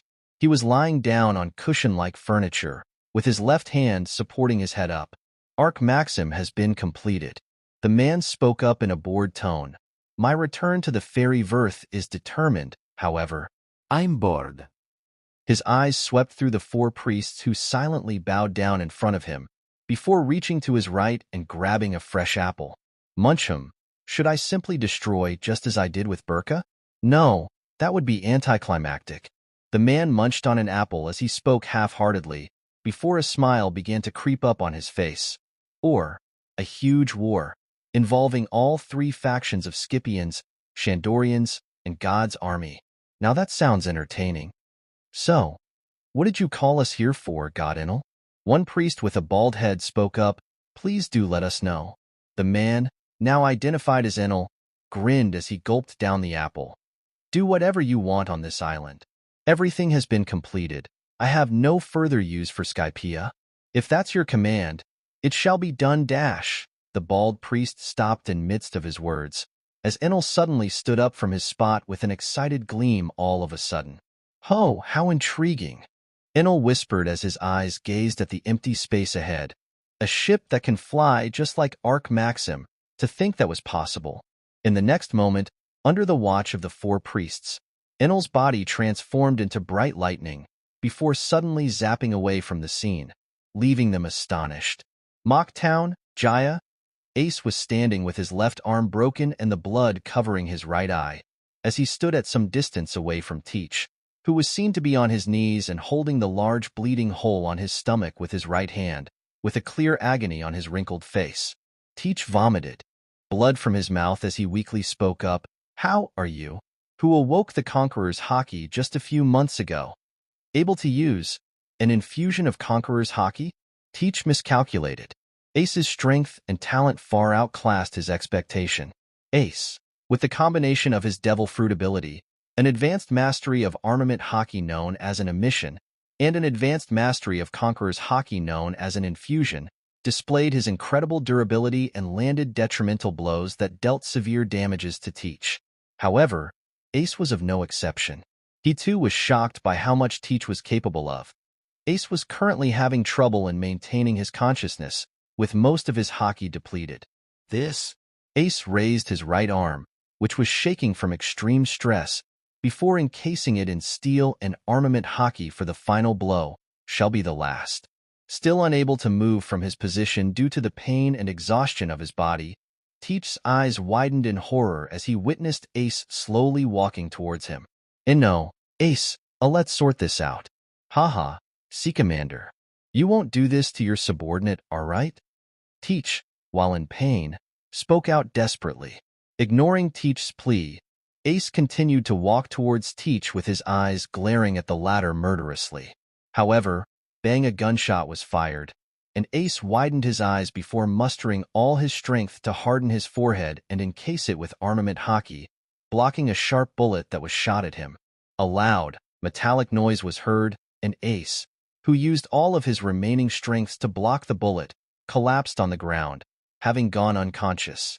Teach watched the sight with widened eyes, before making a slight grin as his eyes traveled to the back and sighted Van Augur, whose sniper gun was smoking. Zayaha. Teach laughed weakly as the blood flowed out from his mouth. Well done. Van Augur. Drum Kingdom, Drum Island. Within the island full of snow, one man with a long nose, curly hair, and a cloak that covered his body, Usopp, was staring at the sky with fascination on his face. This is snow, huh? Usopp remarked as he outstretched his hand, and flinched slightly as his hand came in contact with the snowflakes. In the next moment, various footsteps were heard from his back, causing Usopp's eyes to sharpen immediately. State yourself, foreigner. One man spoke up firmly as an adequate number of people surrounded Usopp with their guns pointed at him. However, to their surprise, Usopp simply broke into a grin. Me?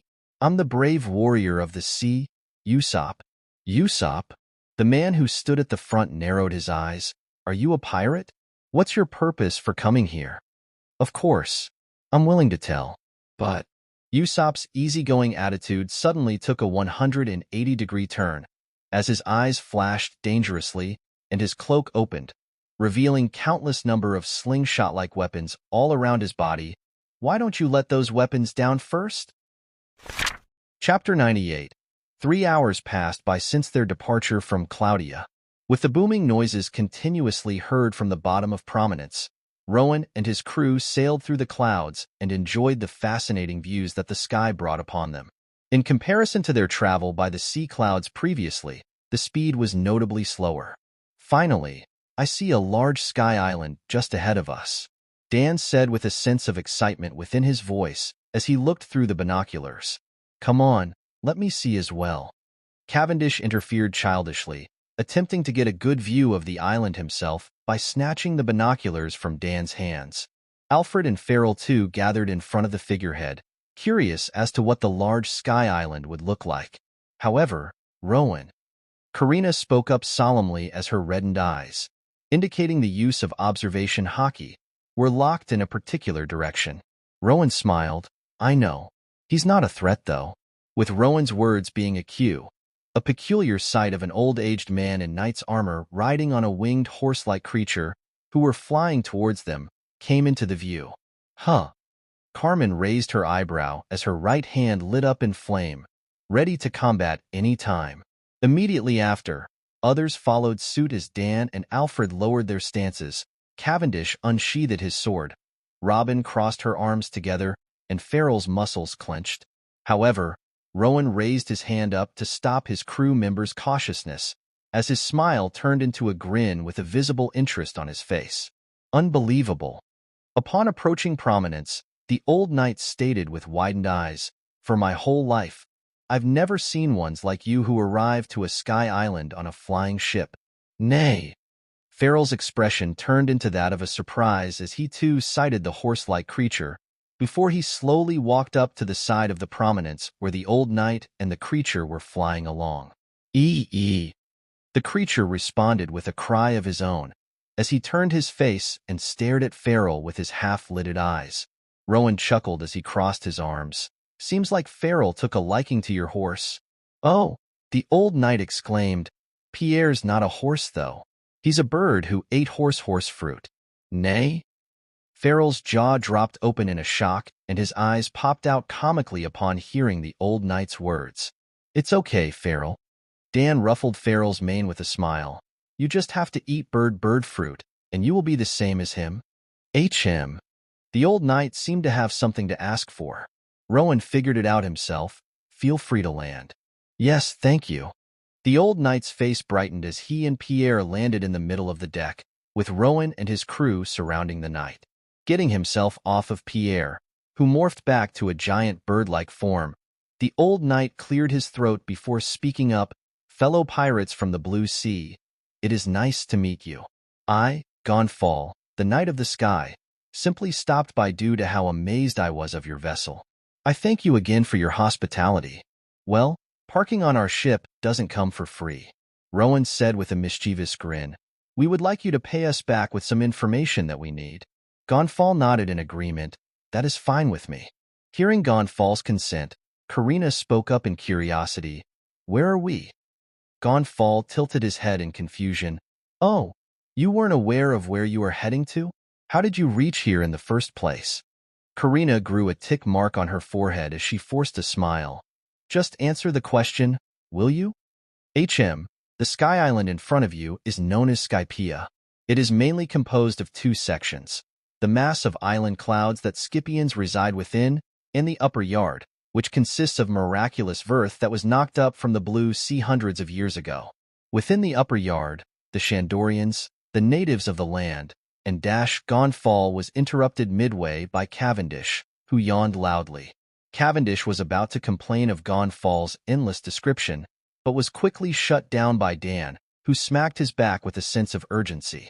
As Cavendish fell on the floor with part of his head swollen in a comical manner, Dan turned back to Gonfall with sparkling eyes and his hands clenched onto his notebook and pen.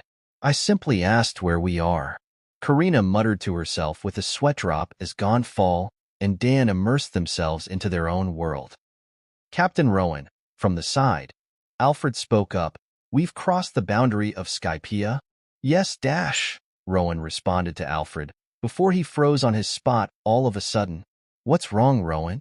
Karina asked with intrigue. "Who are you?" Rowan spoke up with a slight seriousness in his tone.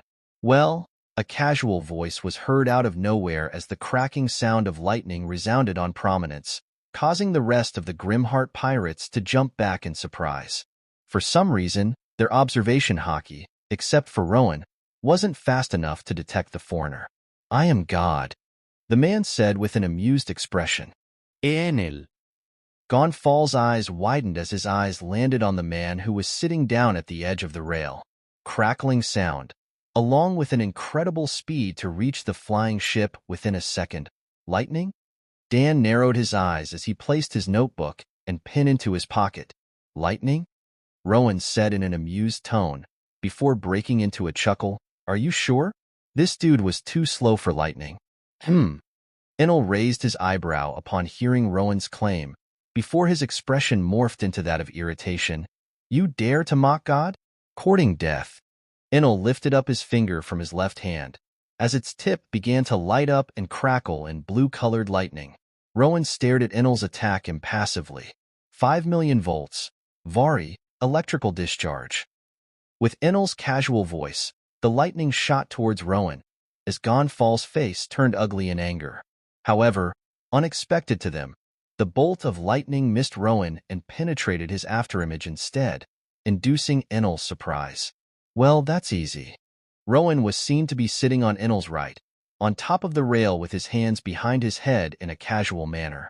He turned his blindfolded face to Enel with a grin, before speaking up to his crew. "Go to Skypea without me. We'll catch up to y'all soon."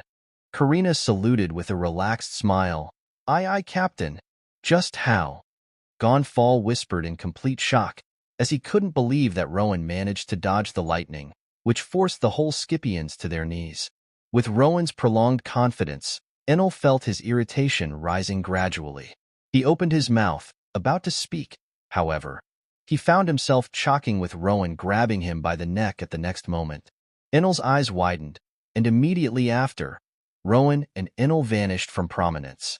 The exploding noise of Rowan's bounce force rumbled throughout the whole sky, causing the Grimheart pirates, with the exception of Robin, to chuckle and turn their head back to Skypiea, free of concern. "Aren't you worried of your captain?" Gonfall asked in a mix of worry and curiosity. His opponent is Enel, the god of Skypiea with absolute control over the lightning itself. His absurd strength was proven a long time ago, when he alone destroyed the whole civilization of Burka. "Look, Mr. Knight." Dan turned to Gonfall with a smile. "When our captain says that he will handle the matter himself, it's over." Upon crashing into the nearby cloud, Enel coughed with his hands on top of his bruised neck, as he raised his eyes upon Rowan, who stood in midair by continuously using the minuscule bounce forces on the sole of his feet. "Why you?" Enel gritted his teeth in a cold sweat. Previously, Rowan's strike was fast beyond belief, to an extent where Enel didn't have time to react even with mantra at his hand. Rowan shrugged with an excited grin. Over some time of experience, he deduced that the enhancement of his eyes brought him an absolute observation of the surrounding. Not only was he able to sight and observe any feature at an exquisite detail, but his reflex too seemed to have increased by quite a good amount. And the prowess that he showcased just now, that's what he is capable of with a blindfold on his face. "No matter. I don't know how you managed to touch me, but..." Enel stood up on the cloud he landed upon, as the blue lightning began to dance around him. "That shall be the only hit you ever land." Enel had a full confidence in his strength. With his ability to maneuver lightning and attain premonition through mantra, he was invincible. Enel raised his arm with his palm pointing towards Rowan, as the crackling energy of lightning began to cluster. "When I strike, he will dodge by dashing towards my right. If so..." Enel utilized mantra, or observation hockey, to read Rowan's intent before unleashing his attack. 30 million volt. Alto, God's jugmen. PAZT. The nearby air shook and crackled as the lightning was blasted off of Enel's palm, flying towards Rowan. Enel grinned as the lightning, right before reaching Rowan, suddenly made a turn to right, towards the location where he predicted Rowan to move to. However, to his disbelief, Rowan simply stood on the same spot without any sign of movement. He simply stared at Enel with an amused chuckle. How? Enel's jaw dropped comically as he turned his head back and forth between Rowan and the location he shot his lightning towards. Rowan ran his fingers through his hair and shook his head in laughter, not bothering himself to answer Enel's inquiry. There was only one possible explanation to account for Enel's miscalculation. Rowan's observation hockey was simply superior to Enel's. "That was quite disappointing," Rowan spoke up as he cracked his knuckles, before bending his knees slightly. "Talk about pride. Still not going all out, huh?" Enel, with his mantra having sensed an upcoming danger, quickly tapped two of the drums on his back with his staff. 60 million volt, Jambol, Thunder Dragon. The lightning, which took up the shape of a dragon, soared towards Rowan with a loud crackling sound. However, by the time the overwhelming lightning reached the spot, Rowan was long gone. Swoosh! Enel gritted and transformed his body into lightning upon sighting Rowan, who appeared out of thin air in front of him. Rowan's feet momentarily landed on the cloud Enel was previously standing on, before propelling him towards Enel at a blindingly fast speed. 3-hit, Sonic Rush. Enel felt the whole world around him explode at an inconceivable speed, as Rowan flickered all around him at a speed faster than a sound, and bombarded him with countless number of punches, where each punch contained 3 consecutive bounces. Boom! The speed of Rowan's technique was so quick that his punch barrage was heard as one delayed and large booming sound. As Rowan ceased smashing Enel, the latter was sent flying while bleeding all over his body. From what Rowan judged, Enel was very similar to Carmen, with both of them heavily relying on their fruits. Enel's speed was incredible, and his observational hockey seemed to be enhanced through the combination with his devil fruit ability. However, that synergy fell short when Rowan realized how slow Enel's reflex was. Simply put, Rowan wasn't dodging the lightning itself, but Enel's intents. Compared to Crocodile, this guy, quite underwhelming, Rowan said to himself as Enel stood up from the island cloud he was standing atop of, with his arms broken and many purple-colored bruises and bleeding wounds across his whole body. Unlike solid matter such as sand, something as eccentric as lightning and Carmen's fire, they can't be imbued with armament hockey. I see the pros and cons there. While Rowan momentarily paused in thought, Enel finally recognized the severity of the problem as he attempted to calm his breath. Huff huff. Enel's body shook in agony as his eyes locked onto Rowan with a hint of fear. Just, what cough is going on? I'm go. How can I be losing? God, Rowan said with mockery in his tone. He reminded himself of the time before he was reincarnated into this world, when he met a white orb-like being. God is the last thing you ever will be. Chapter 99. No, I refuse to believe this. Enel snarled with blood dripping from his mouth. As the large mass of lightning began to crackle around him, I'm God. However, Rowan didn't seem to be paying much mind. Kinetic energy, bounce. I've always used bullet as a medium to accumulate the energy and utilized it as entropic blast. However, now, with armament hockey at hand, the black-colored armament hockey slowly encased Rowan's outstretched left hand. Rowan raised his left hand up with his extended thumb and index facing each other. Subsequently, the subtle sounds of consecutive bounce forces were heard between his thumb and index, and the heat began to emanate from the region of air between his two fingers. Rowan's eyes flashed in interest. Witnessing Rowan's impassiveness, the lightning around Enel enlarged, resonating to Enel's fury. The lightning around Enel's body began to morph into a giant entity-like being, similar but inferior to how Crocodile built a sand titan in the past. Max 200 million volts, Enel declared, a Maru, thunder god. The newly developed entity of lightning now stood in front of Rowan, with the staff Enel was originally holding now transformed into a lightning trident that crackled dangerously. The lightning from the entity thundered all across the area, generating a terrific sound that was heard all the way to Skypea and Upper Yard, instantly earning the residents' fears. Rowan broke into a ferocious grin. Now we are talking. They were currently in the sky in the middle of nowhere, at a notable distance away from the Sky Islands and the Blue Sea. This meant that no one will witness their battle.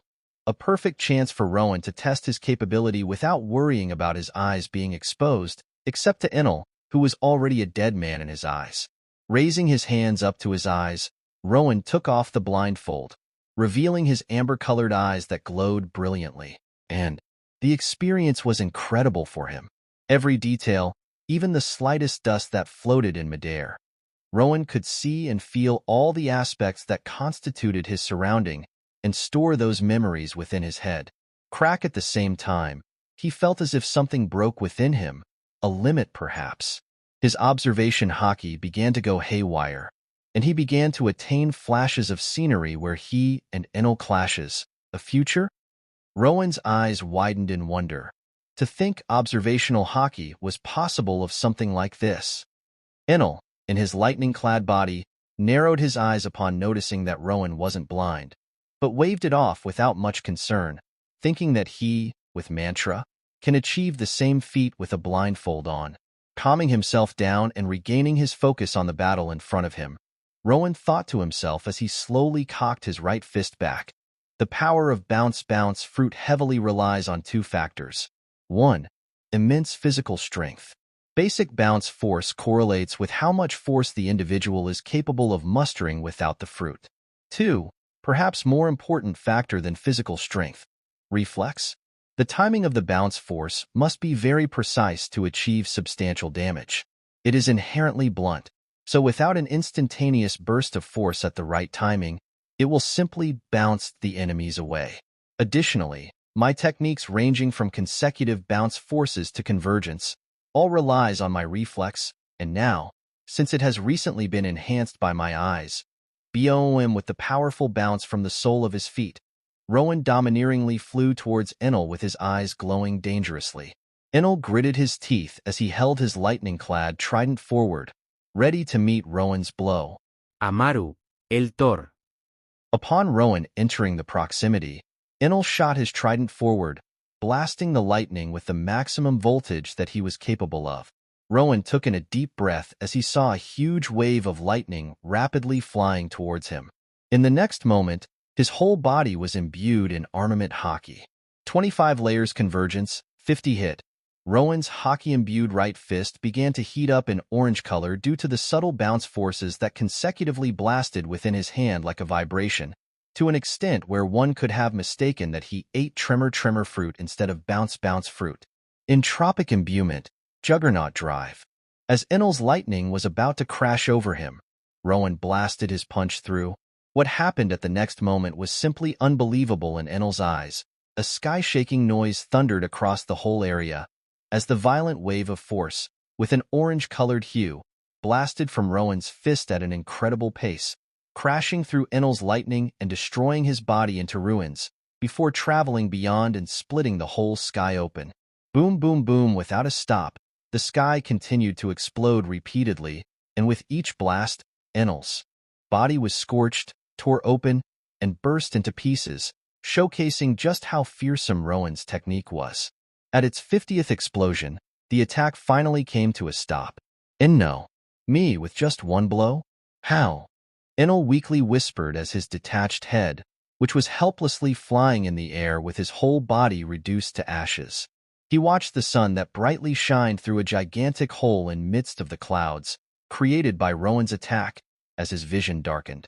Watching Enel's gruesome death impassively, Rowan placed his blindfold back onto his face, before inspecting the scenery that he created with slight exhaustion on his face, as the armament hockey faded from his body and the steam was seen to be coming off of his right hand.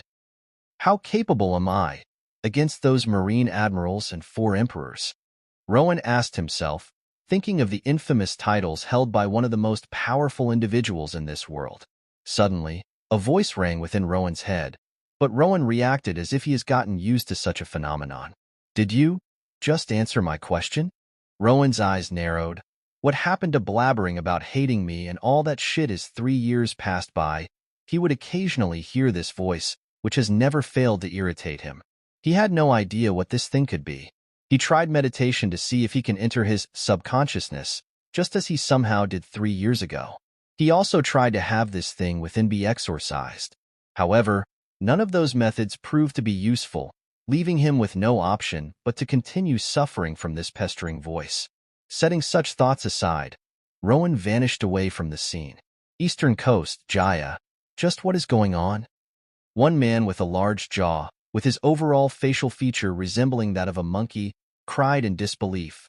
A large black-colored storm at Mock Town for days, and now dash. His eyes were locked at the sky located at a far distance away, where a gigantic hole was created out of nowhere, with the sun brightly shining through. Freaking 50 consecutive explosions in the sky. This man was Mont Blanc Cricket, the descendant of the falsely accused liar, Mont Blanc Noland.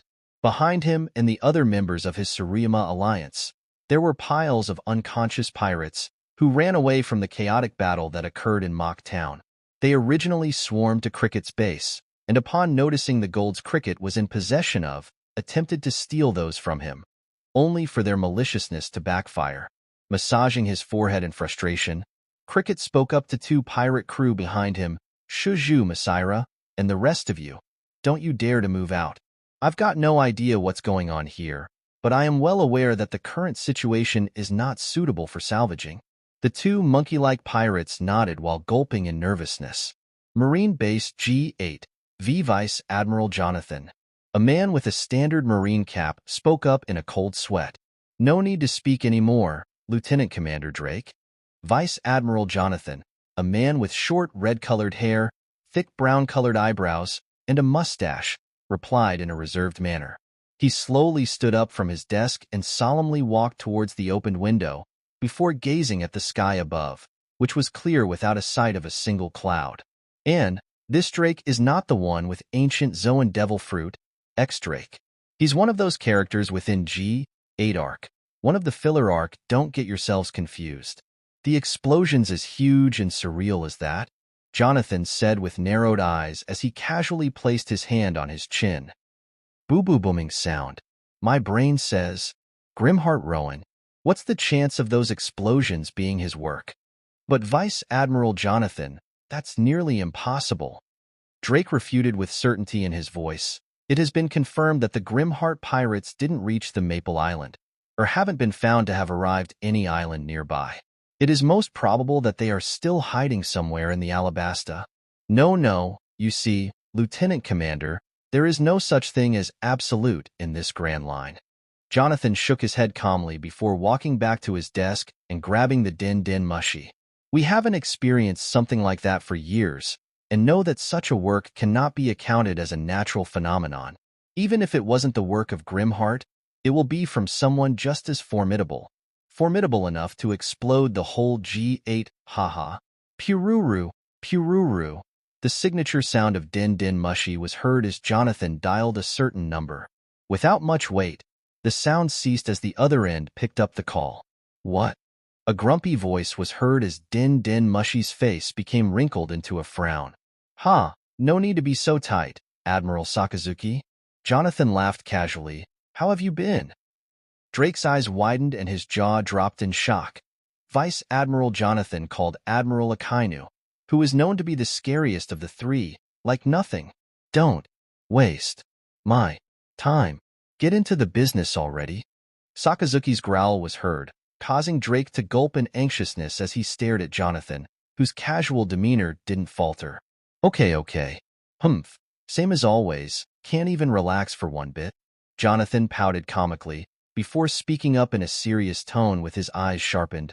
Say, what do you think it means when the whole sky above you suddenly explodes, 50 times in a row? What? Sakazuki's asked in a low tone. Jonathan is Sakazuki's protege, and the two of them knew each other for a long amount of time. Apart from Sakazuki's dislike for Jonathan due to the latter refusing the absolute justice, Sakazuki knew that Jonathan would never bother to call him in usual cases, and when he does, there was a reason behind it. Well, all I could deduce from those loud booms was that it's gotta be more than what G8 can handle. Jonathan responded calmly. If it was Grimheart Rowan, as he suspected, whose crew destroyed another base in the past and killed another vice admiral along with one of the 7 warlords, G8 will end up facing a calamity as they did. Are you busy? Din Mushy's expression remained grim, as Sakazuki seemed to be in deep thought. Eventually, he spoke up seriously. Kazan and Garper near. Oh, you are not coming yourself?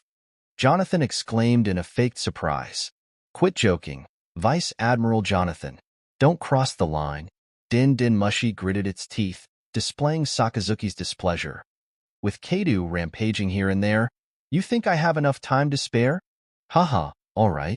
Hope they come fast enough before all of us are done for. Jonathan gave a hearty laugh. H-in. With a grumpy sound from the other end, Sakazuki broke the call. Jonathan placed the dial down and turned to Drake with a V sign in a comical manner, causing the latter to fall down to the ground with sweat, wondering how Jonathan is able to maintain his composure. Dan, bring me the pineapple from the back room. Carmen called to Dan, who was still busy writing down in his notebook as she waved a cooking knife in her hand. What? Pineapple? Dan squinted his eyes. Didn't Captain tell us not to purchase any more fruits? Carmen nodded. I haven't bought any afterward. That pineapple is from Daifuku. It wasn't ripe enough before, so I couldn't afford to open it. Now should be about the right time, before it begins to rot.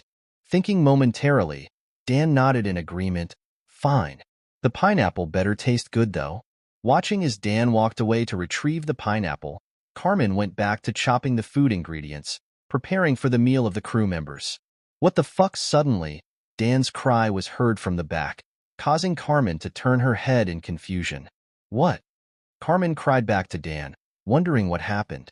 Curious, she put down the knife and walked to the back room of the ship and sighted Dan, who was holding a strange-looking fruit that seemed to be a variant of a pineapple.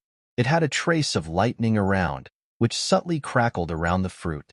The fruit itself was cyan blue in terms of color, and upon sighting this fruit, Dan and Carmen both reached the same conclusion at the same time: devil fruit. At the next moment, Carmen found herself dumbfounded as Dan, at a blinding speed, took a bite from the fruit before his face turned into a disgusted frown. Blurg, this pineapple tastes like shit. Chapter 100. Before the story starts, first of all, thank you to all of you for reading up to this point. Wow, I can't believe that it's chapter 100 already. There were many ups and downs, but we've come a long way. Now, with Ace caught much earlier than the canon and various other factors involved, I'm getting all the pieces ready for the Marineford War. Ugh, I have all these scenarios playing within my head and can't wait to write out the part, but the necessary build-ups and story progressions are killing me. My tension is so high right now, cause I finished all my midterms and am chilling right now, haha. Anyways, hope y'all enjoy a good weekend. P.S. I tried to draw Rowan's appearance with my hands. Searched for some images on Pinterest and other sites, but I couldn't really find one that matches my imagination. Still an ass drawing, but hey, I think it's better than my Paint X ones. Dan, Rowan said with a visible surprise on his face. What the fuck? Imagine his surprise when he came to sight one of his crew member displaying a particular devil fruit power that belonged to the another that he killed minutes ago. Finally, Captain, it has been too long, Dan said with a comical drop of tear from his right eye as he clenched his right hand, which was crackling in blue-colored electricity. Carmen simply shook her head. Well, the pineapple we got from Daifuku before. It suddenly transformed into a devil fruit. Rowan's eyes widened upon hearing Carmen. Right. Transformation. I've only thought of the cons. Rowan thought to himself. The random transformation. If we hoard all types of fruits, will we be able to attain more devil fruits?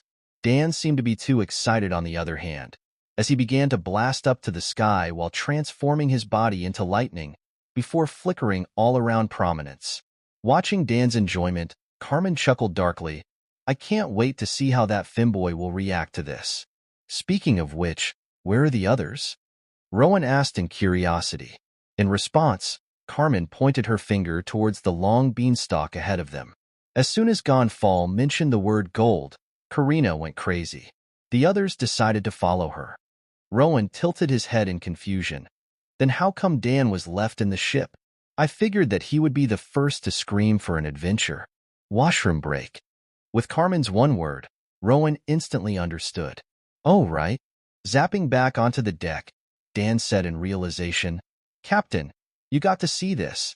With a flash of lightning, Dan rushed into the prominence, before instantly returning back to the spot while holding a seashell-like object in his hand. Apparently, this is called Dial, an interesting device that plays a key role for the lives of the Sky Islanders. For the purpose of demonstration, Dan pressed the middle of the seashell, and a small burst of flame was expelled from its hole, earning Carmen's snort. This variant in my hand is called Flame Dial. There exists many different kinds, and with this, I thought that we can dash. Rowan and Dan grinned at each other. Upgrade prominence. Hearing a sudden voice out of nowhere, Rowan, Carmen, and Dan looked to their left and right in confusion, only to find no one around. They eventually shrugged off. Rowan and Dan prepared themselves to explore the upper yard for themselves, while taking the food Carmen prepared for them. They weren't concerned with the other members who wandered off, knowing that each one of them was capable on his or her own. While the Grimheart pirates began to enjoy their stay in Skypiea, Prominence continued to sit by the shore of the upper yard, along with Carmen, who preferred to stay and relax. Wow! Karina expressed her amazement upon arriving in front of a very large ship, known as the Ark Maxim, that belonged to Enel. Behind Karina, the soldiers under Enel's command, including 4 priests, were lying on the ground, unconscious, with each one of them having a bleeding hole on a particular spot of their neck. Karina approached the ship and ran her hand over the smooth wooden exterior of the ship before jumping on the deck and inspecting the sheer amount of gold that was used to build it. 100, 300, 500? No, there's more. 600, 800, 900, a billion? Karina felt her mouth curling up in pure joy upon realizing just how worth this ship was. No wonder those people were so adamant on defending this. Subsequently, Alfred too has entered the cave that housed the ship and expressed his surprise. "Oh, look what you've found, Mademoiselle Karina. A ship made out of gold. What an absurdity. How will it float above the ocean?" Boom, a muscular man with a braided mohawk, small pair of wings, and a tattoo that extends from the left side of his face to his left shoulder, gritted his teeth in a cold sweat upon sighting that the cannonball he shot with his bazooka was effortlessly blocked by a muscular-looking horse. Feral. Said man's name was Wiper, the strongest warrior of the Shandya tribe, the natives of the upper yard. Gahaha, how weak. From Feral's behind, Cavendish laughed in mockery with his finger pointing at Wiper. From Cavendish's right, Robin lightly chuckled with her hands in her pockets. "You fuck punk," Wiper retorted with a fury of his own, before rushing towards Cavendish with his huge bazooka above his head, trying to slam it down onto Cavendish. However, nay. Boom, Wiper was knocked back by Feral's ferocious body slam on his bazooka, with the latter not having sustained any injury. Due to the recoil that he felt from Feral's blow, Wiper's grip on the bazooka shook in an unstable manner. "Well done, my sweet Feral." Cavendish grinned as he gently caressed Feral's mane, and in response, Feral made an eye smile while affectionately rubbing his head to Cavendish. A pinkish atmosphere was generated around them, causing Wiper's anger to momentarily halt in confusion.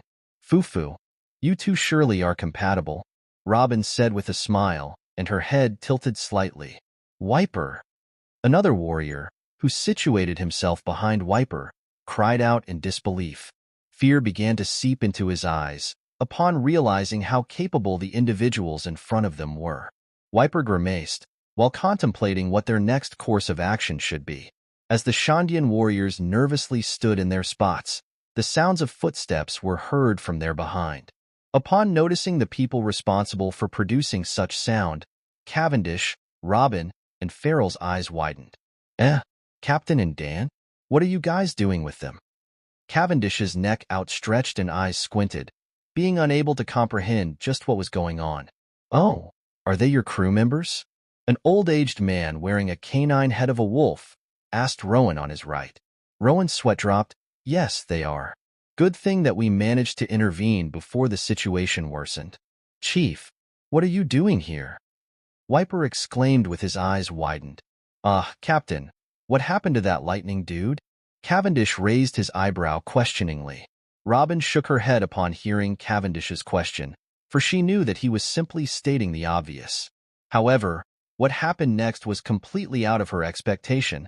Past a crackling sound of electricity was heard as Dan's right hand began to glow up in a blue color, with Dan himself haughtily grinning at Cavendish, whose eyes hollowed out in horror. "In no way," one Shandyan warrior whispered in complete shock. "How does he have the same power as Enel?" The chief closed his eyes before answering the question in a solemn tone. "Enel is dead, by this man next to us." What Wiper and the others all simultaneously screamed, unable to believe the words spoken out of the chief. "Well, you know what happened now." Rowan chuckled, before turning his head to Robin. "Apart from a matter as trivial as that trivial, I've located a poneglyph W. The chief's eyes widened upon hearing Rowan. "Poneglyph, you say?" Robin's eyes flashed in interest. It was attached on this big belfry made out of gold. "Golden belfry bell," the Shandyan warriors and chief screamed in unison, earning a sweat drop from Rowan due to their repeated interruptions. "I bet that Karina will love it." Rowan ended with a chuckle, before pointing his finger towards the particular direction. "It should be on that cloud." "What cloud?" Wiper said with his hand on top of his eyes, trying to sight the cloud Rowan was pointing at. The chief gained a hopeful gleam in his eyes. After all these years, in a span of one day, all of a sudden, Enel is gone, and the golden bell is found. Is this a dream? Zoom at the next moment, with a purple flash, Karina and Alfred suddenly appeared in the middle of the crowd, causing the Shandyan warriors to jolt back in caution. "Geez, took me some time to locate you all," Karina said with a smile, as she turned her gaze to Rowan with sparkling eyes. "Rowan, You got to see what Alfred and I managed to find. A literal ship made out of gold dash. Ah, so that's where the golds went? The chief nodded his head. Those golds originally belonged in our ancestral city, Shandora.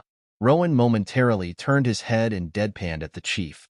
Seems like this tribe has a thing for interrupting another's speech. And look what happened to me, Dan said with a grin, while showcasing the electricity that floated around him proudly. Karina yelped, with Dan's newfound power completely catching her off guard. Oh, it seems that you ate the devil fruit that previously belonged to the very opponent that Captain Rowan faced against. Alfred clapped his hands in a pleasant surprise. Congratulations, Monsieur Dan. 3 days swiftly passed by. With the sun illuminating the sight, Prominence fully displayed its majestic form, with the wolf figurehead proudly staring off at the horizon, and many jet dials, which the crew removed from the Arc Maxim, were now attached at the exterior of the ship. This meant that Rowan and Carmen's collaboration was no longer required to keep the ship afloat in the air. Furthermore, with the human battery, known as Dan, along with the alternate source of energy called Carmen, the Grimheart pirates no longer needed to worry in terms of utilities. Hot bath, warm interior, fully running training facilities, everything will be in peak condition. Additionally, they now accumulated an incredible amount of wealth. Apart from the insane amount of money, amounting up to $1 billion, that they already had previously, there was a huge influx of gold into their ship. They now had a treasury room within Prominence, which quickly became Karina's favorite room. In terms of Poneglyph, there wasn't anything notable in contrast to the shocking reveal in the Alabasta. Robin simply deciphered the text and attained the message, and to Rowan's surprise, she decided to disclose the information to the crew. Not that anything changed after hearing the context regarding the Poseidon, as well as the Pluton from Alabasta. Ding now, with the loud and clear sound of the golden bell resounding throughout the whole sky, Rowan smiled to himself before turning his head back to the front, with him standing at the foremost section of the deck. Crossing his arms together, Rowan made an order to his crew, "Sail out." "Aye, aye, Captain," Dan replied with a grin as he placed his hand on top of a metal pole that lied in the middle of the Prominence, before transferring a large amount of electricity. As the Prominence began to blast off of its spot at a blinding speed, with all jet dials activating simultaneously, all members of the Grimheart pirates stared off at the vast white sea in excitement. Marine Base G8, as I suspected, the Grimheart pirates. Jonathan nodded as he sighted Prominence with the binoculars in his hands. The Jolly Roger of the Grimheart pirates proudly displayed on its masts, as the Prominence domineeringly flew towards the base. "They are coming straight to this direction, and this means one thing. Log pose." Tap tap wahahaha. "Is that true?" From Jonathan's behind, a boisterous laugh was heard as the series of footsteps approached him. "Grimheart pirates? Welcome to G8, Admiral Kazan and Vice Admiral Garp." Jonathan spoke up in a calm demeanor as he turned around and slightly bowed his head. "You two have come at perfect timing." Kazan gave a lazy sigh. "Ha, I was on my break, you know. Isn't this just too cruel?" "Wahahaha, I see that you are lazy as always, Kazan."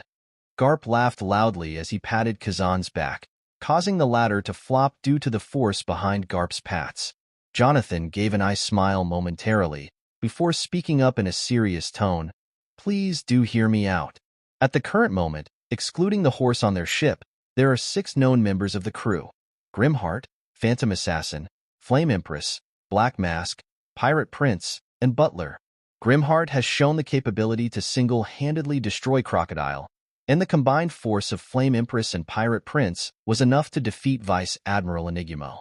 Additionally, Phantom Assassin slaughtered the Marine troop led by Rear Admiral Akend, and Black Mask managed to achieve a victory against 6 Commodores by himself. Judging by these data, I concluded that it would be the most plausible for Vice Admiral Garp to face Grimheart himself.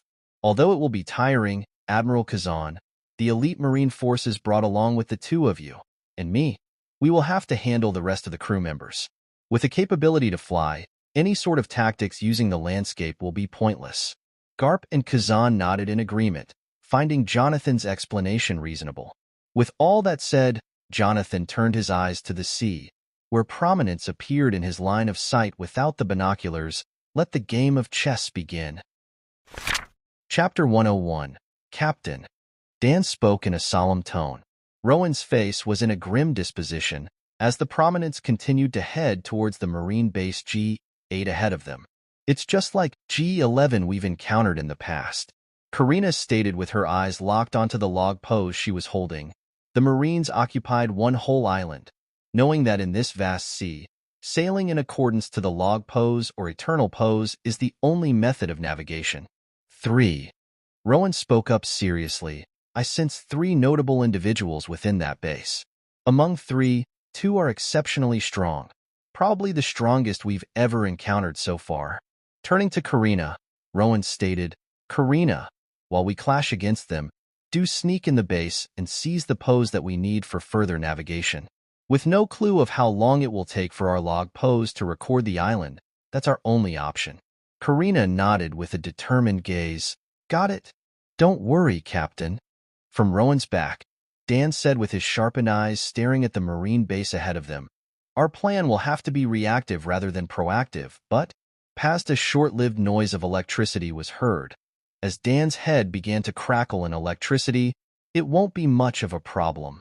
Rowan broke into a confident smile of his own as he noticed his other crew members, Carmen, Cavendish, Alfred, Farrell, and even Robin, all staring back at him with a resolution of their own. As prominence reached the nearby shore of the Navarone island of the Marine base G8, 3 Marine officers, Garp, Kazan, and Jonathan, have shown themselves as they casually walk towards the prominence. Subsequently, many Marine ships have begun to move out from the base before surrounding the prominence from all possible angles. Upon noticing Kazan, Robin's eyes widened in horror. Akiji? Wahahaha. So you are the Grimheart Rowan I've heard of for years. Garp laughed out loud.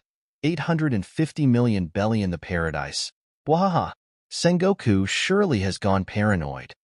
Kazan sighed with his hands in his pocket. With a slouched posture, he raised his eyes towards Robin. Nico Robin. To think you would have joined them. That was quite unexpected of you.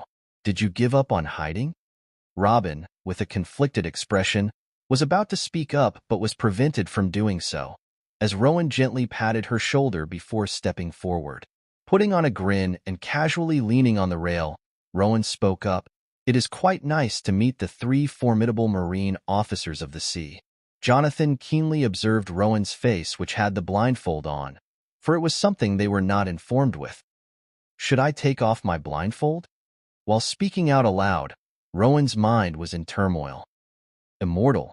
Will he recognize my eyes? Is it possible to defeat them without utilizing my full capability? Garp the hero, a dude with a brown mustache, and an ugly-looking ice bastard. Rowan's casual tone slowly morphed into a ferocious growl as the atmosphere began to turn intense. From some distance away, the other Marine soldiers, aboard the ships that surrounded Prominence, were gulping with a notable nervousness on their faces. Can't you be a little nicer? Kazan replied with half-lidded eyes, scratching his head lazily while doing so. Wahaha, did you hear that, Kazan, Jonathan? I'm the hero, and you two are nobodies to them. Garp laughed once more, causing Jonathan to stare at him weirdly. Captain Rowan. From Rowan's side, Alfred said in a low tone, the last member of the 3 is known as Vice Admiral Jonathan, who used to serve under one of the current admirals, Sakazuki. Dan observed the surroundings keenly. Their plan seems quite straightforward. Crush us with force without allowing us to touch the base even once. Take out the exceptionally strong members of our crew with those 3, while all the other Marine ships bombard Prominence. Like? Robin said with a slight shakiness in her voice. Buster call. Hee, that's funny. Karina said with her eyes flashing dangerously. There is no such thing as a weak spot in our crew. With the situation in deadlock, as Rowan impassively faced off against 3 Marine officers, Rowan called out, Carmen. Dan. Upon hearing Rowan, the duo grinned. It's about time. Roger that. At the next moment, Carmen and Dan began to rise from the Prominence, with one encased in an orange-colored flame, while the other crackling in blue-colored lightning. The Marine soldier's jaws opened wide. Lightning? Jonathan's eyes narrowed upon sighting Dan's ability. Kuzan's raised his eyebrow as the casualness in his face was gradually lost. Wahaha, you think we will let you guys freely attack us? Simultaneously, Garp crouched down from his spot, ready to blast off. Watching Garp's behavior, Rowan immediately ordered, "Leave the hero to me," and prepare to engage. The other members of the crew nodded. As Karina flipped out a knife, Cavendish unsheathed his sword, and Robin crossed her arms. Flame Empress, Sea of Flames. The torrent of orange-colored flame began to fill the sky above them.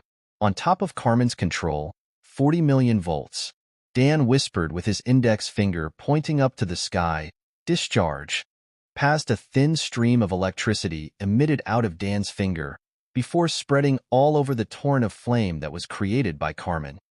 "Interesting," Jonathan said with his hand on his chin, using the oxygen above as a fuel to keep the flame afloat, and discharging electricity into the clouds to produce the combination of flame and lightning.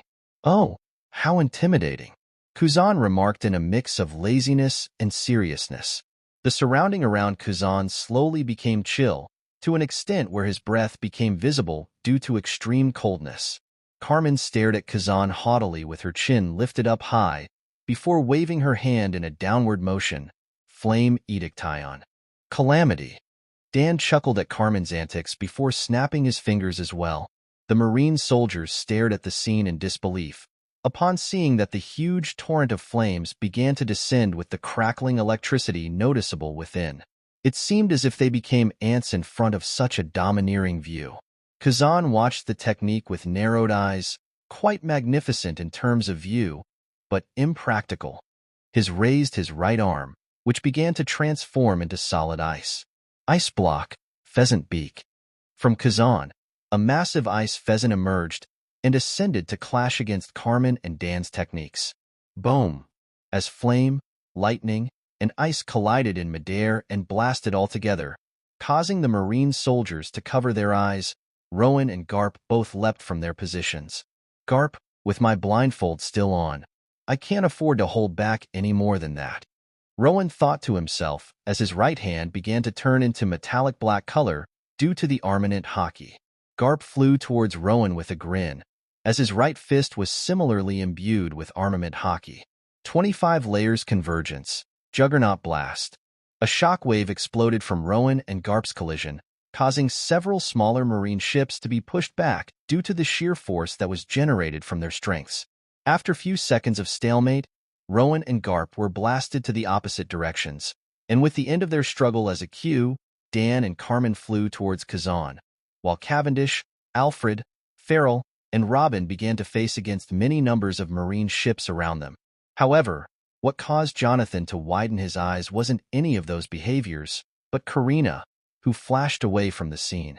With an instant realization, Jonathan clicked his tongue as he quickly spoke to another Marine officer behind him, "Rear Admiral Yukimura, you will take over in my stead?" Yukimura nodded strictly. "Understood, Vice Admiral Jonathan." "Garp-san, it's all up to you." Giving Garp the last glance, Jonathan immediately flew towards the Marine base G8 without any hesitation. Having moved away from everyone else, Rowan and Garp were standing on a huge rock that stood in midst of the water, engaging themselves in extremely close combat, with their fists, and in the case of Rowan, legs too, imbued with armament hockey. The exploding noises consecutively blasted in all directions, as Garp continuously threw punch after punch towards Rowan, who clenched his teeth as he met Garp's iron-hard punches with his own. "Wahaha, you brat, you surely are quite strong, all right?" Garp said with a grin on his face. Rowan didn't have time to return Garp's words, as he was busy parrying and defending against Garp's strikes by predicting the latter's moves with his observation hockey. "Bounce art, Saksa." Rowan, at a blinding speed, slammed his knee onto Garp's face, only to find that Garp blocked his technique by imbuing his whole face with armament hockey. Immediately twisting his body downward to dodge Garp's punch, Rowan blasted his kick upwards to Garp's chin. "Bounce art, Beck rock." Heh. Garp met Rowan's kick with a headbutt, Rowan felt his body shake slightly from the recoil of Garp's strike. Subsequently, gaining a premonition of Garp's strike, Rowan quickly pushed himself off of the ground he was standing on. The whole portion of the large rock that they were standing on was destroyed into ruins. Bounce art. Finding an opportunity with Garp's back facing him, Rowan slammed his right foot on Garp. Hanra. Much to Rowan's dismay, Garp didn't falter, having blocked Rowan's attack with his armament haki once again. As Garp stared at Rowan with a hint of goofiness, Rowan's eyes blazed up as he began to bombard Garp at an extreme speed.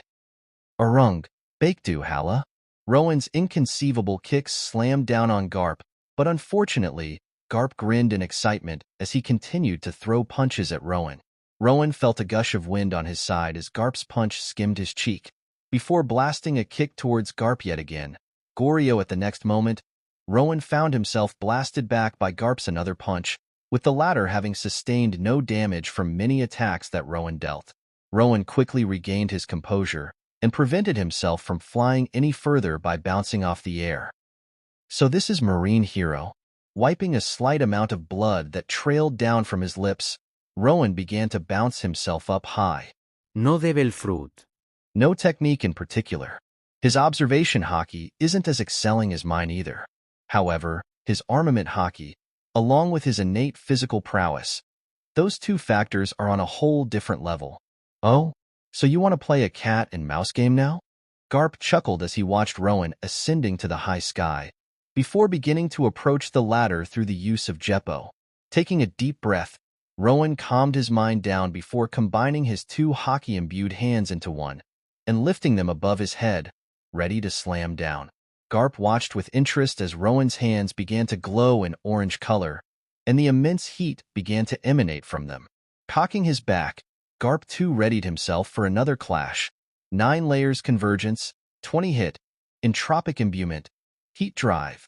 In the next moment, Rowan's hands slammed down onto Garp's fist at an incredible speed. The whole air shook as two sides struggled to win against each other, and to Garp's surprise, Rowan's technique, for the first time, managed to overcome Garp's strength, sending him to crash into the sea underneath and causing the large volume of water to erupt. Not good, Rowan said to himself in a cold sweat. The combination of convergence, consecutive hit, and entropic imbuement was his trump card, and he was forced to use it against Garp this early. Also, he felt as if the latter was still hiding something. In the next moment, another round of water eruption occurred, before Garp blasted out of the water and positioned himself in midair, right in front of Rowan with a grin on his face. Wahahaha, it's getting more and more fun. Garp laughed boisterously as he stared at Rowan as if he has taken a liking. If only you were a Marine. We could have sparred every day. Rowan returned Garp's claim with a smirk of his own. Maybe we can if you are to become a part of my crew. Garp was about to laugh again, but stopped in midway, before pushing one of his nostrils with his finger and blowing his nose, expelling water out of his other hole. Ah, there. Much better now. Under Rowan's watch, Garp cracked his knuckle and subsequently, his haki-imbued hands began to give off the reddish glows, earning Rowan's cautiousness. What is that? Witnessing Garp's add-on to his already haki-imbued fists, Rowan's senses screamed of danger. Chapter 102, Dos Fleur. As Robin crossed her forearms to form X-like shape, 2 arms sprouted from many Marines that jumped towards prominence. Clutch. Many bone-crunching sounds were heard simultaneously, as those sprouted arms instantly broke the Marine soldiers' necks, causing them to drop lifelessly into the water. In midst of the chaos, Cavendish was seen to be vanishing from ship to ship with incredible speed. As he passed by, many Marine soldiers fell with a slash on their back. Watch your surroundings. It's the Pirate Prince. Someone within the force cried, as all the Marine soldiers tensed up and looked to their left and right. At the next moment, Cavendish found himself surprised, as his sword was blocked by the sword belonging to another man. Ho, who are you? Cavendish asked with interest, as their swords struggled to overcome one another. Eventually, the man had to jump back with clenched teeth, as Cavendish's strength quickly overwhelmed him. I'm Captain T-Bone. I won't let you slaughter any more of my men. Cavendish squinted his eyes hearing this. Only Captain? I expected Rear Admiral. T-Bone didn't speak any further, but charged at Cavendish with his sword pointing towards the latter. Right angle flash, Bone swar. As T-Bone swung his sword, a wave of rectangular cut was sent forth to Cavendish. Cavendish blurred away from his position as T-Bone's attack passed through the scene and cut through the section of the marine ship. Last time, along with my laugh, I felt that naming my techniques as one sword style and two sword style felt too bland. All of a sudden, from the behind of T-Bone, Cavendish began to sprout nonsense, causing T-Bone to stare at him questioningly, along with my newfound laugh. I now have a clear idea of what their true names should be. With his eyes glaring at Cavendish, T-Bone raised his sword and positioned it behind his back, before slashing with strength. Right angle flying bird, Bone Odori. A beam of sword wave rushed out of his sword and rapidly flew towards Cavendish, who smiled maniacally. The other marine soldiers stared at Cavendish fearfully, as the atmosphere began to turn cold and ominous. Immediately after, T-Bone found himself surprised, as Cavendish suddenly disappeared and his attack was extinguished out of its existence. Beautiful sword, Vent Rose. All of a sudden, Cavendish's calm voice was heard from his behind, and T-Bone's eyes widened. Lowering his sight, T-Bone found a large gash on his midriff. How? With a final moment of disbelief, T-Bone lost his consciousness and fell down on the deck powerlessly. See Captain T-Bone, one marine soldier said in shock, and Cavendish watched as many of them began to step forward, protecting the unconscious T-Bone with their swords pointing at him, even though their legs were shaking in fear. Even if we were to die here, another marine soldier stated with a gulp, we won't let you lay another finger on Captain T-Bone. With the sudden noises resounding throughout the battlefield, Cavendish momentarily turned his head to the source of the sound, and frowned as he noticed the cannonballs that were flying towards prominence. Instantly jumping up from the ship he was currently situated in, Cavendish slashed his sword numerous times. Beautiful sword, Aurigane Rose.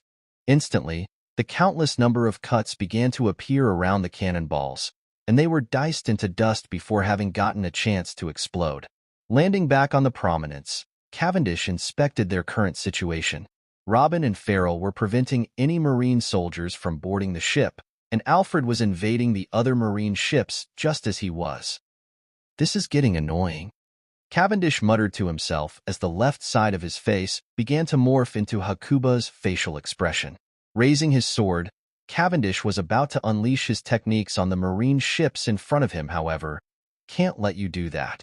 Cavendish hurriedly moved his sword to his side to block spear-like ice before it managed to stab him. With the ringing sound of metal, the ice spear shattered into pieces. Kazan was sitting on the rail of prominence, right next to Cavendish. How come you are here? Cavendish growled in a low tone, while trying to locate Carmen and Dan. Kazan shrugged. It isn't that hard, really. One relies on fruit too much, and the other is simply inexperienced with it. Just a slight tip over and dash, stopping his speech midway. Kazan tilted his head slightly. The intense beam of blue-colored lightning passed through where his head previously lied. Black mask, huh? Guess you are stronger than I thought, Kazan said while scratching the back of his head as he located Dan, who was standing with ripped clothes and a bleeding hole on his left shoulder. Akiji, Robin spoke out with a hint of nervousness in her tone. What are you doing here? Kazan shifted his eyes to Robin, who was glaring at him cautiously. Trust me, Nico Robin. I didn't want to come either, Kazan said as he yawned. I was on my cycle break, enjoying the rest, and Sakazuki had to pester me all of a sudden. Annoying. In the next moment, Carmen and Dan made their way to prominence by transforming themselves into their respective elements. They were found with numerous injuries on them, but their determined gazes showed that their fighting spirits didn't die. Facing off against 4 members of the Grimheart Pirates at once, Kazan casually placed his hand on his chin. You know, I was gonna, what was it again? I forgot. Then, at the next moment, a strange voice was heard out of nowhere, before the deck that Kazan was standing on bent upwards, causing him to bounce up in the air, away from the prominence. Huck Harmon, Dan, Cavendish, and Robin expressed their stupefaction, unable to comprehend just what happened. Prominence sat in silence as Kazan and the Grimheart pirates stared at each other in confusion, with the occasional booming sounds from the neighboring marine ships heard due to Alfred and Farrell's endeavors. Rowan found his mouth slightly parting as he witnessed the power behind Garp's punch, which he barely managed to dodge. An energy? Rowan muttered to himself, trying to understand the mechanism behind Garp's newfound ability.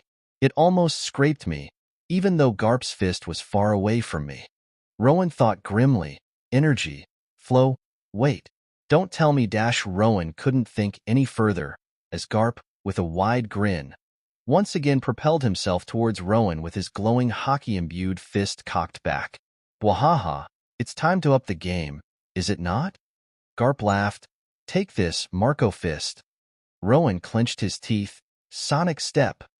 With the combination of Saru, bounce force, and his physical strength, Rowan vanished from his spot, narrowly dodging another punch from Garp. A large rock ahead of them got decimated into dusts, and a huge volume of water rose in shock. Gabon Fist, Garp shouted as his left fist thrusted forward towards Rowan, who used Sonic Step to evade it once more. The air roared and gushed towards the place Garp punched, signifying how much force was behind his attack.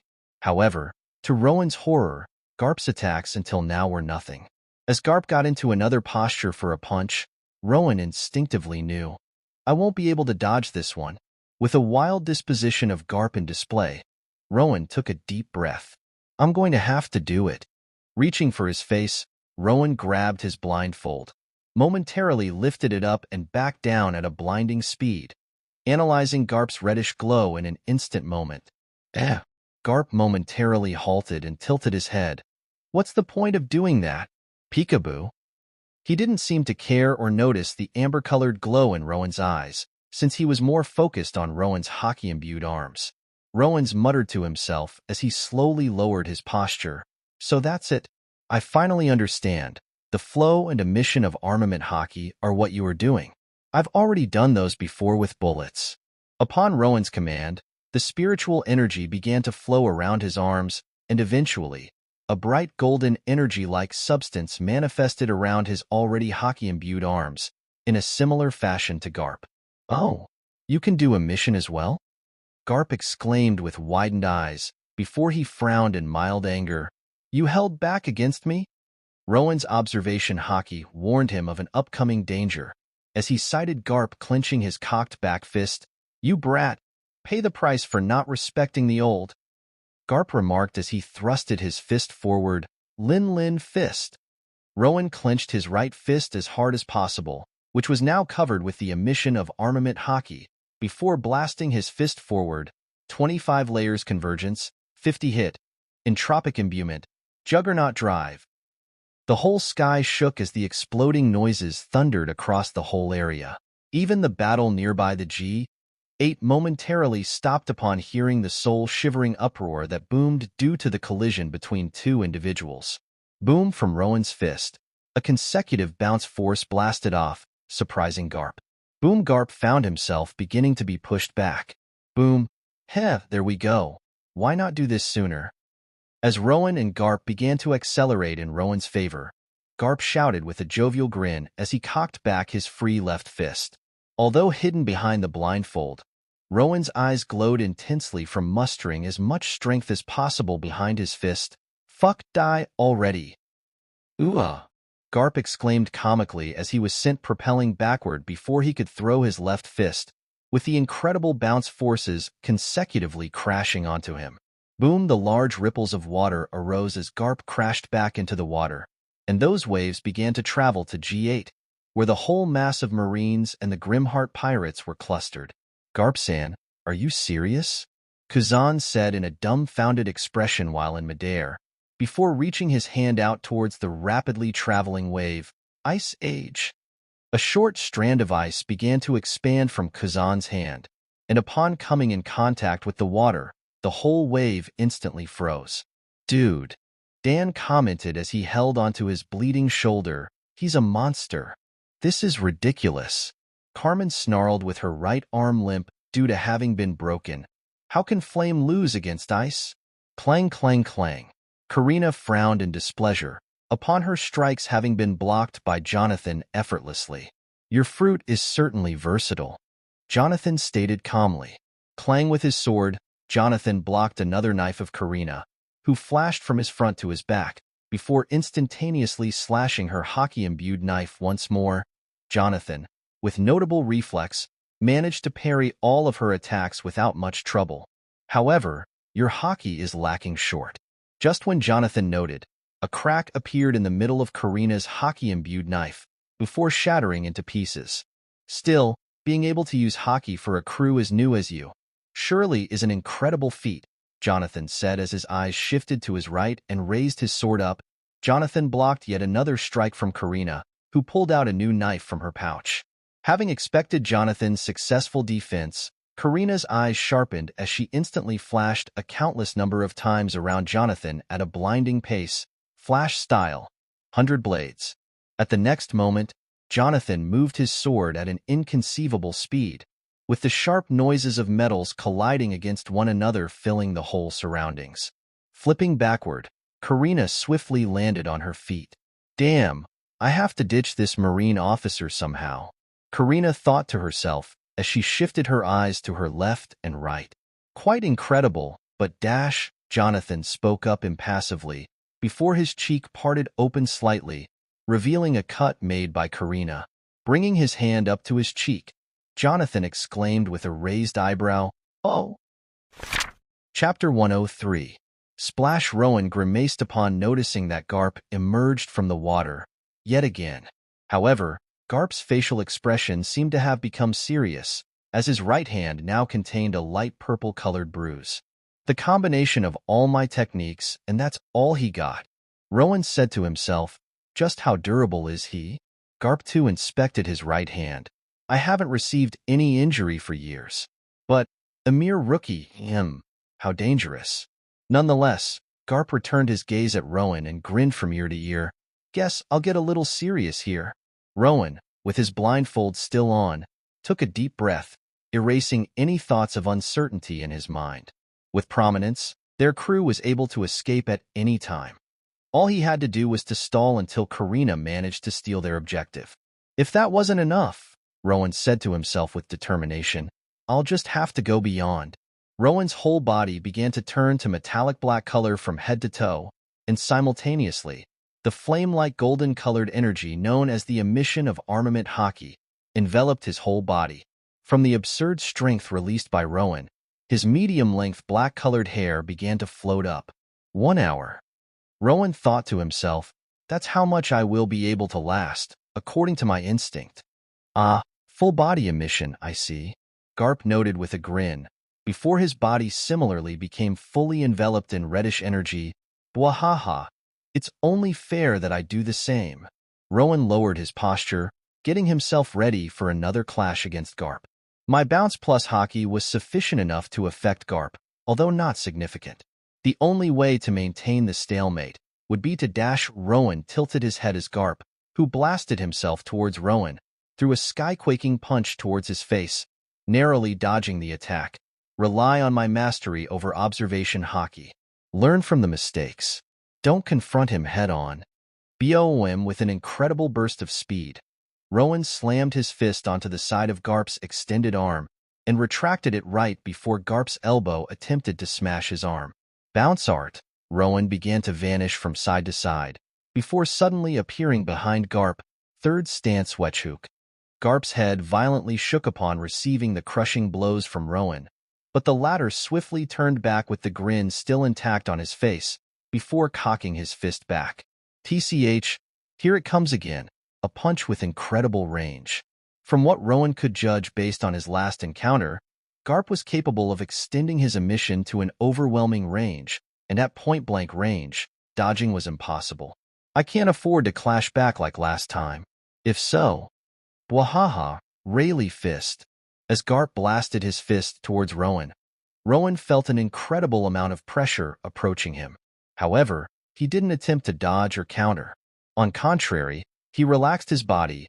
Bounce, bounce fruit isn't an offensive fruit. It's time to utilize what it's the best at, defense. Rowan clenched his teeth as Garp's fist was smashed onto him. Bounce, impact. With a very precise timing, a huge burst of bounce was blasted off of Rowan's whole body before he was sent blasting by Garp's attack.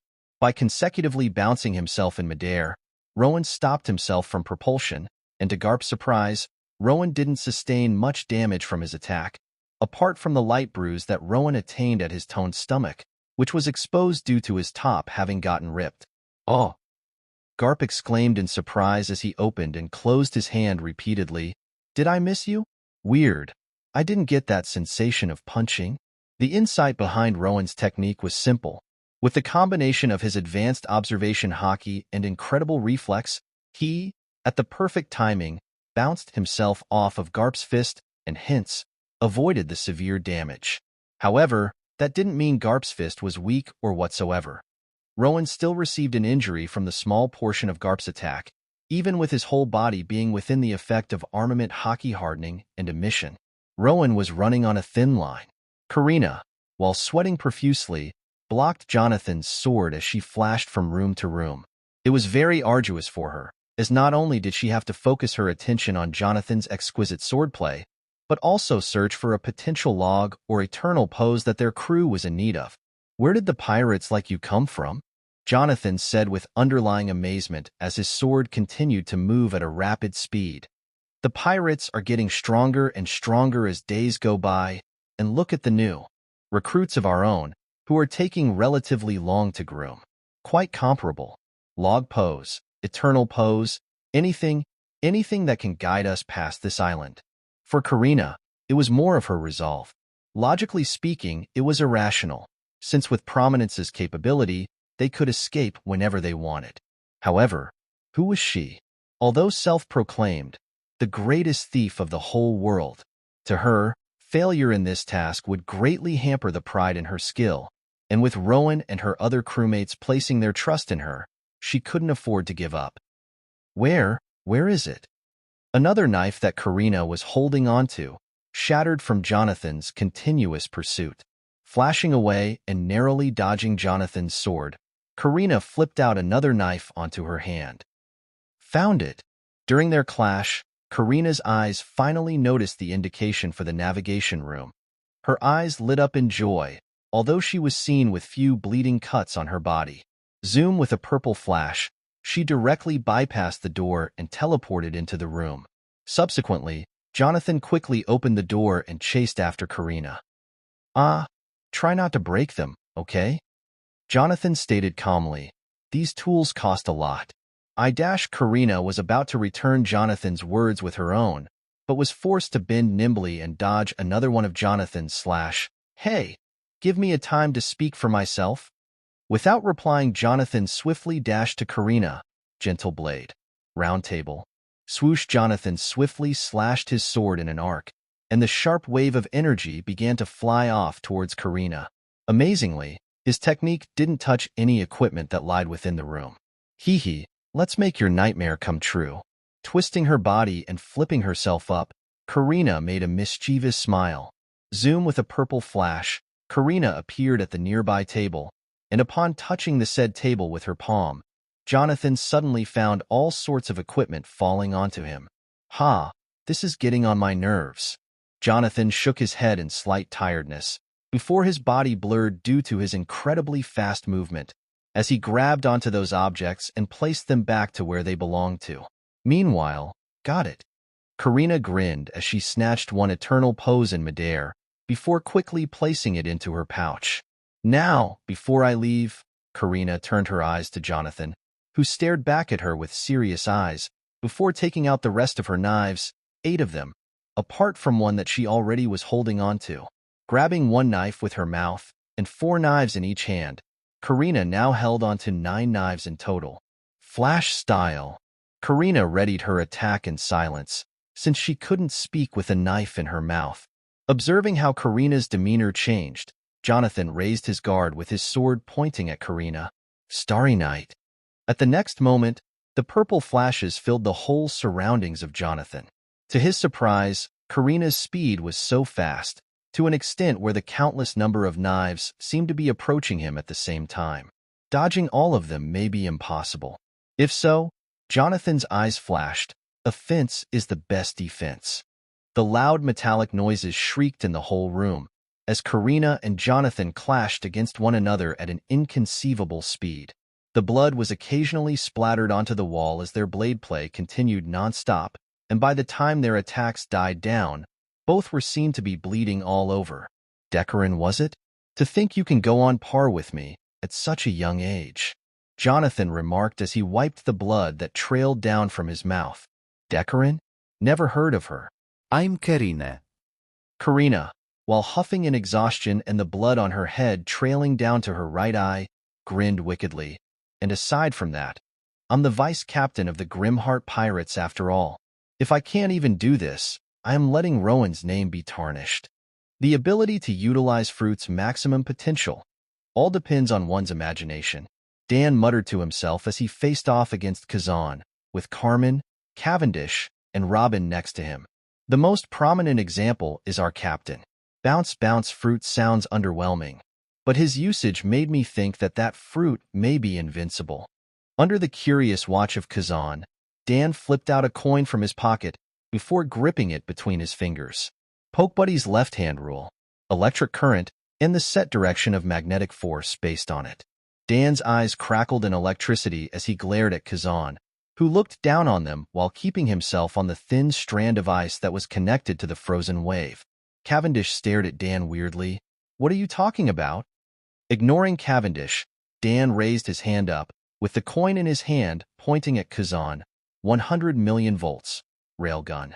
At the next moment, the short burst of lightning flowed in Dan's fingers, and the coin in Dan's hand, crackling in intense blue lightning and imbued by armament hockey, blasted towards Kazan at a blinding speed, whose eyes were widened upon realizing the danger behind Dan's technique. Ice block, shield. A dense ice shield immediately made its appearance in front of Kazan, and subsequently, although Dan's attack died down from Kazan's shield, it simultaneously shattered into pieces, causing Kazan's eyes to narrow. Heh, surprised? Under the watch of his 3 other crewmates, Dan spoke with a regained confidence in his tone. I can do thousands more. Yeah. Cavendish gulped. You are so dead when Karina returns. Dan turned to Cavendish and comically berated the latter. It's not the time to be thinking about that, Mr. I'm so handsome. Carmen seemed to be deep in thought, before raising her head up and holding her left hand out against Kazan. Kazan said with half-lidded eyes, I'm not careless enough to let you have another chance at me. Leaping from the strand of ice, Kazan stretched his arms out. Ice ball. The Grimheart Pirates witnessed as a huge amount of ice began to descend towards them. Gritting her teeth, the air around Carmen began to heat up. Quality and practicality, if I were to give up on flashiness. Carmen muttered before glaring at the mass of ice in front of them. Flame Edictation. Concentrated flame. A huge amount of steam began to be generated from the collision between the mass of ice and the pillar of flame. Although flame generally holds its advantage over ice, Kazan continued to expel a new batch of ice, maintaining the struggle with ease. Well done, Carmen. Dan stated with a grin, before raising his hand up. 80 million volts. Transmission. A large stream of electricity quickly traveled along the pillar of flame and through the mass of ice, before directly transmitting into Kazan. Ugh! Kazan let out a grunt as he felt the numbness of the lightning, although he quickly enveloped his body with armament hockey. However, this distraction allowed Carmen to overcome Kazan's attack. The pillar of flame soared throughout the sky, and Kazan, with the use of Jeppo, quickly moved out of the sight, narrowly dodging the technique. Simultaneously, Kazan found Cavendish, whose eyes were glowing in hollow blue and his black sword enveloped in the hollow blue-colored aura, Noble Phantasm, Hakuba. Kazan grimaced as he quickly enveloped himself with ice armor and hardened with hockey, before receiving the full impact of Cavendish's attack.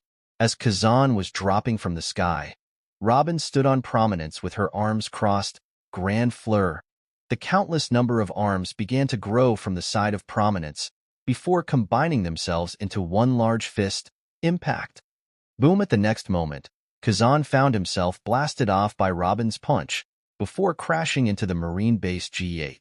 As the dust enveloped the site of Kazan's crash and covered any eyes from peering through, Cavendish spoke up after landing back onto prominence. Did we get him? Dan's eyes sharpened as he gazed to the cloud of dust in cautiousness. Now I'm certain that we didn't, just because you said that. Chapter 104. Boom! As Garp's another fist was narrowly dodged by Rowan, who slightly twisted his body and used bounce to skid off of Garp's attack. Garp's grin widened. This brat, Garp thought as he repeatedly threw punch after punch towards Rowan, is improving in midst of the fight. In comparison to their clash few minutes ago, Rowan's movements became gentle. It left a bad taste in Garp's mouth, for even when he manages to successfully hit Rowan, the latter would powerlessly bounce backward, with somehow a minimal amount of injury accumulated. A small noise of bounce was heard from Rowan's right palm, gently pushing him sideways and allowing him to dodge another one of Garp's sky-shaking punches. I think I understand more now. While dodging Garp's attack by the pure combination of his fruit ability and future prediction granted by observation hockey, Rowan thought calmly, there is no need to be brutal with the use of armament hockey. Emission, with the flow of hockey, one does not have to strike hard. A subtle touch will be enough to result in the internal destruction of my target, and when combined with my consecutive bounces bouncing himself off the air with incredible control, Rowan, by using Sonic Step, vanished from his spot before appearing Garp's back. Like Gentle Fist in Naruto. Rowan was about to tap his finger on Garp's left, but was forced to bounce himself off of Garp's right fist. Boom! As he watched Rowan blast back, Garp clenched his fists and sharpened his eyes as he grinned. Let's see if you can handle this one. Looks like this old man is finally going all out. Rowan thought in a cold sweat, with his observation hockey alarming him for an inconceivable danger ahead of him.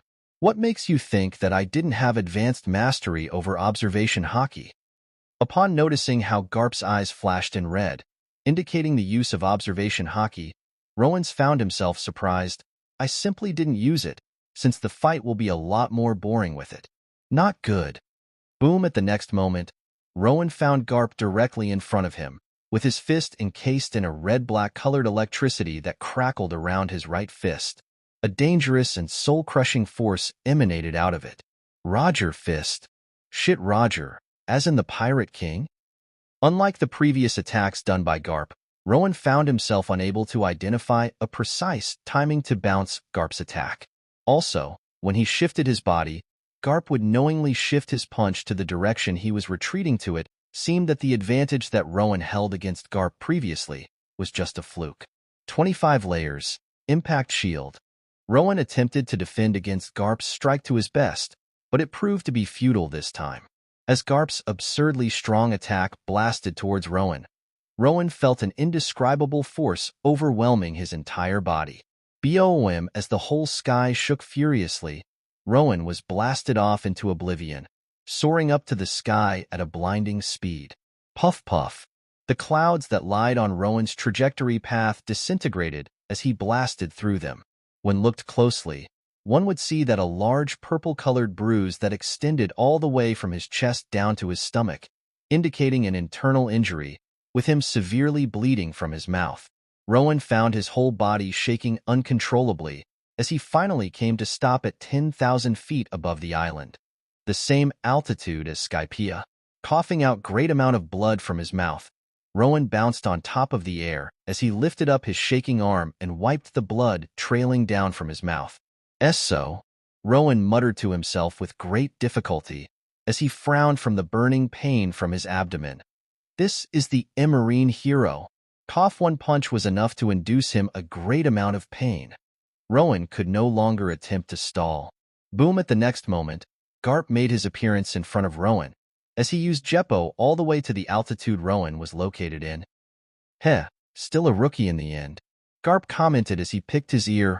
Roger would have countered that just fine. Rowan gritted his teeth to maintain the emission and hardening intact on his body.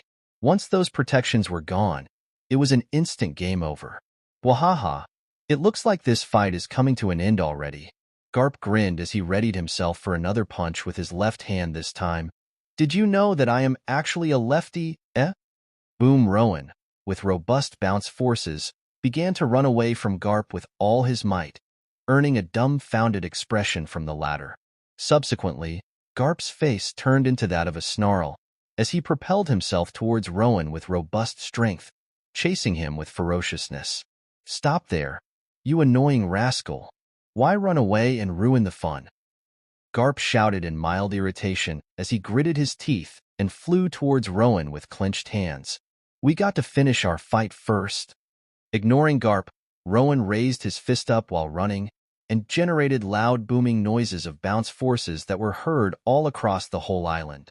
Garp didn't care for Rowan's antics and quickly chased down the latter tenaciously, although if you look closely into his eyes, they held an excited gleam.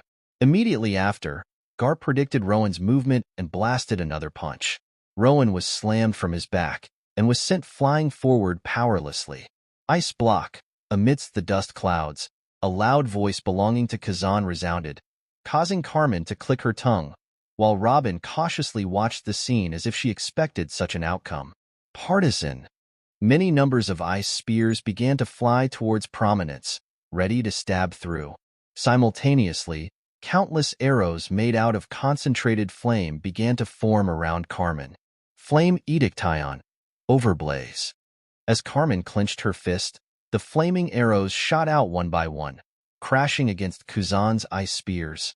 Throwing numerous coins up in the air, Dan, at a blinding speed, flickered each and every one of them. 100 million volts. Railgun barrage. As Carmen and Dan, through their collaboration, began to gain some ground against Kazan's attack, Cavendish quickly jumped up to parry Kazan's ice sword in his hand, for Kazan managed to travel a long distance in an instant moment. Who are you guys? Kazan said in a cold tone as he stared at the crew with full seriousness. How is it possible for the pirates of this strength to emerge outside of the New World? As the battle continued to go on, Kazan slowly became aware of just how dangerous the Grimheart pirates are and will be in the future. The prowess of the Grimheart pirates didn't lack short against even the ones in the New World. Kazan may be overthinking, but the Grimheart pirates that stood in front of him are the pirates with the potential to reach the level of Yonko's crew in his eyes. Gahaha.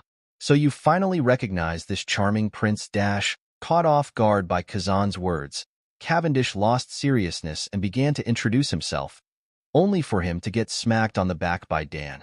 It's not the time for that, Mr. I'm so handsome. Dan spoke with his head crackling in electricity. Akiji's use of metal is quite simple. He lowers the temperature around him to an extreme degree initially, in order to allow him to form ice of greater durability. The lower temperature means a more regular and ordered molecular composition. Not waiting for the crew any longer, Kazan dashed towards the crew with the intention to end the battle. Ice. Kazan extended his hand as he approached them at a blinding speed. Time. The surrounding air became chill, as Kazan attempted to touch all crew members with his hand and freeze them into ice statues. Although Carmen, Dan, and Cavendish managed to evade Kazan's strike, their eyes widened upon realizing that Robin was vulnerable. Guess I'll start with you, Nico Robin. Kazan's eyes narrowed as Robin stared back at him with horror in her eyes. The time seemed to slow down as Kazan's ice-transformed hand moved closer and closer to Robin, who seemed to be frozen in helplessness. At the next moment, Kazan found himself swiping through the empty air. Huff you got. Huff lots to improve, Robin. Karina, who made a sudden appearance, smiled at Robin with her body full of blood all over. Robin, after having woken herself up from a trance, gazed at Karina with widened eyes. Karina, Carmen, Dan, and Cavendish sighed in relief, although their eyes expressed concern for Karina, whose state didn't look well. Suddenly, the loud noises of Rowan's signal were heard by all members of the crew, causing them to perk up with a grin. Oh! Upon hearing the signal, Alfred and Farrell immediately made back onto the Prominence, with Alfred's black suit slightly ripped and disheveled all over. It's time already? All of you, except Grimheart, are here, Kazan stated as he looked around with his feet on top of Prominence yet again. Perfect. Holding his hands out to his sides, Kazan's face turned into that of absolute seriousness. Ice. As Kazan was about to unleash his attacks, all members of the Grimheart Pirates, except for Rowan who wasn't there, had their joy end instantly upon realizing the circumstance that they were in. Carmen. Karina turned to Carmen urgently, but the latter shook her head. No. Sudden expansion from the heat, within the cold atmosphere like this, will destroy prominence without a doubt. Dan gritted his teeth, before shifting his eyes to Karina. Karina. Biting her lips in frustration, Karina took off her pouches from her legs and immediately flashed right in front of Kazan. Time capsule dash. With a purple flash, Kazan disappeared from his spot, before part of the marine base G8 ahead of them froze into ice. However, Karina. Cavendish cried upon sighting that Karina too have frozen into an ice statue, as she had to touch Kazan to teleport him away. Carmen immediately stepped forward. Leave her to Robin and me. Carefully lifting Karina up, Carmen briefly gazed at Robin and entered the down floor of prominence. Robin nodded before following Carmen. Damn it, guys, hold on tight. Dan cried as he laid his hand on top of the metal pole, before fueling the mechanism with energy. Boom! With all the jet dials activating simultaneously, Prominence crashed into few marine ships ahead of them, before blasting off of their spot. Beautiful sword. Uragan rose. As the immense number of cannonballs were all shot towards Prominence from many marine ships, Cavendish immediately stepped up and slashed his sword at a blinding speed, cutting all of them before they had a chance to impact the ship. As if I'll let you escape. Breaking the ice-transformed walls of the G8 urgently, Kazan dashed to Prominence at an incredible speed. Watching that Prominence began its flight, sonic step, huff twofold. Rowan blasted himself in the direction that Prominence was going towards, and instantly landed aboard the ship. The booming noise from his technique was only heard after a short delay. Huff, is everyone back on the ship? Rowan immediately asked Dan, who inspected Rowan's critical condition with disbelief. Captain. Dan whispered with widened eyes, but nonetheless nodded back seriously. With the golden emission around his body dying down and the black-colored hardening fading, Rowan tiredly turned back and sighted Garp and Kazan, who were ferociously chasing after them. While in midair, the moisture around Kazan began to freeze into ice block, avalanche. TSK, don't think you can get away like this, you brat. Garp shouted with crazed eyes as he blasted his fist forward. Newgate fist. Newgate, huh? Rowan said in a reserved tone, coughed the white beard. Before him and his crew, an incredible scene unfolded, where a huge wave of ice began to descend upon them, and a huge shock wave ascended from underneath. Seeing this, Rowan's expression turned grim as his body became encased in golden emission and black hardening once more. He was mustering every last of the strength that remained in him. He initially believed that whether this battle will end in their loss or not, they will be able to escape with ease, with all combinations of escaping mechanisms they had at their disposal. However, as he witnessed the sky-shaking attacks, which will shred the whole Prominence in one go, he realized that that won't be the case. Man versus disaster. Funnily enough, in midst of the crisis with him severely injured, that was the first thought that entered Rowan's mind. It was strange.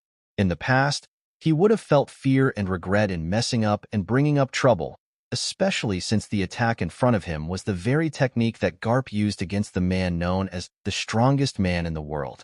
The fact that Rowan was facing against the combination of such a technique with another from one of the three admirals. This is what I meant when I say strong. Rowan thought with determination, as the air around him began to lighten up and calm down unnaturally, not to cower, not to be afraid, to stand for myself and those around me. You guys go without me. Turning around, Rowan said with a smile. Dan shook his head frantically. Captain, what are you talking about? We just have to continue to blast off from here. Ruban shuklat bakli. No, il miscalculata. I guess we shouldn't have engaged them in the first place. Go. I'll buy you some time. Slowly, Rowan stepped out of the Prominence, which continued to fly away, and faced two attacks in the middle of the air. "Captain!" Dan and Cavendish screamed, unable to believe the scene that's being unfolded in front of them. "Captain Rowan," Alfred muttered with a shaky voice, while holding on to Farrell, who was trying to jump towards Rowan. But in the end, there was nothing that they could do than to helplessly watch as Rowan became smaller and smaller in their eyes, as Prominence continued to drift away. "Who? Marine hero and admiral in front of me.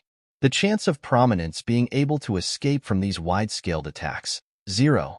Rowan stated to himself before his expression turned to that of the Resolution. "But that doesn't mean that I will allow them to reach my crew." The surrounding around Rowan quietened down in silence as he readied himself for the final clash. "Garp-san." Kazan's eyes narrowed. "Yes, this isn't the Conqueror's hockey." "Yet," Garp replied as he placed his finger under his nose and rubbed it, "the amount of will he's displaying right now. How interesting."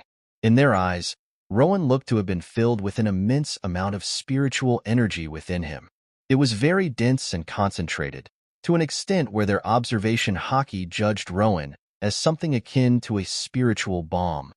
50 layers, 100 hit, entropy. Rowan blasted his fist forward with the maximum that he was capable of if he were not to think of the consequences that will follow. Terraforming. The indomitable force blasted out of Rowan's fist, clashing against the combined attack of Kazan and Garp. The initial pitch of the booming sounds generated by Rowan's technique was so high that no sound, except the noises from the collision between two sides, was heard. At the initial clash, Rowan's punch seemed to be falling short, with him being pushed backward by two attacks he was facing against. However, as if I'll let you take any more from me. The consecutive bounce with identical strength as the previous blasted forth. Afterward, as if the engine has begun its work, Rowan's punch started to drill its way through two techniques, constantly blasting over and over. Under the amazed eyes of Garp and Kazan, Rowan managed to nullify their attacks in the end, with the avalanche powerlessly falling down to the sea. At the same time, Rowan, whose right arm was now broken and the armament hockey gone, has gone unconscious as he began to fall from the sky. Kazan seemed to be at the loss of words, before speaking tiredly, "I'm actually glad that we managed to catch him here." Garp, on the other hand, laughed boisterously. "Wahaha, that was much more fun than what I've expected." Surprise. It's time to put some jokes that have been pestering me for days. Please do skip, for these may be quite cringe. "So this dude is Gold Roger," Rowan said as he pointed at the picture of the Pirate King. No. Goldie Roger. Karina shook her head. "Ugh, that just sounds so bad." Rowan frowned. "It's like Edward Newgate's name being Edward D. Newgate." Karina's eyes widened and her mouth gaped open in surprise, before bursting out in laughter. "Ha ha ha. I mean, think about it," Rowan said while placing his hand under his chin. "His title is Whitebeard. But where is his beard? All I see is a crescent-shaped mustache. He should be White Mustache, no?" "But you know." Karina spoke up slowly. "Your name is Uchiha." "Oops, Uchiha Bob." Rowan shrugged. "Still not as bad as Monkey D. Dragon. A name like that can't exist, right?" "Oh, it definitely can." Karina chuckled. "I mean, I've heard of one Marine officer named Strawberry." However, Rowan didn't seem to hear Karina's words, and instead was trying to hold his laughter from having realized something. PFF. Monkey D. Goku. Chapter 105. Water 7. We wait here. An old woman stated with her eyes closed as her index and middle finger touched her forehead. "You sure, Granny?" Job, with his cigarette on his mouth, asked with his eyebrow raised. "You were off for nth time up until now. At this rate, you are going to die before we meet Rowan." "It's definitely here. I'm absolutely certain this time. They will arrive here within a week." The old woman shrieked back with a tick mark on her forehead. "Didn't I teach you to respect the elders, Job?" Job immediately lashed out in anger. "I told you to call me Sebastian, you deaf granny." Mob and Urage stared at the old woman and Job's interactions, with a slight awkwardness between them. "So, you are Rowan's family?" With a grin on his face, Urage asked Mob. Mob nodded. Yeah. Brother Bob is a member of Uchiha, so he is a part of us. Grandma says that he may have something called the Eyes of Gorgon, but I have no idea what they are. I see. Urich nodded. Maybe he does have it. After all, his eyesight was quite impressive. Mob shook his head. The superior eyesight is something inherent for all the members of Uchiha. Grandma said that the eyes of Gorgon are either purple, red, or dark red, and that they have to do something with Conqueror's hockey thingy. Grandma, Job, and I don't have it. As the old woman and Job's dispute began to get increasingly childish, with them grabbing each other's face comically, Mob asked Urich, wanting to break the awkwardness. What devil fruit did you eat? I ate lift fruit. I can lift and move the objects without touching. Mob spoke in a monotone, although his eyes gleamed with joy. That sounds fun to explore. Urich chuckled. I ate pain fruit. The more pain I feel, the more boost of strength I get, although it's temporary.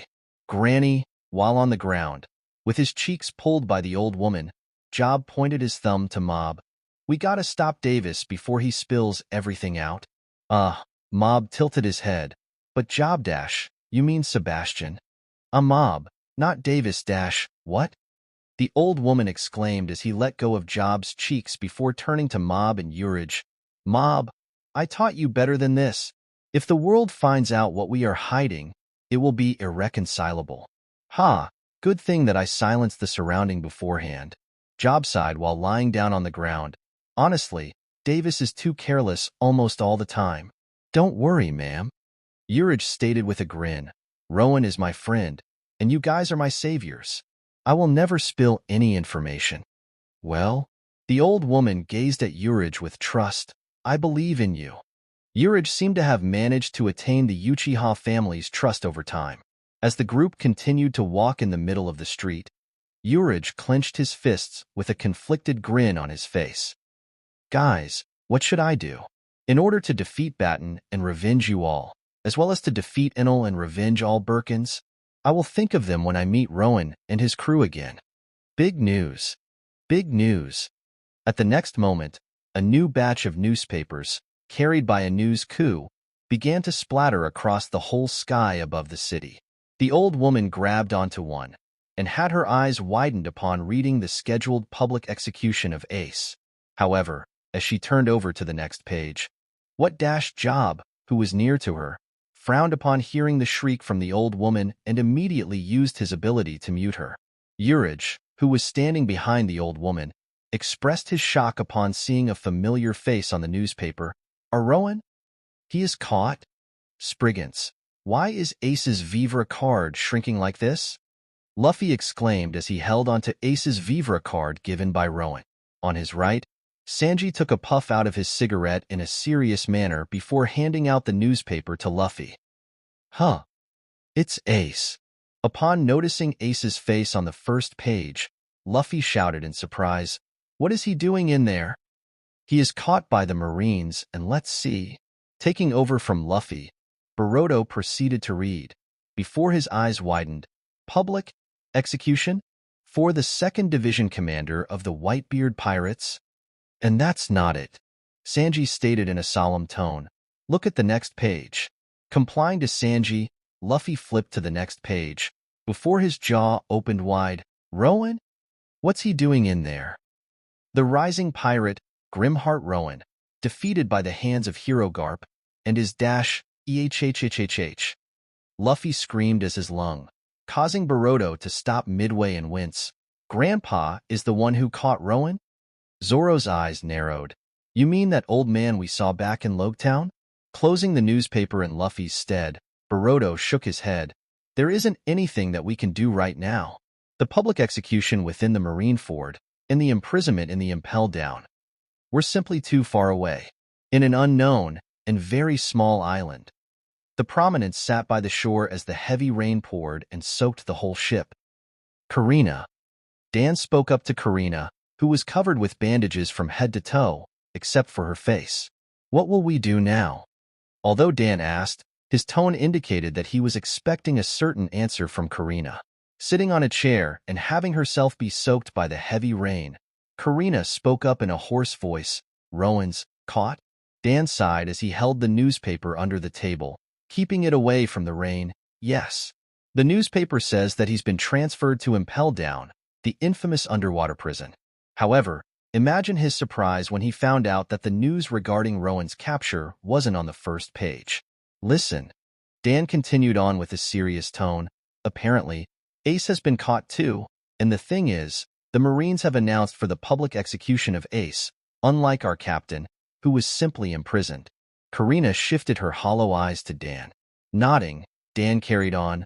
Whatever they are planning on, the fact that they are making the public execution of the 2nd Division commander of the Whitebeard Pirates, I believe that a big war is coming, one that will possibly shake the whole world. And I'm thinking that we may be able to use this to our advantage. Karina, with her bangs shadowing her eyes, wobbly stood up on her spot, before flashing her eyes toward her back, where the other members were seen to be sitting down with sharpened expressions on their faces. Although the rain continued to soak them, no one seemed to care. As the vice captain of this crew, I'll give you one chance. Karina spoke up coldly. I'm going to break into the Impel Down and rescue Rowan. If you don't want to risk your life, quit the crew. Hearing Karina's declaration, Cavendish made a dark grin on his face before standing up. Quit? Since when did we not risk our lives? You gotta be kidding me. Captain is the most important symbol of a pirate crew. For this to happen, we have failed him this time. Alfred, too, stood up with the veins popping out of his forehead as he adjusted his monocle. But no matter. Soon enough, they will realize just how dangerous it is to leave us alive. Carmen spat towards the water outside of the prominence, before letting go of the rail she was holding onto. Impel Down? Huh? Sounds fun. Nay. Looking at the far horizon, Farrell cried in anger. Indeed, Carmen, Dan said in a cold tone, an adventure into Impel Down. How compelling. Hearing all members' consents, Karina finally turned to Robin, who seemed to have something to say. During my stay in this crew, I've realized that I may be of no help to you guys. Robin spoke up in a low tone. Compared to you all, I'm too weak. Even if we were to enter the Impel Down, I may be nothing but a hindrance. Besides, with me as part of you guys, the world government will endlessly pursue us. So? Karina growled, interrupting Robin in the middle. Fuck the world government. Fuck the Marine. Do you think Rowan, whose heritage directly opposes the world government itself, will care that they are after your ass? Just speak your damn mind. Are you coming or not? Robin muttered with uncertainty. Watching Robin's conflict, Dan spoke up with his arms crossed. You know, that giant fist you used previously, we can definitely use that. Robin lowered her head in silence, unsure of what she should do. The previous scenes completely shocked her mind out, with the captain willingly sacrificing himself to allow his crew members to escape, and the crew members having determined to rescue their captain without any hesitation, even if the chance of success was bleak. For her, whose past 20 years of life was full of betrayal and lies, she couldn't help but reminisce over the words spoken by a friendly giant from the past. There is nothing more ridiculous than being born in this world to be alone. Someday, you will meet brave friends who will protect you. Go and live with them, Robin. The words resounded within Robin's mind, as she raised her head back up with determination. I'm going with you guys as well. Good, Karina stated before facing the front, and disregarded the eternal pose, with the word Water 7 written on top, on her right hand. Placing the eternal pose on the table, Karina slightly parted her bandages, reached her hand into the midriff of her bust, and pulled out one piece of paper, the small vivre card belonging to Rowan. After having been together for years, being separated from Rowan brought her an indescribable pain. The world seemed to dim without him. With complete seriousness, she gazed at the vivre card, which seemed to be slowly returning back to its original size while moving in a particular direction. As the hope illuminated her eyes, hang on there, Rowan, we are coming for you. Impel Down, Level 6 Eternal Hell, our Rowan. Ace found his eyes shaking in shock upon sighting his friend being dragged into the cell adjacent to his. What happened to you? Ironically enough, Rowan seemed to be in peace. Although his eyes were closed, his blindfold was off of him, his top was gone, and his long pants were ripped into shorts. The injuries he previously received from Garp already seemed to have healed to some extent, similar to how his body healed overnight when he was training for the sake of revenging his family to Arlong.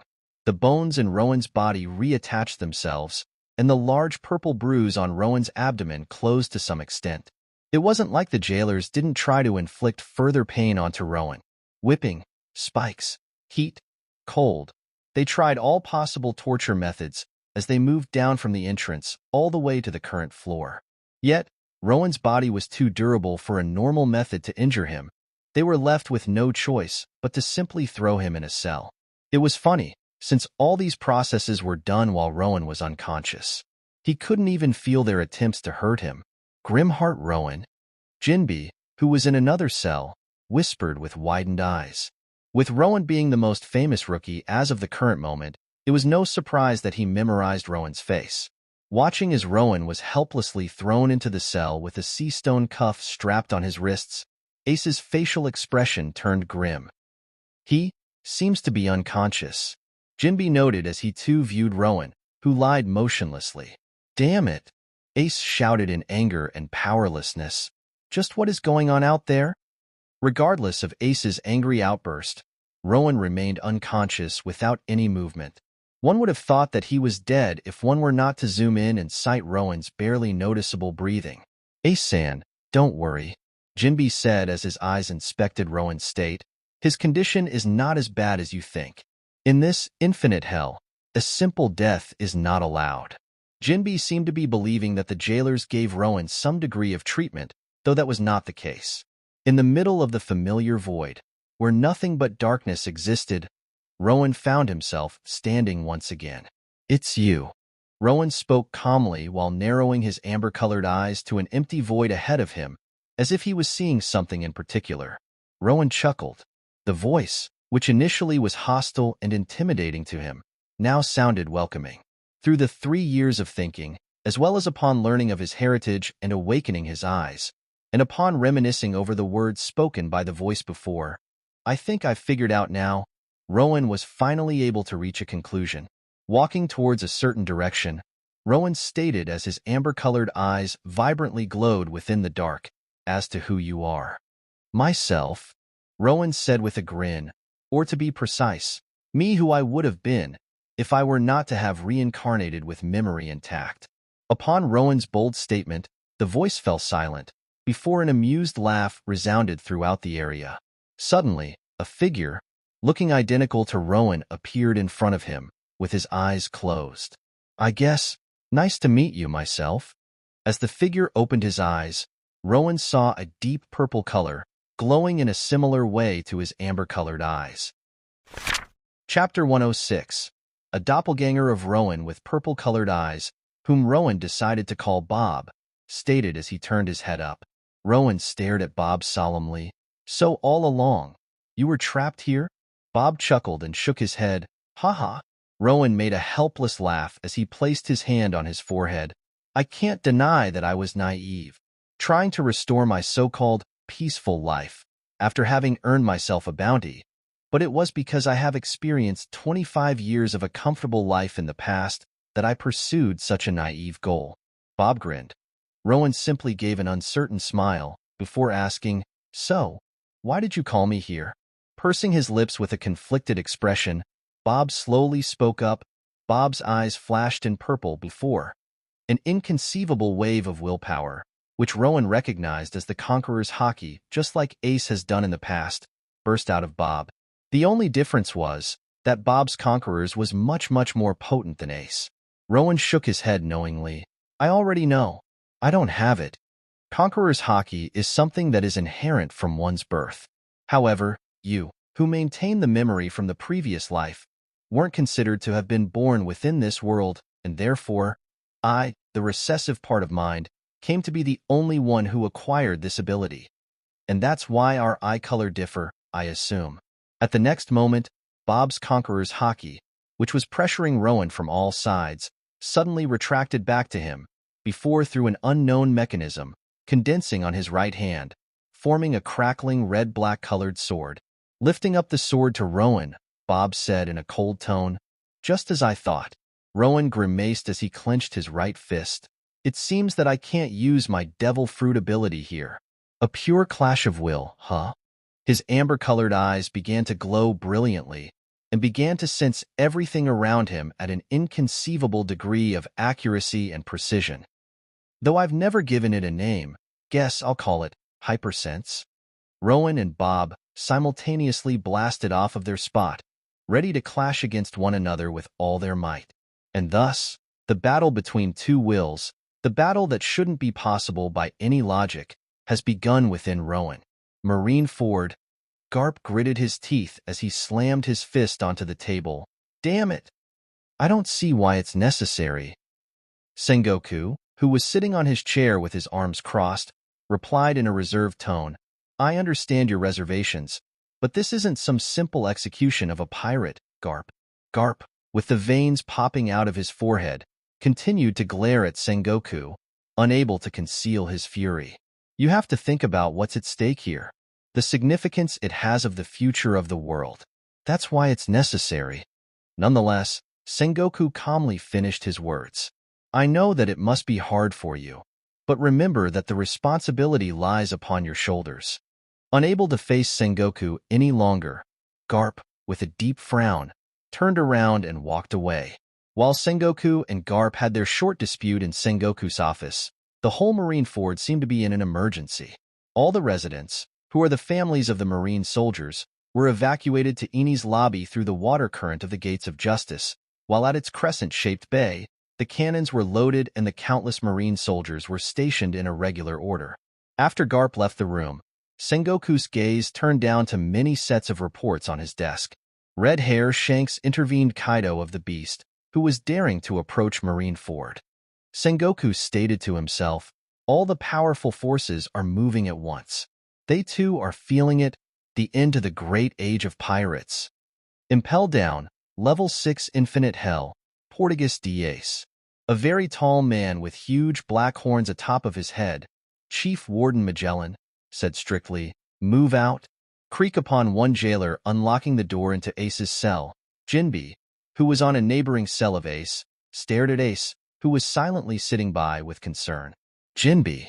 Upon the chains that prevented the movement of his arms having been freed by the jailers, Ace spoke up in a low tone as he stood up from his spot. When Rowan wakes up, send him my regard. The sounds from Ace's steps echoed throughout the whole proximity, gaining the attentions of many prisoners nearby. Oi! Why not set me free as well? Kakik. Look who it is, the 2nd Division commander of the Whitebeard Pirates. His end is coming, ha ha ha.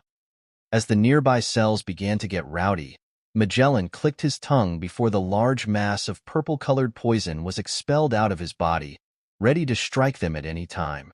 Do know that I have no qualms in killing all of you filths. Magellan glared at the prisoners. If you wish to preserve your pathetic lives for a second longer, shut your mouth. Heh, you think you are scary? Although the noise instantly died down, one prisoner continued, that's nothing compared to what I'm Hydra.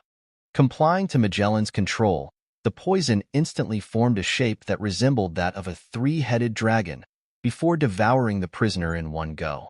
Ah! As the prisoner cried in the scorching pain he felt all over his body, Magellan impassively turned back and faced Ace, who was now standing in front of him. Ace turned and gave one final gaze to Rowan and Jinbe, before walking forth, surrounded by the jailers and Magellan in front of him. Rowan found himself in a cold sweat as Bob's sword scrapped his side. The sword on Bob's hand was indeed very unique. Every time it was brought near Rowan, Rowan felt a heavy sensation trying to push him down onto the ground, and found it increasingly difficult to dodge Bob's attack, even after having predicted Bob's movement ages ago. He felt as if he was trapped in an endless pit. Raising his sword up once more, Bob said coldly, mustering all his strength to twist his body. Rowan barely evaded Bob's slash once more. Bob stated in seriousness. Rowan found his eyes widened as this time. Bob's sword managed to slash through him, before blasting backward due to the crushing amount of will behind Bob's attack. Bob shook his head with his eyes momentarily closed. Heh, you aren't wrong there. With shaky arms, Rowan slowly pushed himself back up on his feet. Surprisingly, there seemed to be no injury on him.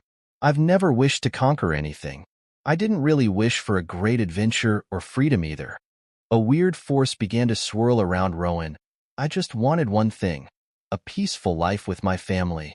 Ironically enough, in this great age of pirates, it isn't as easy as it sounds. The wisps of orange-colored energy began to emanate from Rowan's eyes. I'm not a conqueror. If anything, I favor being a protector. Whether if it's to become stronger than this so-called immortal, then the four emperors, then the marine, then anyone else, in order to live the life free of concern. Being strongest is what I seek for.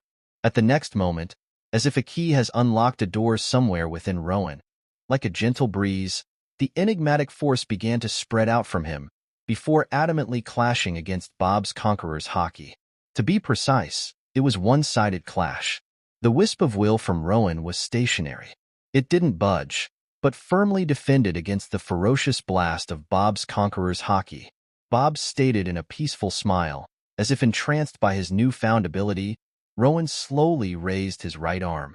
Neither Rowan nor Bob could see the force, for it wasn't supposed to exist in this world. Yet, they could feel it. Vroom, the whole void around them began to shake as Rowan's invisible will began to condense around his right hand, bringing something impossible into its existence, and upon him clenching it into a fist. A transparent, liquid-like substance encased it. If not for its unique feature, Rowan could have mistaken it for the emission of armament haki. The difference was the following. If armament haki was meant to protect him from the physical harms, this haki was meant to protect him on the spiritual level. This is the end, Bob. Staring at Bob with a slight sadness in his eyes, Rowan stated. The moment this new type of haki manifested, he instinctively knew what it was meant to do. The suppression of one's will to conquer. No one, under his eyes, shall ever attempt to conquer and take what belongs to him. Bob smiled gently, propelling himself. Bob flew towards Rowan with his red-black sword crackling ferociously. Cocking back his right fist, at the precise timing, Rowan blasted it forward, meeting Bob's slash with his punch. Boom! As the crushing forces collided against one another, Bob's figure began to disintegrate slowly. Bob smiled peacefully under Rowan's eyes. I'll leave the rest to you. With complex emotion, Rowan watched as Bob withered away into the bright, energy-like particles, before spreading throughout the whole surroundings. The dark void around him began to brighten up, and replace the hollow and endless void with bright atmosphere. The land, full of grass and other lively plants on top, began to appear underneath his feet, and the blue sky began to appear on top as the sun began to rise from the empty void. Rowan's eyes widened, for this was just the imagination he held within his head. This indicated one thing: Rowan's full control over his mind. The entity known as Uchiha Bob was no more. And now, I see that you are finally awake. A deep voice was heard as Rowan found himself blinking his amber-colored eyes in a prison cell. Some time has passed by since Ace was sent to the execution platform. Unfortunately, I am not aware of how much. Upon hearing the familiar name, Rowan's eyes narrowed as he turned to the source of the voice. All Rowan could perceive was the fact that he was a fishman. Nice to meet you, Rowan-san, Jinbi said as he stared at Rowan with conflicted eyes. I'm Jinbi. Although Rowan doesn't know, the man in front of him was the one partially related to the tragedy of Cocoyasi. Chapter 107.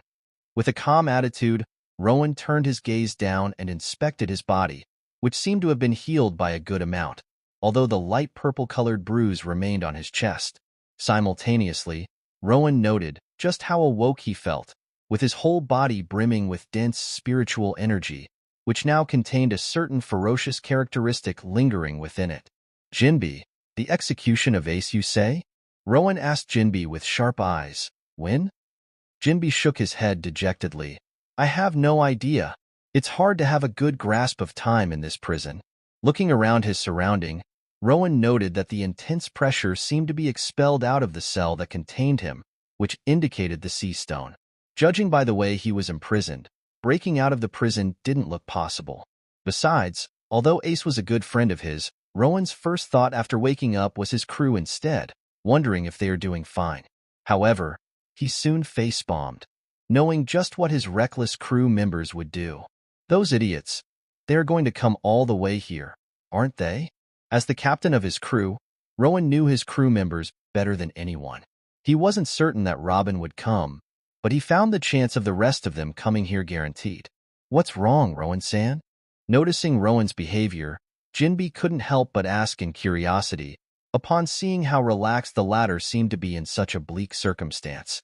Breaking into the most secure prison in the world, bohaha. Rowan broke out into laughter, before shifting his eyes to Jinbi. Once we get out of here, let's head to the Marine Fort immediately. If we are on time, we save Ace. If it's been done already, Rowan stated as his laughter died down, we will at least have to retrieve his remains. Out? How? Jinbi looked confused by Rowan's declaration, but Rowan's attention has already moved away from him. Although it pained him to be separated from his crew and to hear that his friend was in a dire situation, there was no point thinking about them when currently nothing could be done. Instead, Rowan decided to prepare himself for an upcoming fight. Conqueror's Hockey. Rowan thought to himself as he quietly raised his right arm, which has now been fixed. In the next moment, as Rowan reminded himself of the red-black colored electricity around Garp's attack and the manifestation done by Bob, the color of his left eye slowly changed from amber to deep purple. Thinking about it, that Garp? His name is Monkey D, just like Luffy. Well, what? Under Jinbi's confused eyes, the same phenomenon that occurred to Garp and Bob began to arise from Rowan's right hand.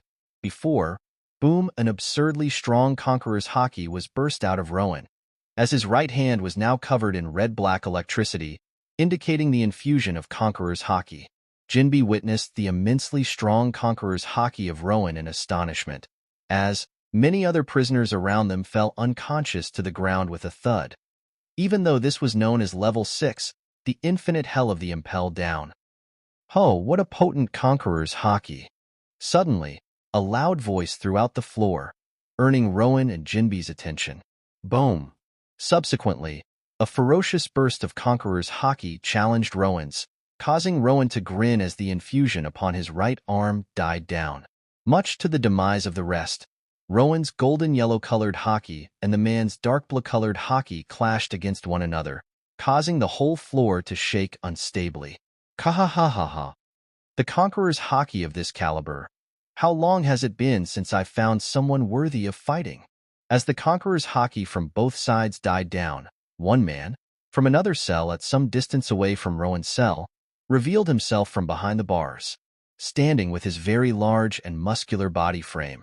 The man with long blonde hair behind his back crazily grinned towards Rowan, whose left eye returned back to an amber color swiftly. That man is... Jinbi's eyes widened in horror. Demon Heir, Douglas Bullet, one whose strength was known to rival Dark King Rayleigh. It would be an understatement to say that Jinbi was shocked. The one standing right in front of his eyes was someone capable of an incredible feat, and he was shaken to the core that such a man was imprisoned close to him all along. Douglas Bullet?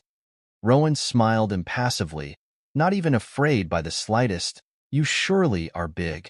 Rowan felt that he has changed slightly. It was as if he was incapable of feeling fear any longer. Theoretically, after having been defeated by Garp, and now facing a monster whose strength rivals a pirate who fought against Garp, any normal person would cower and choose to be submissive out of instinct. Apart from those who fell unconscious, the other imprisoners, currently having gone through a sudden nightmare, silently watched the interaction between the two with nervousness. Humph. Interesting. Bullet's grin widened. So you are the so-called grim heart that the guards were talking about? Rowan chuckled as he casually leaned backward with his hands behind his head. And you may as well be considered as an old fossil by now. For how long have you rot in this prison? Our Rowan-san. Jinbi's jaw dropped as he stared at Rowan, unable to believe that a mere rookie like Rowan would dare to stand against Bullet without any hint of fear. Heh, cheeky.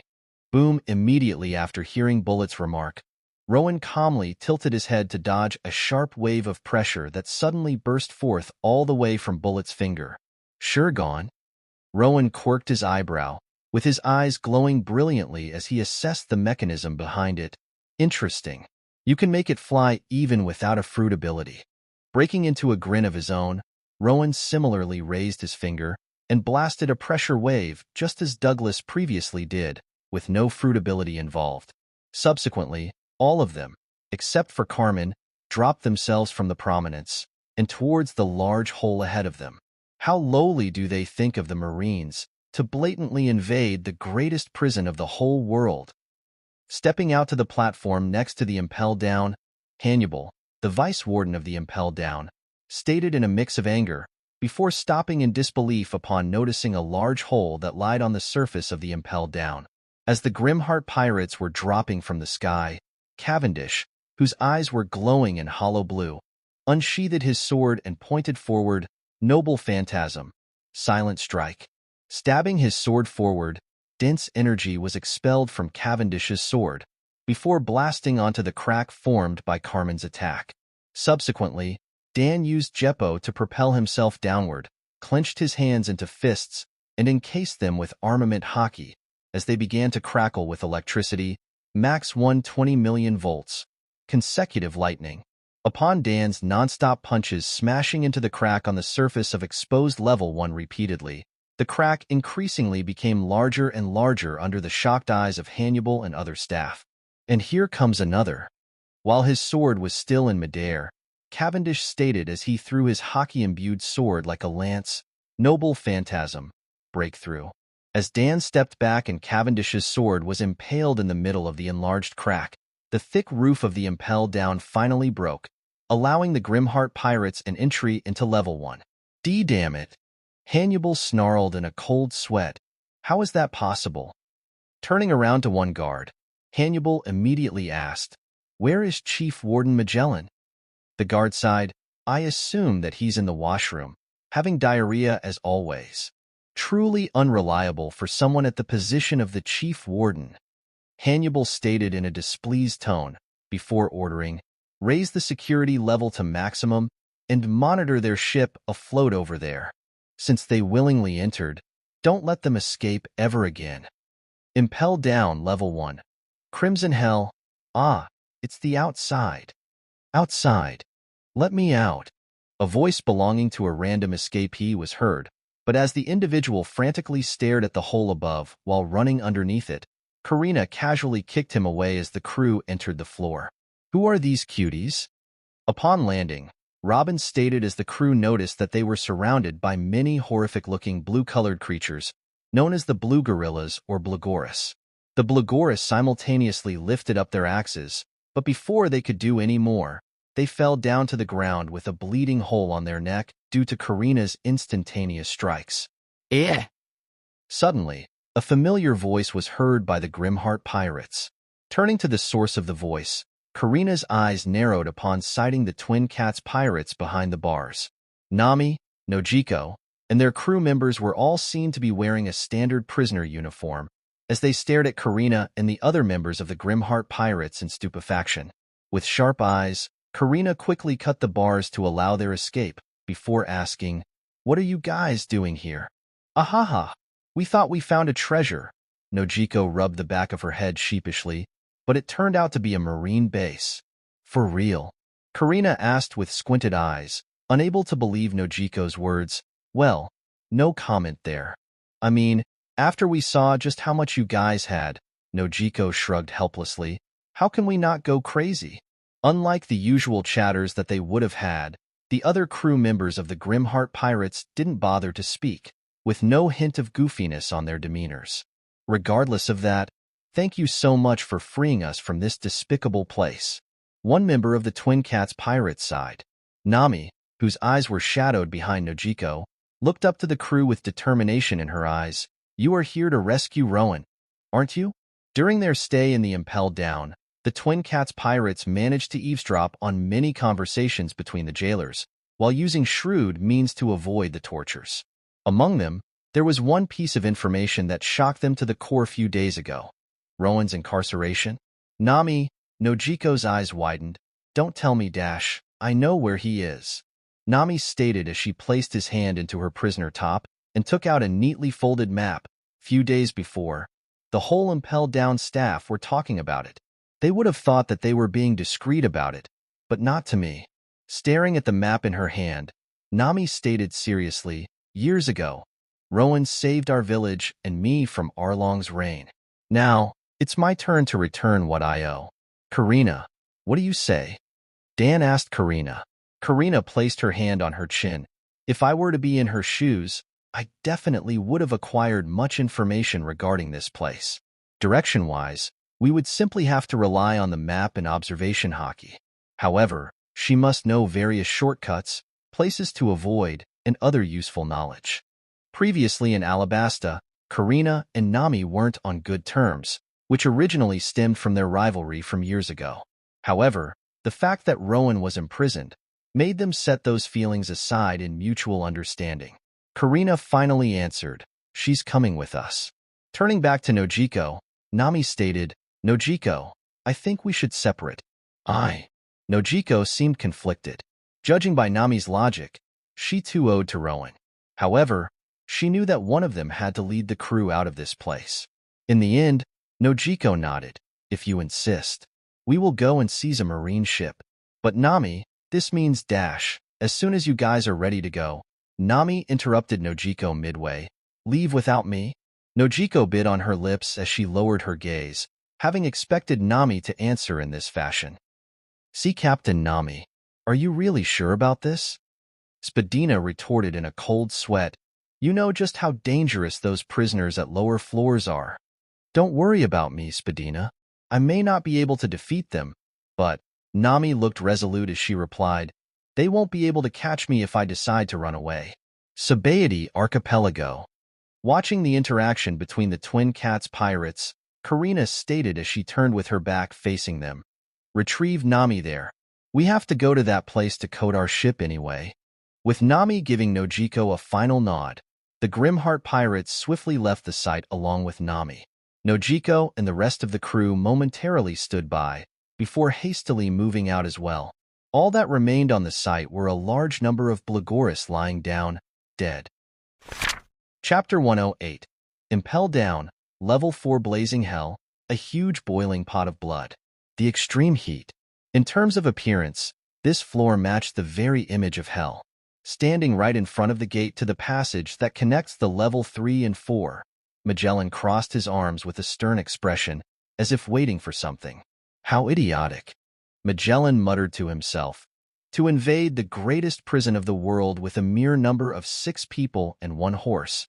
It is unheard of." At the current moment, with the surveillance Din Mushies having been disabled by Dan, they had no sight within the prison.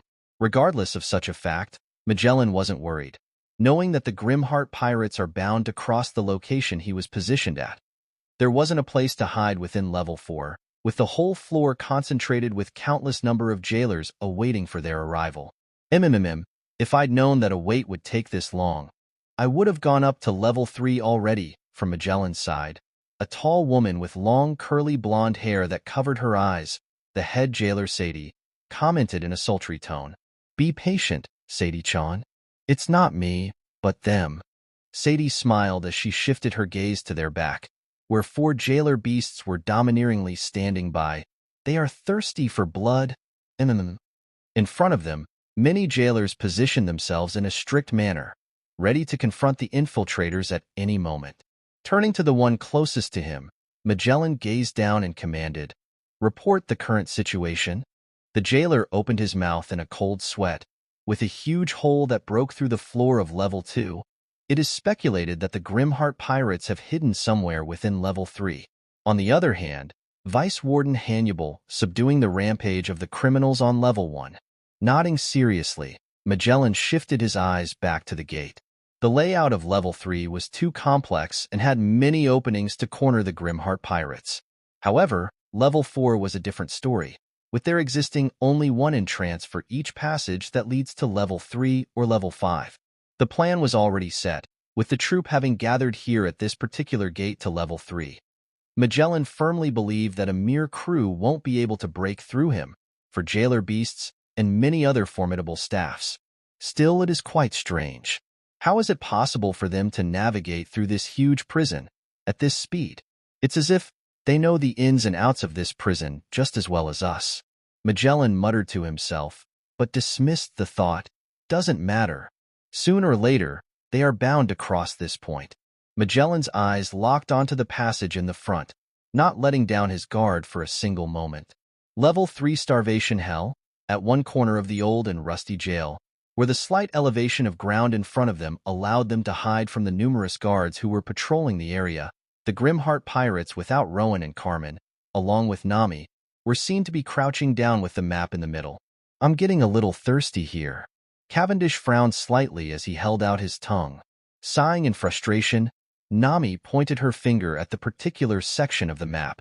This is where my knowledge ends. There are only 2 ways into level 4. One is the normal passage through the spiral staircase, and the other passage is this huge gap in the middle, which lies right above the boiling pot of blood from level 4. It's all or nothing now. Dan spoke in a grim tone. The entrance to level 4 is tightly guarded, and I cannot even guarantee if my attempt to impair the surveillance Den Mushies has been successful. In the end, a clash is unavoidable. Robin shook her head. They knew that our goal is to free Captain from his jail cell and blocked the route with sufficient force. Nami nodded to Robin's words before adding on, furthermore, there is the infamous strength of Chief Warden Magellan. He and the head jailer Shiryu are the most prominent reasons why this impel down is known impossible to escape. The ability to secrete and maneuver poison at his will is very fearsome without a doubt. With Nami's guide, they were able to sneak their way from level 1 all the way to their current location. However, with the tight security that blocked the only legitimate passage to level 4, as well as the environmental disadvantages that limited the methods for them to rely upon, there was no choice but to expose themselves to pass level 4. If the head-on confrontation is unavoidable, I have a suggestion. Do hear me out, please. After listening to the conversations within the group, Alfred spoke up with his monocle flashing. Under everyone's watch, he reached for the inner pocket of his suit and took out 3 dials that he attained from Skypea. The floor layer that separates one level from the other is quite thick, Alfred explained as he gently tapped his right foot on the floor. Unless we have an ability to tunnel or continuously blast just like our captain, this is the only way. Cavendish stared at Alfred's dials in realization. Reject dials? Alfred chuckled as he nodded. Yes. Reaching for his inner pocket once more, Alfred took out a peculiar item, before unfolding it into a metal frame-like object with handles to hold on to. How is your suit able to contain that much? Dan expressed his confusion as his eyes were locked onto Alfred's suit. Ignoring Dan's astonishment, Alfred began to explain his idea. In exchange for their exploding potency, the reject dials are known to have a detrimental recoil. However, if utilized along with the combination of armament hockey and this machinery to disperse the recoil, Alfred adjusted his monocle. There is no problem with the continuous usage of these dials. Subsequently, Alfred attached the reject dials at the bottom of the metal object and gently placed the object down so that the reject dials were now in contact with the floor. Afterward, the metal frame-like object that he was holding turned black, indicating the imbuement of armament hockey. From the levels above, we noticed that the floors within the facility aren't as thick as the outer layer that we barely managed to break through. This means that equipment like this should be sufficient enough to break through the floor. Karina muttered in realization as her eyes flashed dangerously, a head-on confrontation, but with an element of surprise. Force blast while in contact. Internal transmission of force that will utterly destroy the site of impact. Dan muttered with his hand on his chin, before grinning. This is basically the replica of Captain's ability. As Nami folded back the map while gulping with the realization of what was about to happen now, Karina commanded Alfred, "Do it." Level 6 Eternal Hell. Within the deepest floor of Impel Down, the loud booming noises were continuously heard from 2 notable individuals from separate cells, Rowan and Bullet. Somehow, even though they were under the effects of Seastone, they were able to muster enough physical strength to continuously blast the variant of Shurgon on one another. Such a scene baffled the other conscious prisoners, for the Seastone's effect on a devil fruit user is supposed to be absolute. Those maniacs. From the side, one prisoner muttered to himself in a cold sweat, unable to believe that such feats were possible. Similarly, some other prisoners, who were able to keep themselves conscious during the previous clash of hockey between Rowan and Bullet, nervously gazed at the non-stop bombardment that Rowan and Bullet continued on one another. However, there also existed many other prisoners who watched the scene with interest and excitement. Murin Fu, what an entertainment! It would have been perfect if I had a glass of wine as well. One ferocious-looking woman with a long nose, Katerina Devon, chuckled as her eyes were locked onto Rowan. How amusing! Does he think that a feudal feud with Bullet will get him out of here? On the other hand, Bullet's expression now exhibited that of boredom, as he finally ceased his attack and lowered his hand. This damned cell. If I was able to break out of this despicable thing, I would have killed you ages ago. Bullet commented with irritation before spitting on the nearby floor and turning back. Under Rowan's watch, Bullet faded into the shrouded section of his prison, ending their short-lived interaction. Shrugging, Rowan too lowered his hand and sat back down. He seemed to be impassive on the outside, however. In all truth, he was quite amazed. Staring at his hands, Rowan couldn't help but think of just how strong he has become in contrast to him 4 years ago. He surely did come a long way, all the way from barely defeating Arlong to facing off against Bullet. A small sound of a water drop plopping onto the wet ground was heard by Rowan. Lowering his gaze, Rowan was met with a vague reflection of his visage, staring back at him with confidence and underlying pride. My eyes. Rowan felt a smile forming on his face once again. They are back to black. This was new. After his internal conflict was resolved, the ocular abilities were in complete control. Now, he could activate and silence them at his will. It seemed that the blindfold was no longer necessary. How convenient. On the cell adjacent to Rowan's, Jinbi looked grim with his eyes glaring at the floor. Whitebeard-san surely will come to save A-san. If so, a war of the unimaginable scale will occur. Watching Jinbi's distress, Rowan spoke up, "Do you believe that Whitebeard will win?" Rowan found himself interested in the fact that one man is able to raise a sufficient amount of force to match the Marines. Ever since his arrival in Impel Down, Rowan's most prominent thought was the following. What will he and his crew do after entering the New World? The main reason why he desired to reach the New World in the first place, ignoring the secret behind his heritage, was to escape from the Marines and the world government's heavy influences. However, he realized that ultimately, the experiences in the New World will be of no difference to the Paradise, except for the fact that the influences will stem from the 4 emperors instead of the Marine. If so, in order to gain a stable founding free from any powerhouses, what should he be doing? Rowan had one conclusion regarding this matter. Defeat one of the 4 emperors and showcase his strength to the world. Therefore, as a first step to achieving such means, Rowan wanted to assess the strengths of those 4 emperors. Hearing Rowan, Jinbi gritted his teeth in frustration. Fleet Admiral Sengoku, Garp the Hero, along with 3 admirals, 7 warlords, and over 100,000 Marine soldiers, against Whitebeard-san, his division commanders, crew members, and the subordinate crews. I am not sure. Taputo Putapu. Suddenly, a weird laugh boomed out from a cell at some distance away, gaining Rowan and Jinbi's attention. So that old Whitebeard is finally going to die. How delightful. One man, with a humongous nose, revealed his face from behind the bars. Vasco shot. Don't speak nonsense. Jinbi growled in a low tone as he glared at the man. Taputopu. If I had booze with me, I would have celebrated this occasion. Ah man, how come there's none for me dash, yeah. Vasco shot exclaimed as his forehead was found to be bleeding all of a sudden, before lowering his gaze to sight Rowan's finger outstretched towards him, which was smoking due to the use of the taboo Shurgon. Shut up. Vasco shot powerlessly fell with a thud, having been knocked out. Nothing but silence remained in level 6, except for the occasional sounds of some prisoners gulping in fear. Impel Down, Gate of Justice. What are we supposed to do about that?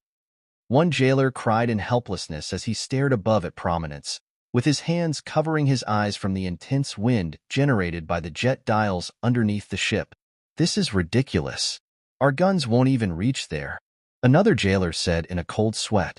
Besides, the one atop of that ship is Flame Empress. Common folks like us can't even dare to fight back. You guys. The third jailer, who was gazing in the other direction with a binocular, shouted in a complete shock, "Come look at this! What are they doing here on the marine ships?" Two jailers turned their heads to the guided direction and had their eyes widened. "B. Blackbeard?" From the hazy mists that covered the view to some extent, numerous marine ships emerged and surrounded the impelled down. However, instead of the Marines, they were greeted with the Blackbeard pirates.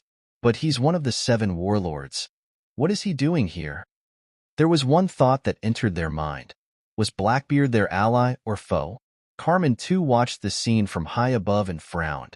Please wait," one jailer stated in a nervous manner as he stepped up. "We didn't ask for reinforcements. We are waiting to hear from the headquarters now." So ignoring the Marine's words, Teach stepped out of the Marine ship and onto the platform that leads straight into the impelled down. "I don't care. We are on the same team, aren't we?" Teach grinned ferociously as he and his crew bypassed the jailers, who were nervously gazing back and forth, not knowing what to do. They felt that something was wrong here. But the pirates aren't allowed to enter the prison. At the next moment, as the Blackbeard pirates passed by under the jailers' conflicted eyes, the darkness suddenly expanded from Teach's feet before engulfing the whole area. In an instant moment, the blockage to the entrance of Impelled Down broke, and the jailers powerlessly fell within the pit of darkness. "Ziha-ha-ha." Teach laughed boisterously as he momentarily gazed at Carmen in interest, as well as the large hole that lied on the ceiling of the facility, before lowering his eyes and entering the Impelled Down.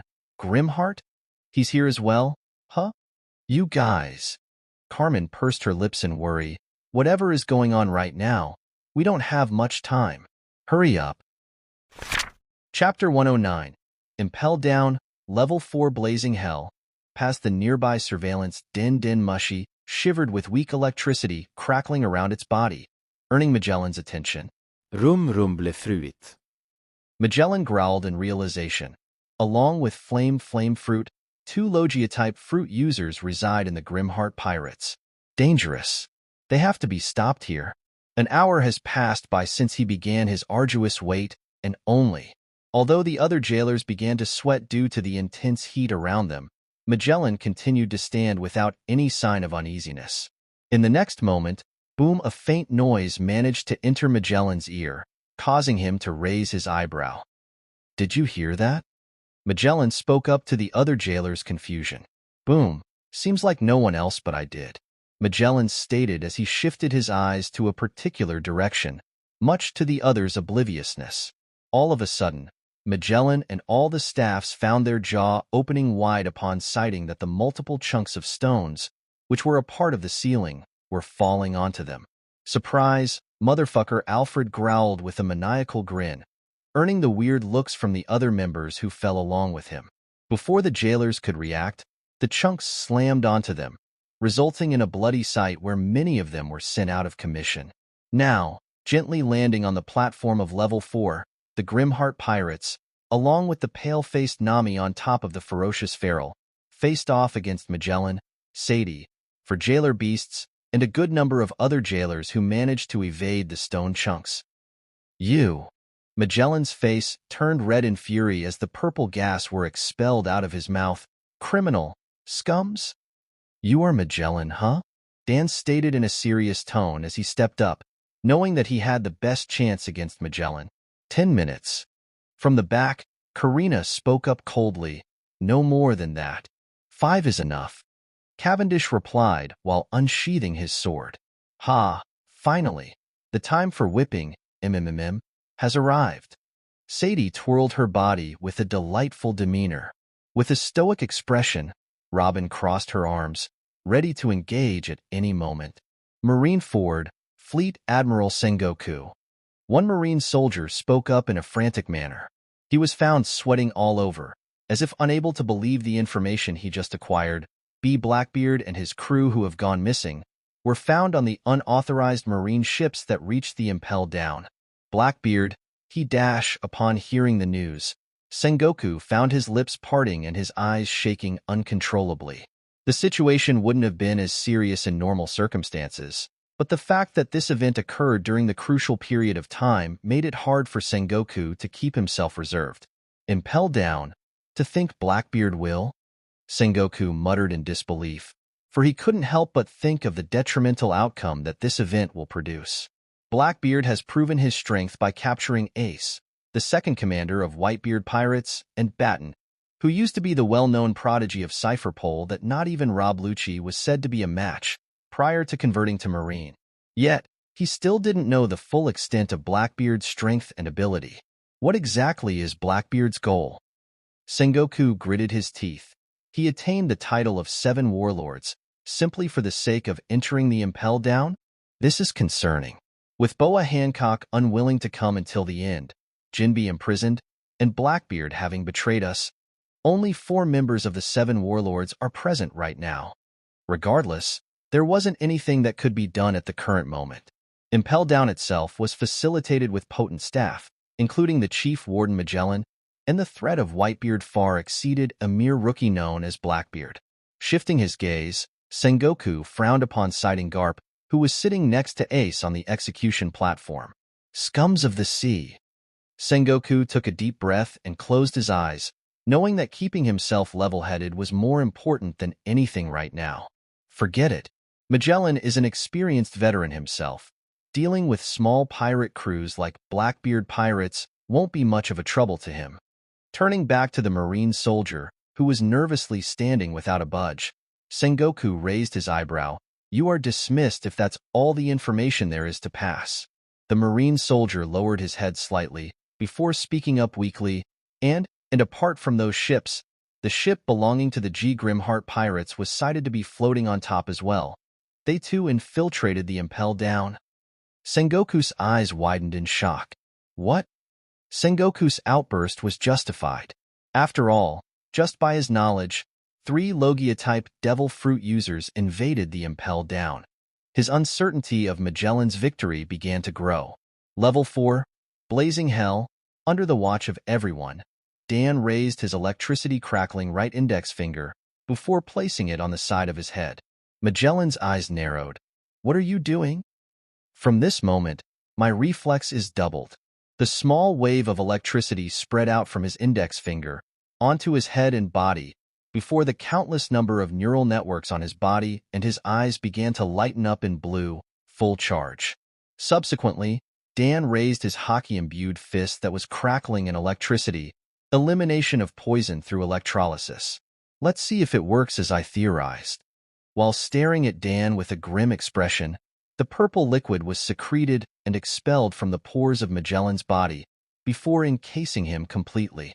Like a calm before the storm, the whole area fell silent, and at the next moment, Dan, by turning into electricity, zapped to Magellan's back within a second. 30 million volts. Numb. In a short span of time, Dan punched countless number of times onto Magellan's back.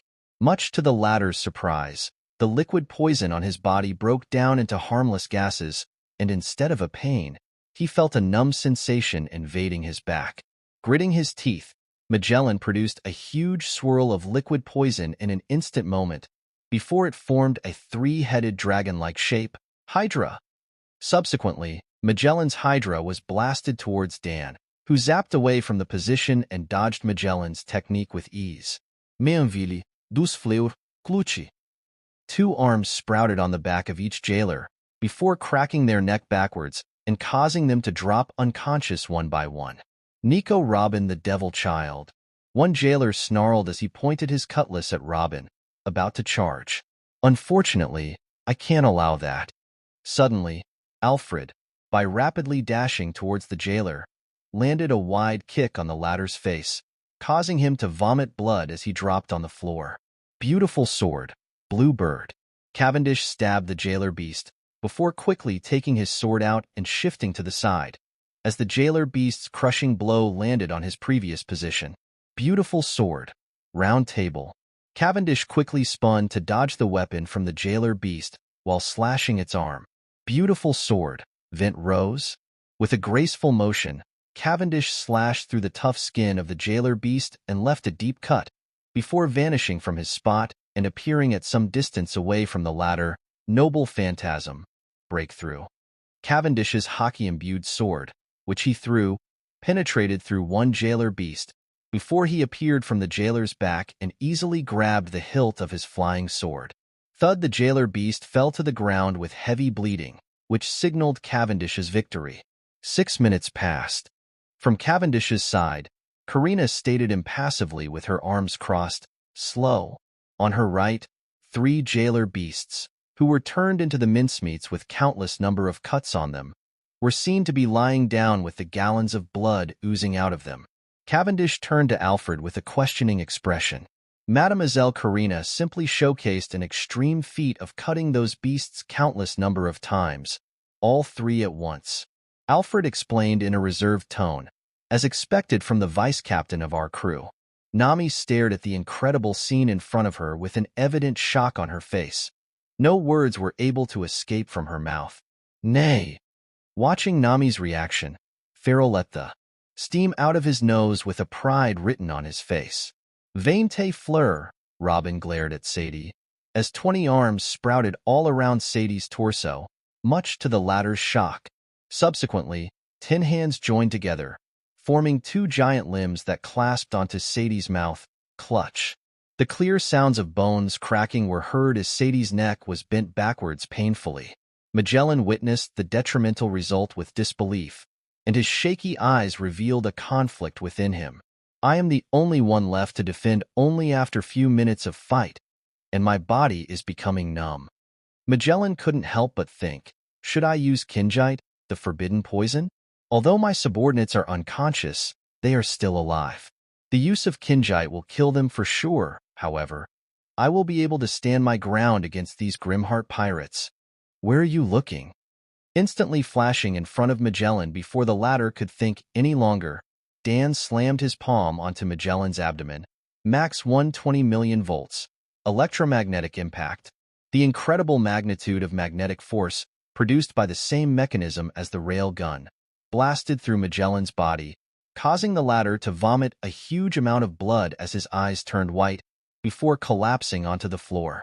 Breathing heavily while sweating profusely, Dan fell onto one knee from exhaustion as the blue glows died down from his body. 9 minutes.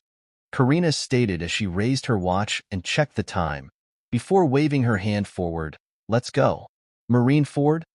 The time seemed to be passing by relentlessly, as the whole troop of Marines fell in silence. Now, with only 3 hours remaining prior to Ace's execution, all of them were tensed, having a good idea of what was about to happen at any moment. All Marines, stay alert. From the back, the Marine officer with a huge body frame, Vice Admiral John Giant, shouted with confidence in his tone. It will all be over in 3 hours. The mighty disposition of the elite Marine troops, with 50 Marine warships surrounding the island, was broadcasted to the monitors in Sabaody Archipelago. The whole world was watching.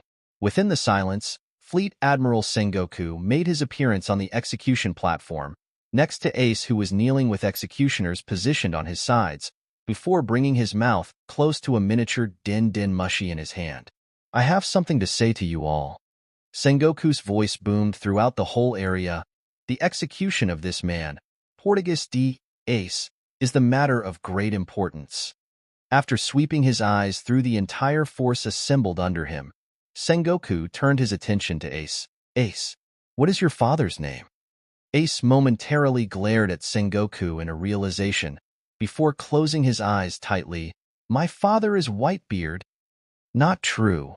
Ace gritted his teeth at Sengoku's words, as he screamed at his lungs, trying to deny Sengoku's claim with his utmost strength. It is true. Whitebeard's my father. There's nobody else. Ignoring Ace's heated refusal, Sengoku turned his face back to the front and continued on. We were looking everywhere when we got word from Cypher Pole about the possibility that one of his children might be on a certain island. We examined newborns, unborn infants, their mothers, and still found nothing. But that was only natural. Your mother used a trick to hide you, which cost her her own life. Sengoku shook his head as he momentarily paused, briefly gazed at Garp, who was standing amidst the crowd with his head slouched down, Before continuing, we were fooled. The whole world was fooled. Your mother, Portegas de Rouge, she hid her child in her womb for 20 months in order to save your life. At this point, some of the Marines' eyes began to widen in realization, and some even took few steps backward in disbelief. Your father was executed a year and 3 months prior to your birth. Don't pretend that you don't know. Sengoku turned to Ace once again with a domineering glare. Your father is Gold Roger, the Pirate King. The whole world was flabbergasted upon hearing the words. The one and only son of the Pirate King himself. To think he was none other than Portegas de Ace. He, I see what you are planning here, Sengoku. Doflamingo grinned knowingly. The great age of pirates that Joel D. Roger started on the execution platform. You are planning to close it off through the execution of his very own son. Gold Roger est son. The whole Marines erupted in absolute surprise as they began to register just how much was at stake and why it was necessary to face the risk of full-blown war against the Whitebeard pirates. On the staircase that leads to the execution platform, one Marine officer hurriedly made his way and saluted, Fleet Admiral Sengoku. The gates of justice just opened on their own. We've tried to contact the control room, but there's no answer. What? Then, all of a sudden, from the hazy mists, many pirate ships emerged from its depths and began to approach the heavily guarded marine fort without any fear. Bohemian Knight Doma, Thunderlord McGuey, D. Calvin Brothers, Whirl Spider Squad, the captains of the subordinate pirates of the body of water that constituted the bay began to bubble, instantly earning the attentions of 3 admirals. In the next moment, a huge, whale-like ship emerged from the water. Moby Dick. The Whitebeard pirates. Gururara. How long has it been, Sengoku? On top of the deck of Moby Dick, one huge and muscular man with crescent-shaped white mustache was seen to be standing proudly with a gigantic naginata in his right hand. This man was none other than Whitebeard. Sengoku's eyes sharpened as he placed the miniature Den Mushi down and faced the foes. The war that will change the tide of the whole world was about to begin at any moment. Chapter 110. Level 6 Infinite Hell. The whole level was silent. The other prisoners, who now learned that being located within a different cell didn't guarantee their safety from Rowan's assault, decided to shut their mouths and behave accordingly. I'm getting impatient here, Rowan-san. Jinbe spoke up as his fists shook in frustration. There must a big war happening at the marine fort, and yet, I am stuck here, doing nothing at all. On the adjacent cell, Rowan silently sat by with his face covered by the darkness. The current situation reminded him of the time when he was caught by the Marines in the Logue Town, shortly after falling into Mad Treasure's scheme. He used to feel hopeless and powerless. With the mindset of an average human being, he believed that he was doomed, with no way out. He regretted it over and over again, wondering why he fell for a trick as stupid as that, or why he has been naive to stick to an unrealistic ideal. When Karina arrived to save him, she seemed like an angel to him, his one and only miracle. She was the one who held out her hand to him at the lowest point of his life. And yet again, he was in a prison of a much larger scale, the Impelled Down, and at the most tightly guarded section known as Level 6 Infinite Hell. However, he wasn't filled with hopelessness and powerlessness. He believed in the bonds he had with his friends and his crew. If a miracle happened once, why can't it happen again? Rowan chuckled as he stood up from his spot, earning Jinbe's confusion. The drops of water continued to fall from the ceiling and ripple upon their contacts with the small layer of water on the floor. However, as Rowan took a step forward, such ripples were instantly overwhelmed by a huge ripple formed by Rowan's foot. Rowan-san, what's about to happen? Thinking that Rowan was up to something, Jinbe asked seriously. Let me introduce to you Jinbe, Rowan stated as his excited gleam faced the front, where the individuals, his crew members, were seen to be running towards his cell with similar excitement on their faces. My crew. Rowan. Upon sighting Rowan behind the bar, Karina finally stopped with a visible glee in her demeanor. Dan formed a tired grin on his face. How was your stay here? Did they treat you well, Captain? With keen eyes, he immediately inspected Rowan's body, and found himself surprised to see that the latter managed to make a complete recovery. I think somewhere around 2 hours passed by since we invaded, Cavendish stated with a hand on his chin. They call this the world's greatest prison? How? Jinbi opened his mouth in fascination. Alfred placed his hand into the inner pocket of his suit and took out a ring full of keys, instantly earning the attention of all prisoners. Let's get you out of here fast, Captain Rowan, Alfred said as he gazed at Rowan knowingly. After all, we have someone else to save, don't we? Rowan grinned. You know me well.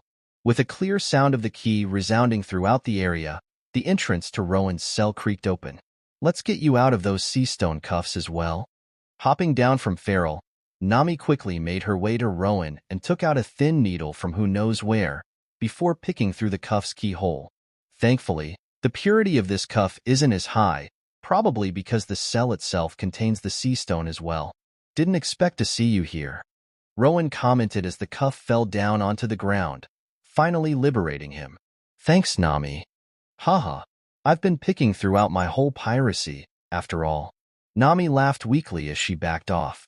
Immediately after, Rowan found Karina jumping onto him all of a sudden, before enveloping him within a tight hug. It's just like the last time, isn't it? Rowan returned the hug with his eyes closed, reminiscing the event that happened 4 years ago. Déjà vu, it seems. Idiot. I thought I lost you. Karina's body shook as her muffled voice was heard. Don't leave like that ever again, okay? I'd rather die than have you sacrifice your life for me. Rowan stayed silent momentarily. He couldn't make a promise like that, for he knew that if a similar situation occurs in the future, he wouldn't hesitate to make the same decision.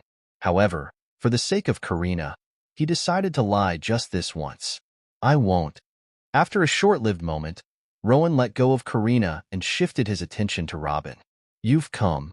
Rowan's expression softened, causing Robin to become slightly embarrassed as she averted her eyes. Rowan simply smiled. Thank you, Robin. No problem. The current moment felt awkward to Robin, who rarely engaged in a heartfelt moment like this. Nay.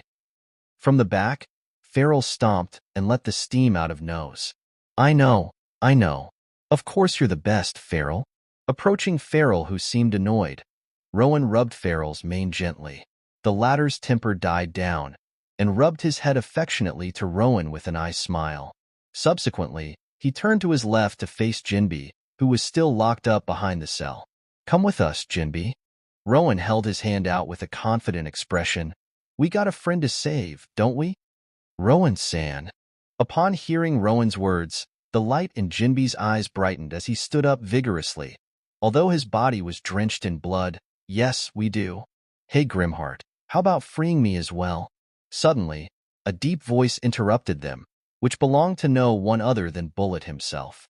Rowan's smile died down in an instant moment, and he turned his head impassively. How about no? Oh, how about me instead? If you let me out, I will forever serve you. Please, let me out of this hell. I've been stuck here for 13 years. Ha ha ha, is it time for another massacre? With Bullet's words as a cue, all prisoners in Level 6 began to speak up simultaneously, creating a messy situation that caused Rowan to frown. Naturally, Rowan and his crew are pirates. They killed many. They aren't good at all. And Rowan wasn't trying to justify that. However, regardless of such fact, he is aware that freeing these pirates will cause civilians and impotent individuals to suffer. Freeing them may provide Rowan and his crew an advantage. In spite of that, knowing that they weren't arrested for a good reason, he wanted nothing to do with them. Freeing them for a temporary advantage, just for them to trample upon the weak, just like Arlong did in the past. He would simply be a hypocrite who goes against his own ideals. And most importantly, he simply didn't want to. Y'all, Rowan spoke up as the soul-crushing haki blasted off of him. Shut up. The whole surrounding instantly fell silent, as nothing but the sounds of those prisoners collapsing unconscious were heard. Karina and the other members of the Grimheart pirates stared at Rowan with widened eyes. Alfred whisperet in bewilderment, Conquerors. Haki? Watching Rowan's behavior, Bullet clicked his tongue in irritation. You are just like those fools. Lifting up his cuffed arms with open palms, Bullet shouted with a wide and ferocious grin. Don't you understand, Grimheart? In this world, power and strength are the only worthwhile traits to seek for. Friends and companions, they only bring you down. They are naught but hindrance. There is nothing worth living for, except for the war itself. Rowan glared at Bullet coldly. Don't force your ideals onto me. Although power and strength are the dictating traits of this world, sacrificing everything for the sake of them is simply miserable. You do you, Bullet. As the sound of Jinbe's cuffs being unlocked was heard, Rowan turned his head away from Bullet.